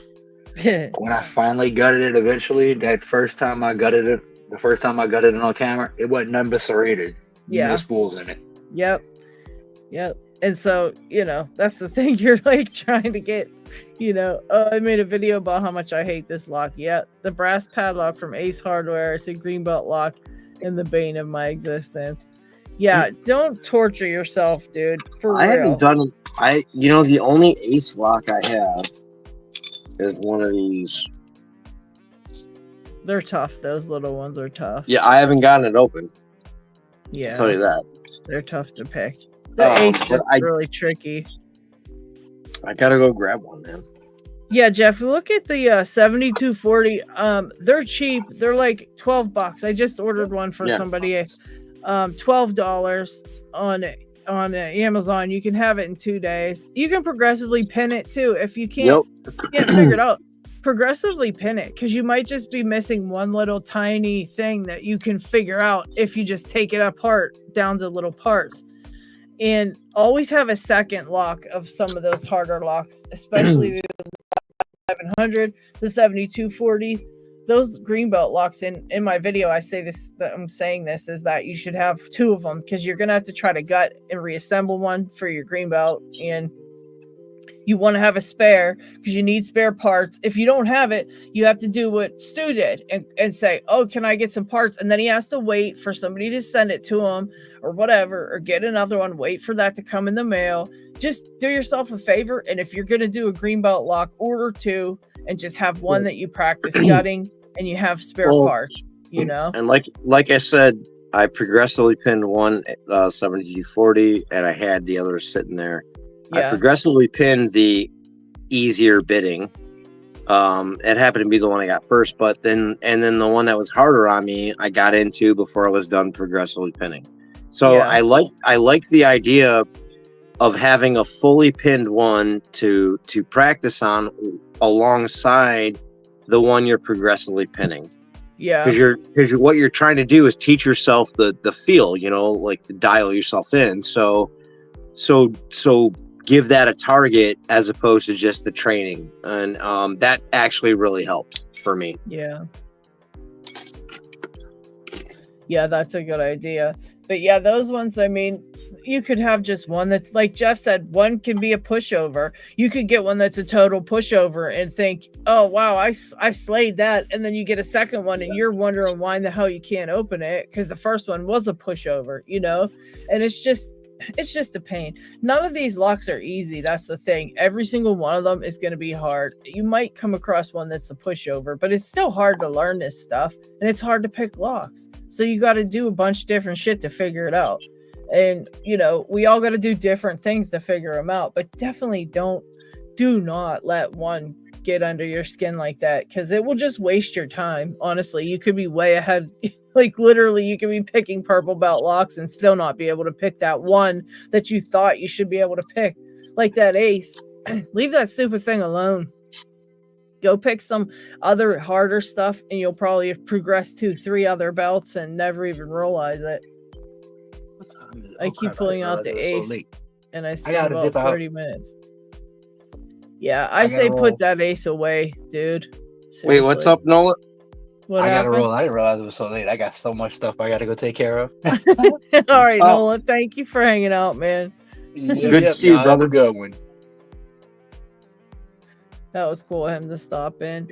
That cheater, man. He's gonna kick your butt later. You know that, right? I'll catch it.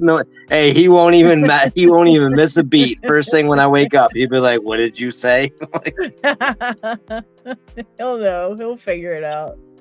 Oh, you can't escape Noah. Yeah, there are some really fun ones out there, and you know, there's always going to be one that gets you, you know. He said, I already heard it, punk. See what I'm saying? That's my boy. I like to keep him on his toes. Mr. Buttercookie himself. That was great. Yeah, I just think, you know, don't let one hold you up for sure, because you can always come back to it. You're gonna miss out learning a whole bunch of other stuff if you do that. You know, I missed out on 2 weeks of learning all these other locks that I was so good at picking. I picked all this other stuff and I was so good at picking everything else.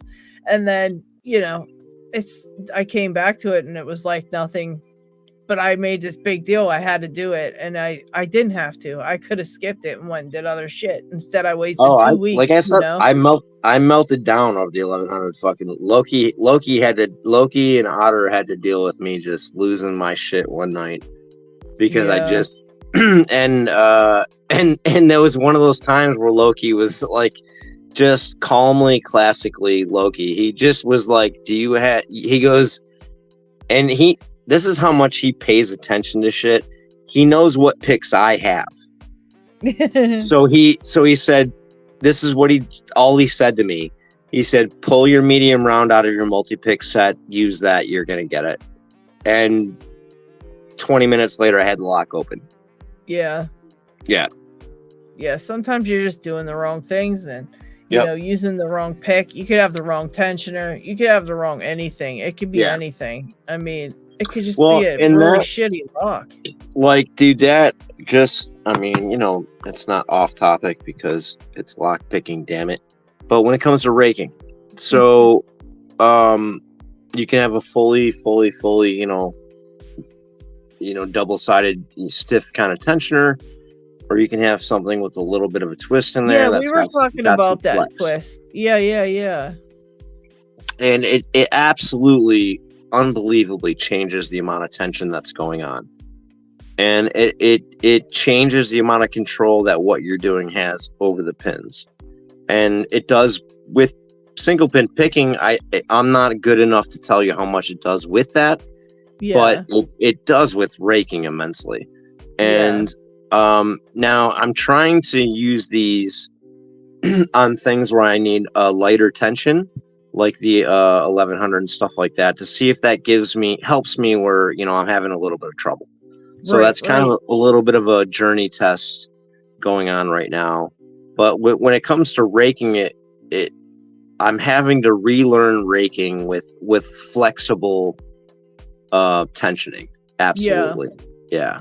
And then this is a different, I don't know, it's almost like a controllable flex. So Yeah. it's interesting. I Yeah. want to get one like that and try that with raking, because I think that would be a pretty neat tensioner to use. I'll send you a set.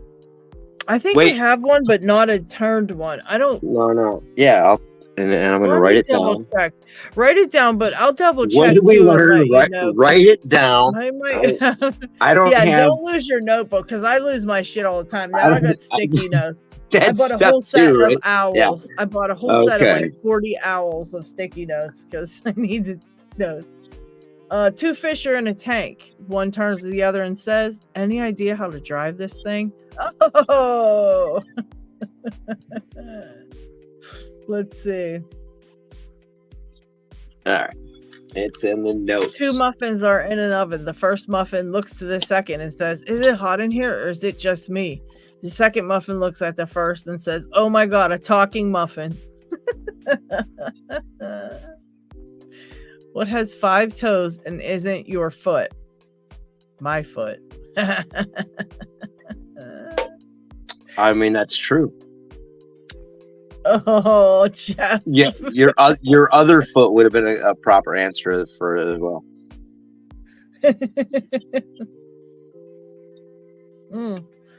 GK said, make a straight tensioner into a twisted one with 2 pairs of pliers. Yeah, I've tried GK. I suck at it. I don't know what to say. It's not my favorite thing to do. It does not look pretty it doesn't look pretty when I do that. It's not that time at it. Trust and believe. I it's don't not know why, but it's not a twist. It's more of like a collection of weird bends. Yeah, that's about how it feels when I do it, for sure. Yeah. I can't figure it out for the life of me at all.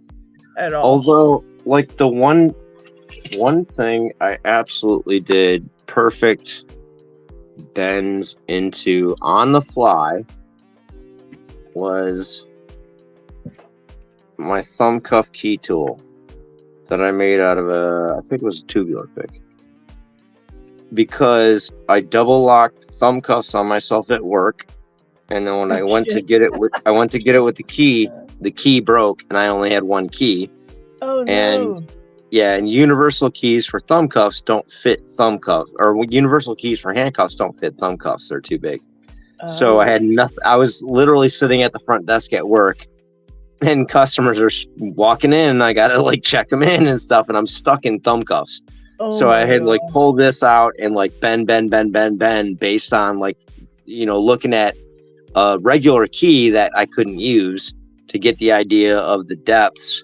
And you just go in and bang. It works perfect.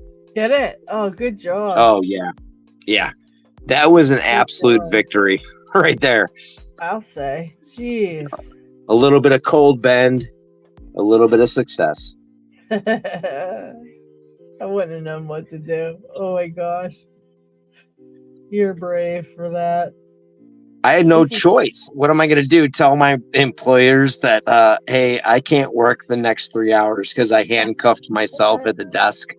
Yeah, you can't say that. And they let me lockpick. They let me lockpick and mess with cuffs up at the front desk. It's really actually kind of a cool job. But if I lock myself up and can't do my job, I'm not going to be able to do that anymore. So like that's true. Yeah. Can't do anything but figure a way out. Well, there you go. That's some like real life practice there. Yep. You got to do it on the fly. Oh, I guess. All right. Finally. I'm trying to pick this Gigi that loose shirt sent me a while back to attempt. And this thing is a monstrosity, and I will not ever understand how to pick it. I just don't feel anything binding in it ever, which I don't understand at all. I'm just clicking off a wording the whole time. The pins are dropping, but I feel like I have to put massive tension on it, and I know that's not true for GG's. So if I just put light tension, I feel nothing binding. 2. Oh no, I did. I felt one. Hold on, guys. I felt one. I gotta click. Holy shit. All right. Click it. All right. I think it's still that one, maybe. Holy Sean shit. Casey, I already heard the joke. That's a good one. Oh my god. He'll be suing you.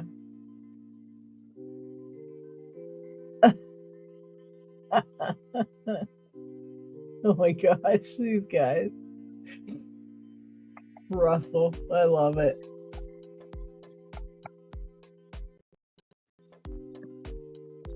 Yeah, I'm getting no anything out of this. I got one click out of one pin, and now nothing. And Stu's escaping handcuffs, and I'm doing nothing. I mentioned cuffs, and I was like, okay. Now that I put the word in my head, I'm gonna start doing this. Give these people something to watch, because they sure ain't watching nothing over here. I am not able to get another pin to bind, and I don't even know which one I got to click out of now. Oh my god, why is this being such a jerk? What are you messing with? This Gigi that Liz Sure sent me. And I'm really trying. Oh, I wanted to tell you guys about who placed in the game, in the what do you call it, in the Netherlands, the luck convention in the Netherlands. Let me look that up, because Greenish was gonna come on, and oh yeah, that's right, Jeff. Okay, you want me to share this out, Jeff? You want me to share this on the stream? Okay, Vector Potential sent me his info already. That's perfect. Thank you, Vector. Shit, I looked at it. Shit, I looked at it until I was ready to send it out. Okay, never mind. I'll look again. Yeah, Jeff, did you want me to put this map? I will copy the link and put it in the chat.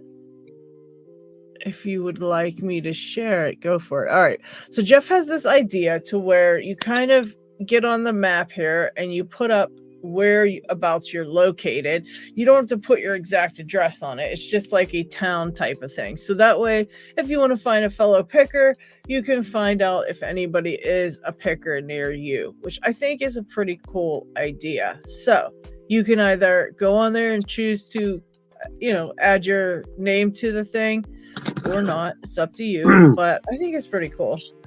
I don't know any pickers near me, but it would be cool to find them. I think it's pretty cool. I think the first picker to be on that map is probably really, really cool. So whoever the first picker was to be on the map is probably really a cool guy.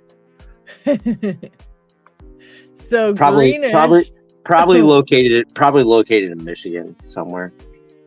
Holly, okay. Michigan. I have a feeling you're just trying to say you're amazing. So, but we already know how amazing you are. What, me?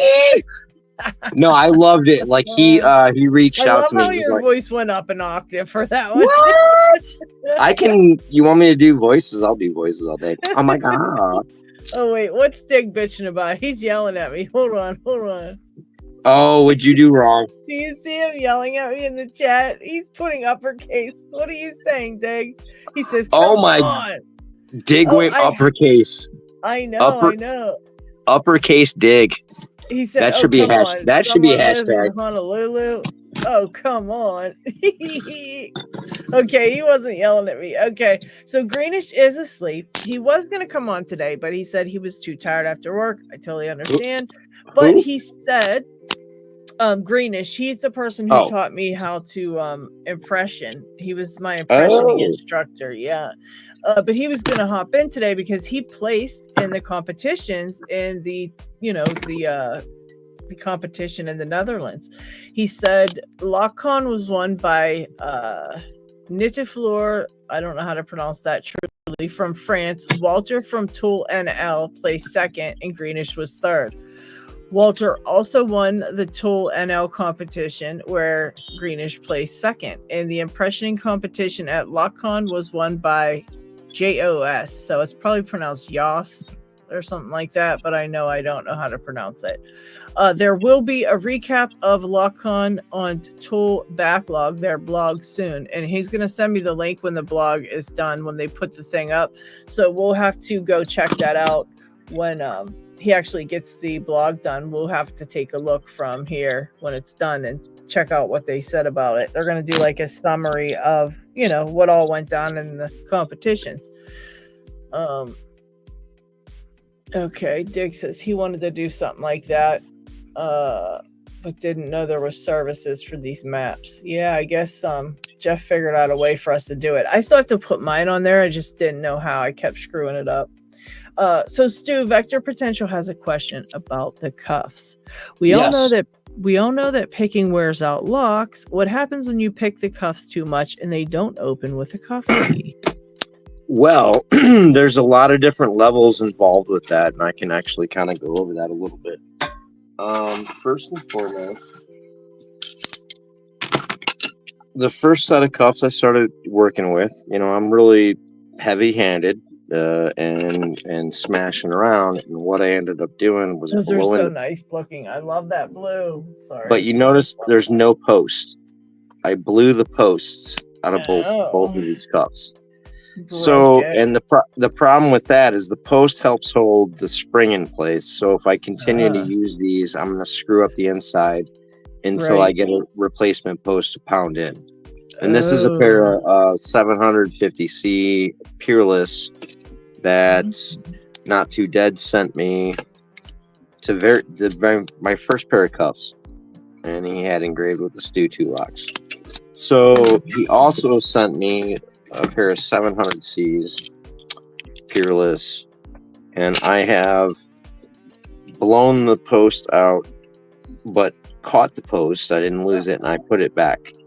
Now, I've picked these and ratcheted these so many times, I can't double lock them. I've actually done damage to the inside to the point that shit. Yeah, like if I double lock them, they won't. You can't undo the double lock with a key on one of them, and the other one it gets sketchy. So, like, I got to be careful that these aren't the ones that I start doing certain escapes with, because they're now broken, and I'm likely to trap myself with this pair of cuffs. So I got to get a replacement. Now, again, this was the second pair that I started learning with, so I was really heavy-handed. I was the way I was approaching, I was doing a lot of damage, and I was doing it over and over and over. And, I'm a bit obsessive with this stuff. So, and then after that, I don't seem to be damaging cuffs as much. Although there does seem to be one more pair that it's getting a little janky on the double lock.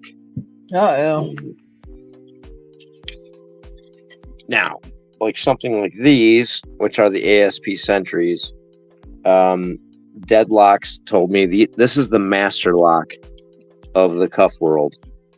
And it's got keyholes on either side, so there's no holes up, holes down issue. And it's just, I double locked it. So when you double lock it, it's just a push a thing, open the thing. Push a thing. This is ridiculous with this stuff. I get so jealous. I can't get out of handcuffs like that. Although I did find that one of the Reaper picks is basically a handcuff key. I believe it's number 5.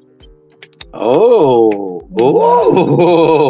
yeah. I must have? Really, really cool. It opened the thumb cuffs and the other handcuff, the Smith and Wesson handcuffs I have. Like it was just like a key. I stuck it in and turned, and it was like click. It was almost like a freaking key. So that's pretty cool. Do you have Peerless? It works. Yes, I do have a pair of those. Yeah, I got those as my. Actually, I had the Smith and Wessons. They were actually my grandfather's service cuffs for he was a cop, and I guess they kept them. Whatever, and then I ended up going on Amazon and bought a key because I was like, oh, I want to have a key for them. They're really cool. So then I got into handcuff picking from Coxie because he totally got me like wanting to pick handcuffs, and so I did that. And then I bought the Peerless set, and then you sent me the thumb cuffs, and so that's my whole collection, just those couple sets. We'll have to get you some more, definitely. The Lock Dude Reaper number 5 can escape handcuffs. Let's see if I can get them out and show you. Here's a 30 thousandths turning tool being used as a shim on the ESP Sentries. And it's so sad you don't even have to depress the bow to get it in there. It just slides in and pushes the pawl down. And get down that side at some point, I guess.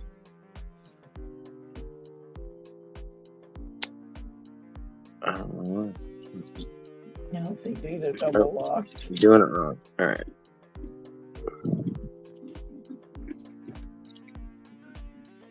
Or maybe the tolerance on this side. And that's the other crazy thing is, how tolerances are different. Where the friggin' keys at? You know how that tolerance can be different between two locks of the same lock. Yes, it's the same on handcuffs, and you have one lock on each side of the handcuff. So I have the challenge cuffs. Where it's at? The challenge cuffs that we're working with. Like one side of this is super hard to shim, very tight to pick. The other side is kind of, just like a regular pair of cuffs. And they're on the same stupid pair of cuffs. It's mind-boggling that, you know what I mean? Like, one's harder than the other. Oh, yeah. It's like this one. This set is like that. The one side is, when you click it, you can actually miss it and fall off of it when you're trying to click the opening thing, whatever it is. That's why I keep clicking off of it. It's not the same for some reason. So I click it and then I bounce off of it. Well, it's like there's like where it sits can be like, a half a millimeter difference from one cuff to the other. Like they're the ability to micro reproduce these things. So there's different, like that little bit of difference matters. When you're trying to get in there. This one's not moving. It keeps going one click at a time. It will not just hold it open. It's like holding it. It slides off. So you only get basically one click at a time out of it. It's annoying AF. And that happens a lot where you kick it and it clicks, halfway out, and then you kick another couple clicks, and then you get down to that last click or two, and you're like, come on. It's super annoying. I'm supposed to be out by now. Yeah. There's what it's supposed to do, dude. It's just supposed to, you take the pick, you put it in like pick side up like this into here, and then it basically rotates. You rotate it, and it hits that spot just like where the key would hit it. It's pretty wild. Depending on the pair of cuffs and the angle of the pick, though, is whether you want here's what I'll say. Like, here's the keyway. There's the slot up top. So I need to go around this way to release it. So there's ways I can go in where the curve of the pick is up, or there's ways I can go in where the curve of the pick is down. Generally on the double locks, you kind of want to curve up to scoop around to kick the double lock. But depending on the pick you have and what you're doing, you want to do either a pick up or a curve up or a curve down. I like for picking, I like curve down, but I wrench my picks a lot more by doing that. Yeah. I can't remember where this is at. That's the one thing I should practice these every day. I literally forget these every time I set them down. I completely forget where the things are at to pick them. And that's not good. I should be practicing this all the time, so I should just know. It is. I mean, like it is. It's like anything else, you know. As long as you put good sessions into practicing, it's okay to have like time in between. But as long as you get back to it, and then Yeah, like because I forget already. So like we'll try the Can't ball. be back here. Got to be right here. And that's the nice thing about using like a ball pick, if it fits, is you have a front scoop and a back scoop. So you can attack it from the front. If you miss, you can drag around the back. Oop. Oh, I got a key around my neck. You think it? Oh, no, that's why, because it's all the way in the back. Oh, tricky. All right. Hold that other one's getting in the way. Tricky. Wow, that's really far back there. That's ignorant. Someone say a key around the neck. There it is. Yeah, I have my key around my necklace. No, good. I do generally when I'm doing escapes. I have a lanyard with all the keys, different security keys, different specialty keys, multiple keys. But I also have multiple lanyards full of keys because I have a lot of keys at this point. I love that. I should do that on my lanyard. Actually got a nice lanyard from Lockjaw when I bought my mat. He sent me a really cool lanyard. Okay, wait. You said the word Lockjaw, so I wasn't going to bring it up. Very cool lanyard with the teethies on them. So I got my keys on there with I still have my little pinning mat and my co-work companion.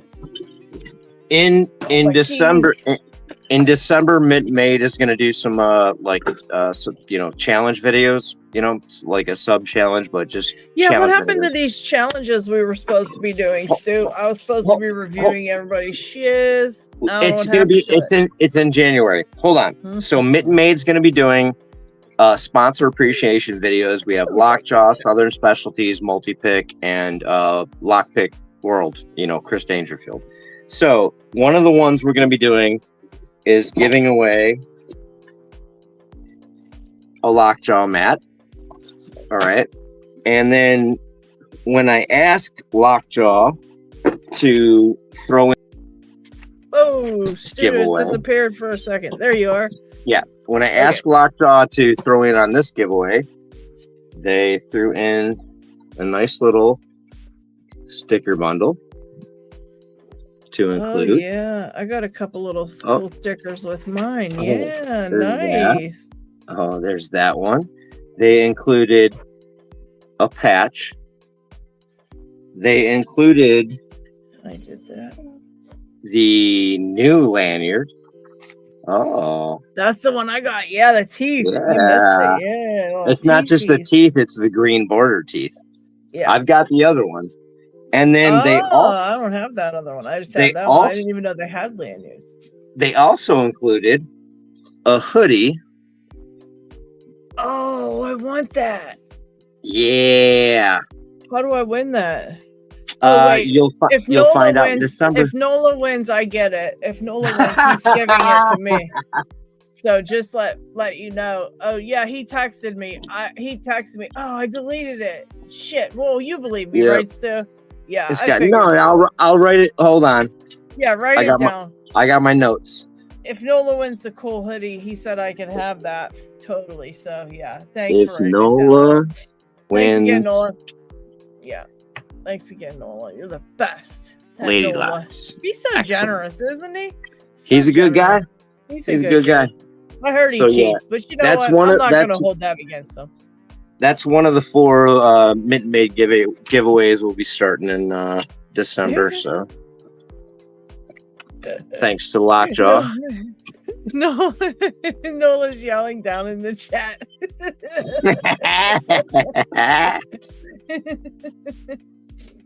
We keep donating his giveaways. Marker icon on that upper. Although left. Nola will be running one of the giveaways we're doing, so he'll be launching the video for that. Lockpicking Hippie will be doing the video for the Lockjaw one, launching that. Ryan Wilson's cracking me up in the chat. He says, I can build a house, but design isn't my forte. That's why I married an interior designer. Don't ever do that, by the way. I can't tell you how many lights I've had in my bedroom. She keeps coming home with new ones for me to install. Ryan, that's funny. That sounds like something I would do. This one's cool now. I want this one instead. That would be annoying, but I would totally do it. Oh, Hey. Nola said he's not participating in the actual giveaway. What? Just to cut you out of the prize. That's what he's doing. It's just to lady lock block you. Nola, you are not lock blocking me right now. I can't believe you. So Nola's a lock blocker. My God. I didn't think I suspected, but I didn't want to say. I never even suspected. That just came out of left field. I'm shocked. Wow. Nola. Man, I'll tell you. Yeah, lock blocker indeed. That'll have to be our next hashtag. I'll have to write that That's down. right. Hey, Nola, just out of pure fairness, Nola, sometime in the future, I'm going to choose someone else's win to donate to you. They will be just as mad. Nola gets 5 entries now just for that. He automatically just gets 5 entries just for that. For the one you win? Is that what you're saying? yeah, for that one. Just put him in 5 entries for that one. Let's pad the stats. Yeah, no, yeah, no, yeah. 100%. 100%. Yavo, I got that from Amazon. It was actually a $30 one though. I was gonna get a cheaper one, but I thought this one's pretty cool because it's bright pink, and it actually goes 3 times brighter, or 2 times brighter than that. And it's so bright, I can't even put it on the brightest setting because it completely just destroys the light in my room. This whole room becomes like I'm in hell. It's like totally pink in here. Are those blue towers the flaming light wall light tower things that I was asking you about before?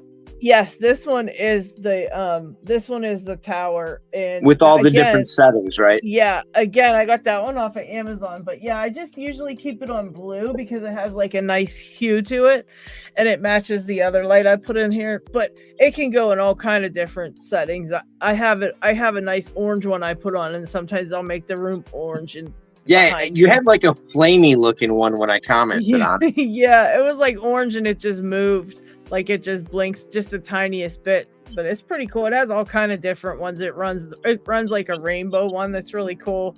There's all kind of cool stuff it does.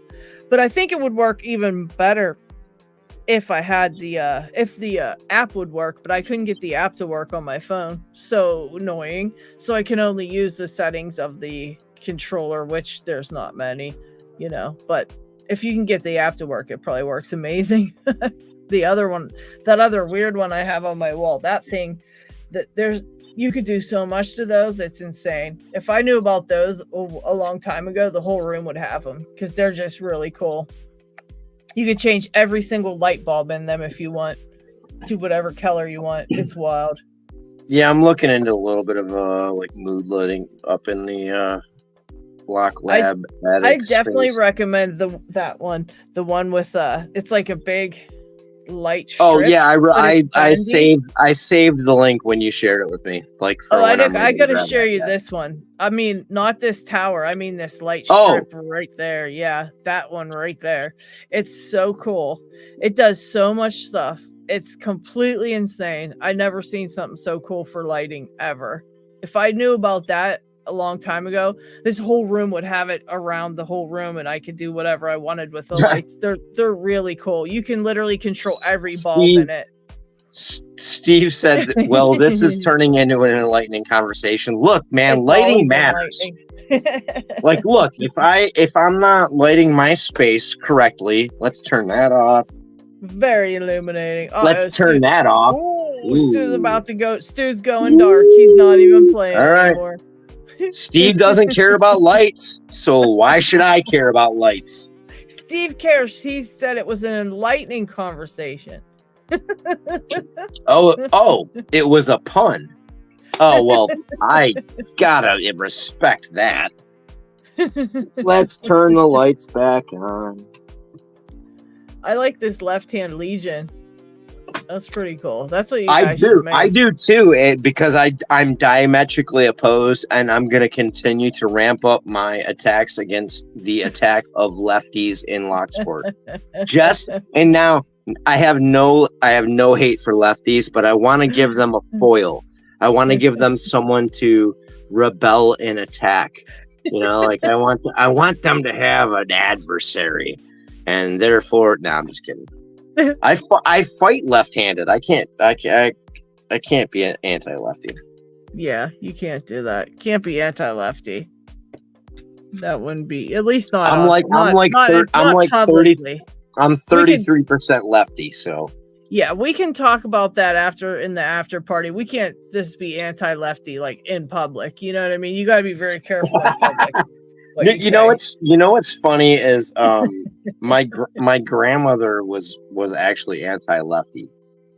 Like one of the last like conversations I had with her before she passed was like she lost her shit about left-handed people, and I was so confused. Yeah, I was like I don't know what's going on right now. I was like, did your brain kick, or like I don't know. Oh god. So Paracentric wants to know, what about part-time lefty pickers? Because of course, Paracentric has to just every once in a while he gets too bored of regular picking. So he busts out his left hand and picks challenge locks left-handed and all kind of other shit. Like he could do it righty. I am a part-time lefty because I do try to pick some locks left-handed and rake locks left-handed. So I do try to increase the skill of my left hand. And when I'm progressively pinning a lock, I generally pick with my left hand through 2, 3, 4 pins or whatever. And if I can't get past that, that's fine. But I do try to improve the skill of my left hand. So part-time lefties are just part-time devils, I guess. Yeah, is all part-time. Yeah. Locked it says, did you just say you wanted to be a dadversary? An adversary. and he said his mom still thinks it's rude if you use your left hand for anything. So I guess that's like old school, because they don't, they used to think that was bad. Like way back in the day, they used to think that people that were left-handed were like evil. They would like put them in like the evil thing. They'd be like, they're evil. They're from the devil. People back in the day were like, absolutely nuts. I'm going to tell you, my grandmother was, she was a very, like, for the time and everything, like, she was a very, she's a very liberal-minded person, and to find this just incredible prejudice against lefties, like, it was like, what the hell just happened? Like, she was mad. Like, it was an angry conversation. She thought you should force all lefties to be right-handed people.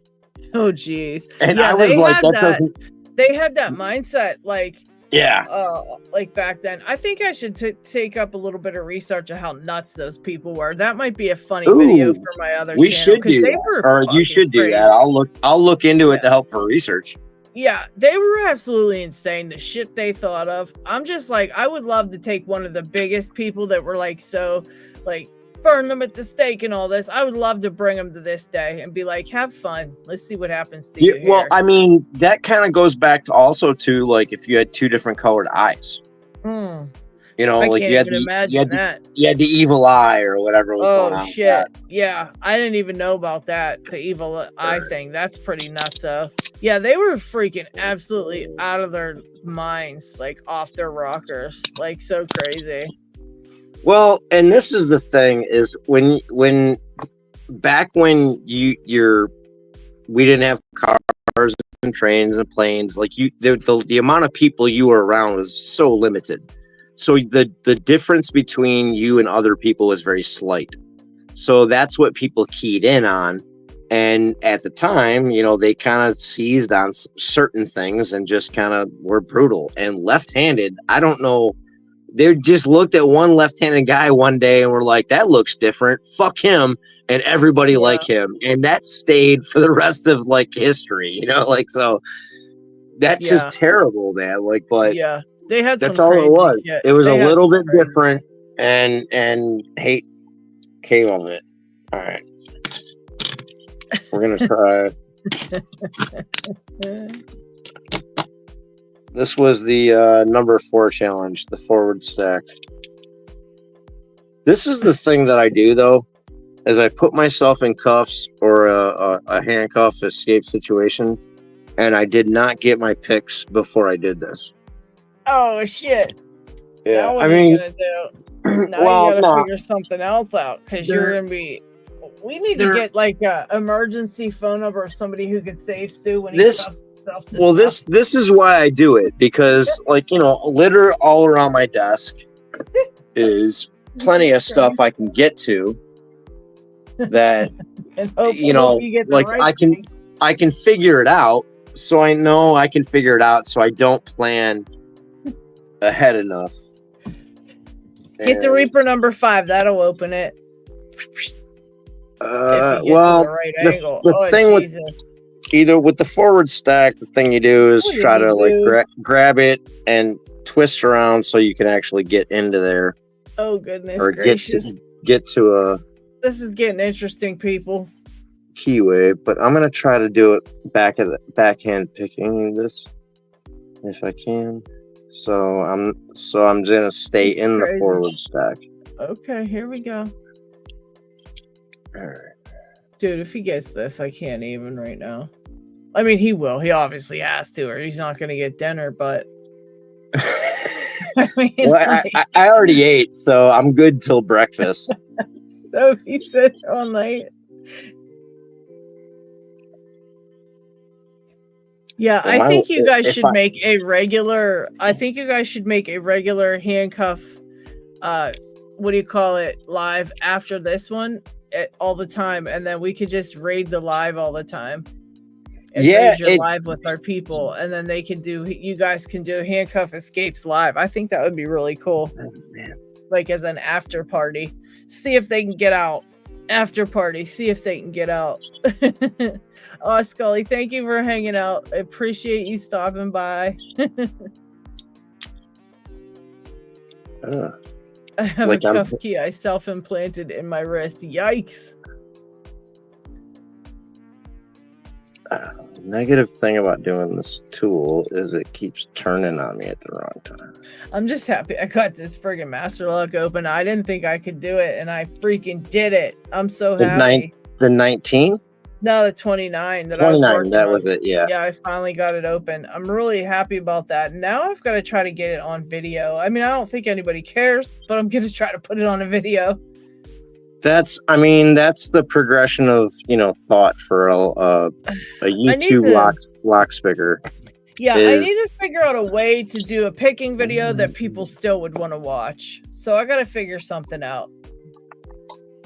Well, I mean, you do a good job, like a really good job with editing things into an entertaining and, you know, watchable format for people that aren't pretty fun with it, because I know it can get like tedious when you're trying to watch videos and everything. So I try to make it a little bit fun, but it's hard to do that on a picking video because you're just picking a lock, and there's really, I mean, I could be instructive as I want all day long, but the only people who need those instructions are not you guys, you know? Right. So it kind of like, it's not, I can't make a video that's for Locksport that's for everybody, because everybody in Locksport needs a different thing to look at, needs a different video to see.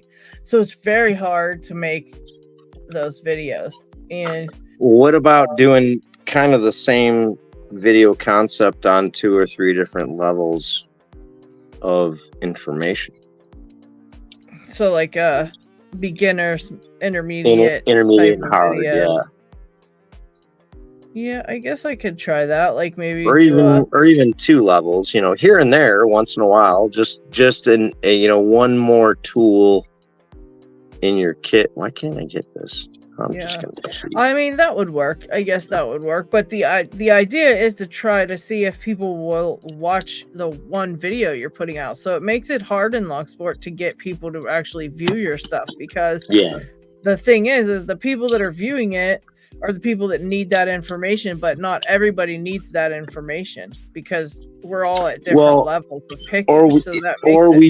We don't all need it at the same time. Yeah. And so sometimes it's nice to have it sitting in the archives for people to go back and look at, but I mean, our stuff gets viewed constantly. I have my very beginner videos. People are still watching because it's on a certain lock that they're working on, and this, that, the next. But, you know, I mean, honestly, you want to get the most views that you can for each of your videos. So that's what makes it hard to do in Locksport. Well, that's why none of us get very good views on our videos, because one thing I'm presenting to people, especially with shorts, but even with videos, is we have a tendency to think, well, I already made that video, so I'm not going to do it again. Well, no, you got to make new ones. Yeah, did you make it? Did you make it 6 months ago, a year ago?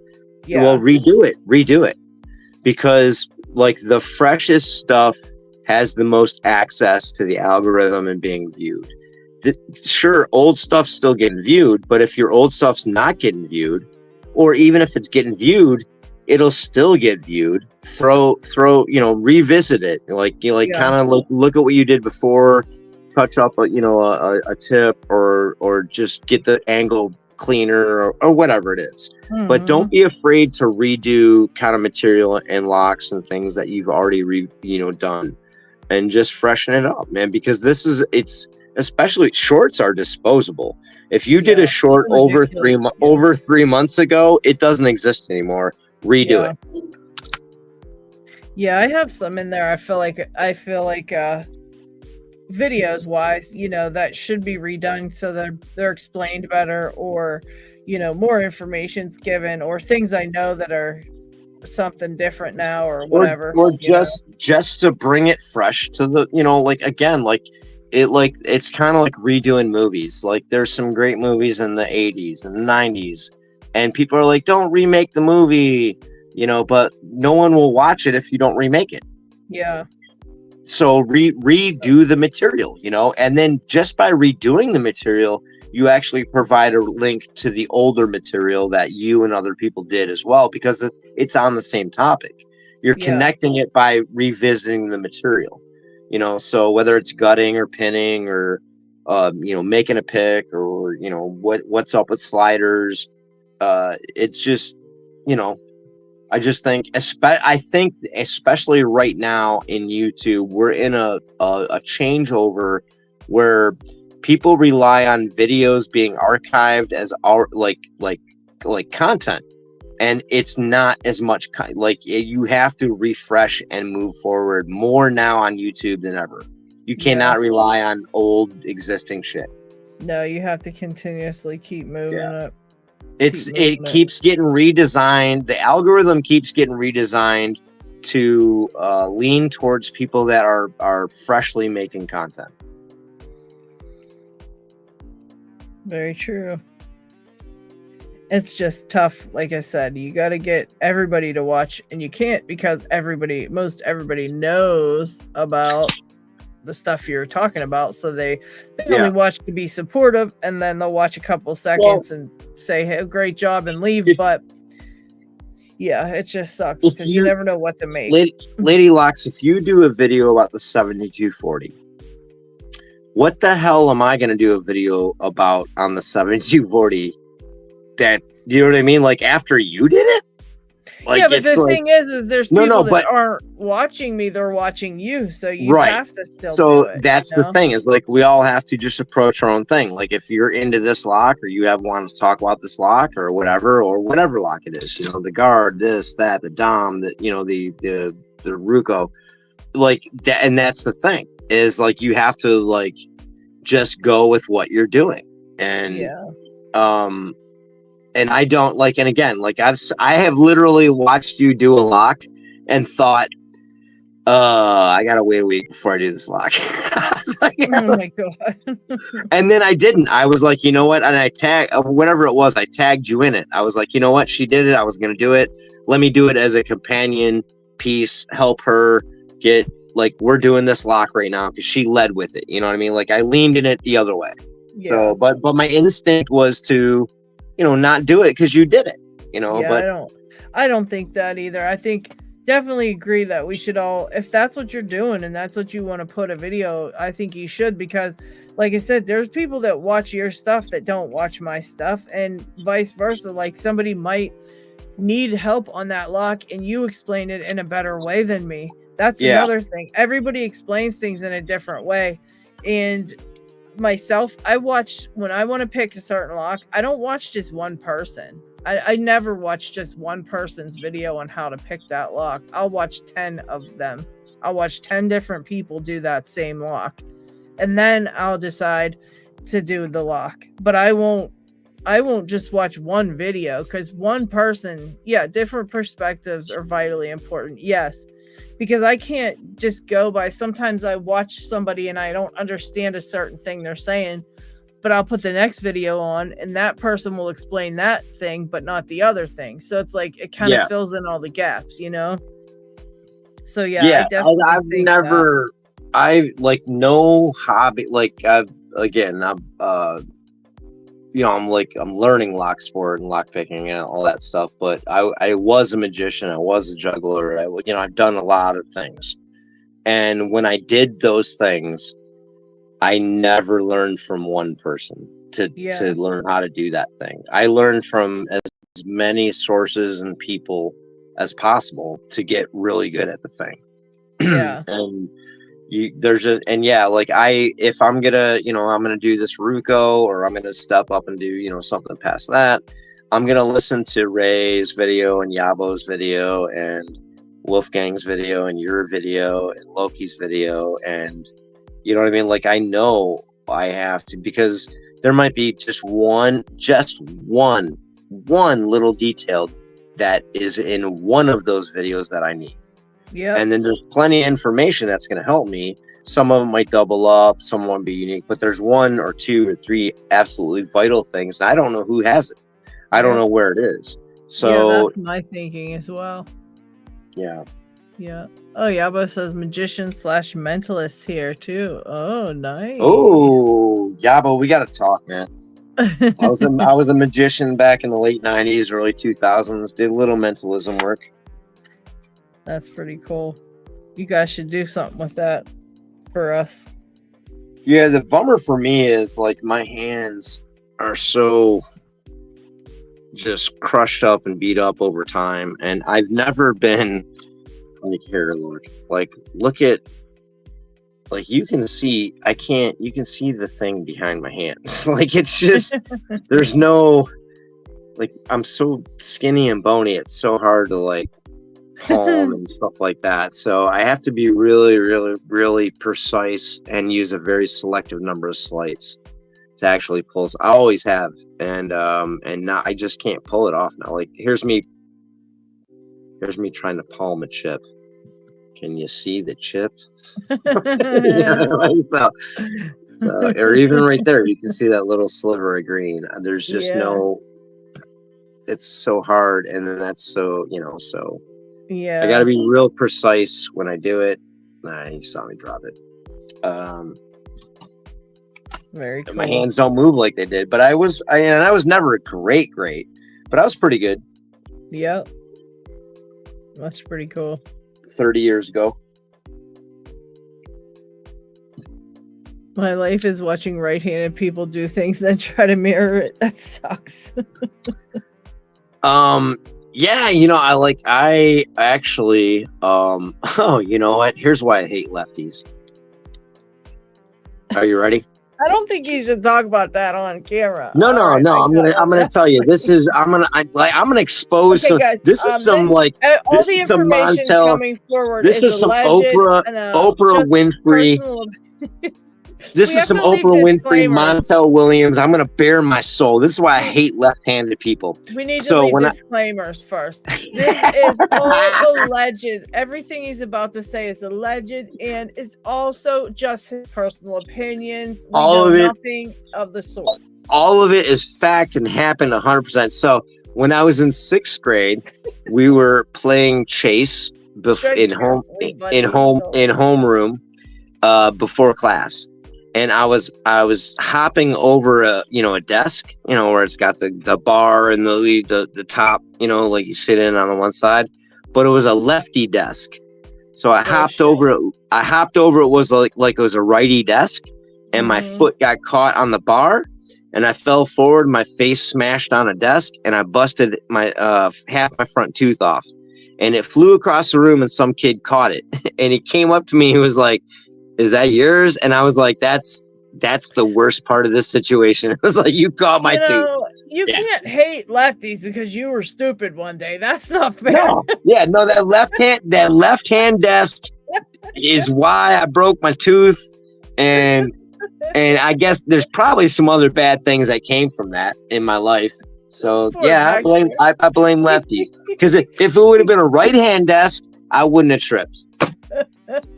Potential said, "Oh my God, my life for a lefty desk when I was in school." I know.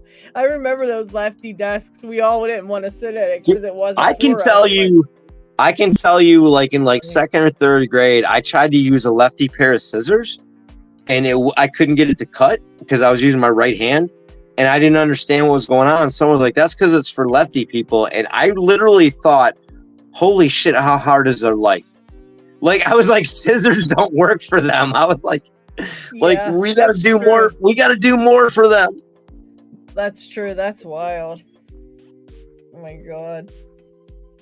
Well, I've about had it for the day. I'm going to put my picks away, and I had a great time this stream. I thank you all for hanging out. Stu, thank you for coming on with us. It's been so long since I've done a live with Stu. He's always working, and that's why I was like, you know what, man, I miss hanging out with you. I had to get done what I had to get done so I could jump on and just linger, and I miss you. So I want to hang out with you. I had a great time. Thank you so much for hanging out. Isamu Sushi said this was a great time. He listened in the background, even though when he couldn't text or anything. We appreciate you hanging out, listening in. I'm gonna cut that first part where we had all that Medeco goodies, and I'll put that up on a video for you guys. So if you want to check it out at a later time, you'll have just the Medecos and not the 5 hours of us being crazy. The fun part. Yeah.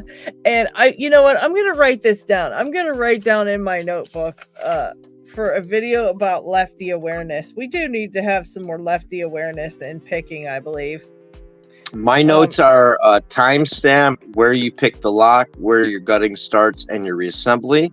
The twist flex tension set to send the lady locks, and if NOLA wins anything, send it to lady locks. Those are my notes for the night.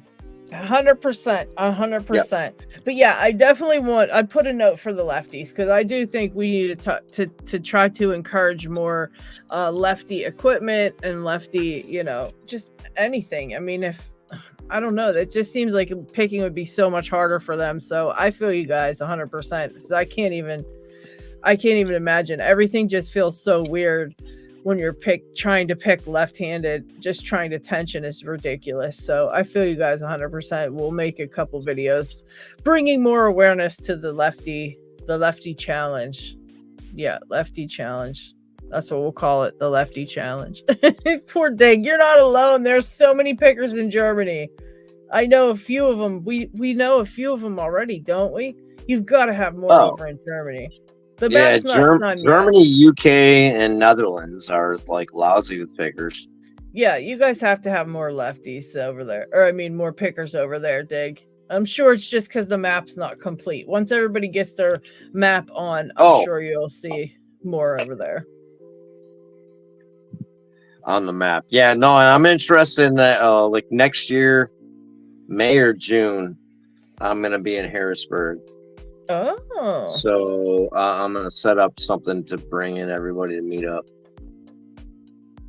Yeah, that'd be awesome. Me and Ray and Not Too Dead, and I'm gonna talk to my boys at Tool and stuff. So we're gonna just do a little loose meet. We'll have some fun. But That might yeah, be cool. Yeah. we're gonna get that going. Yeah. All right, all 17 lefties. Is that how many there is, Lock Squash? Wow. Nola, the link to the map. Hang on, let me put it in chat one last time. I got that from Jeff and things. There we go. I'll put the link to that in chat one more time for you guys so you can grab it real quick before we head out. Okay, 17 lefties. All right. So far there's 17. All right. We need to do like a lefties I need to do like a big lefty shout out or something.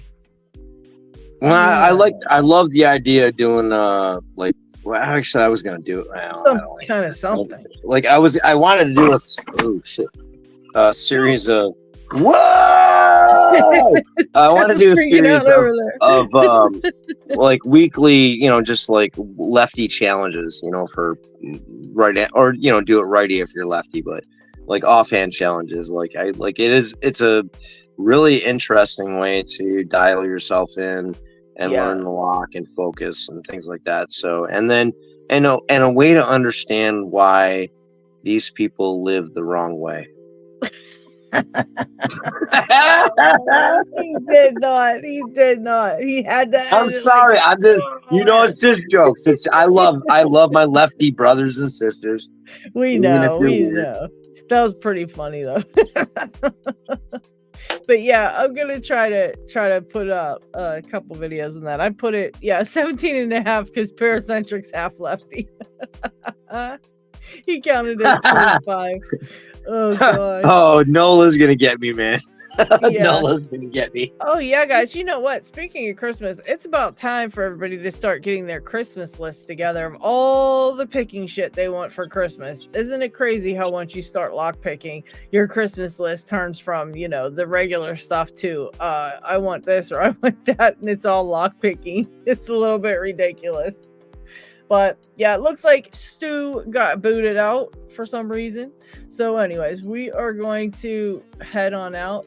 Thank you guys all for hanging out with us. Yeah. Someone draw on the map? What? Oh my gosh.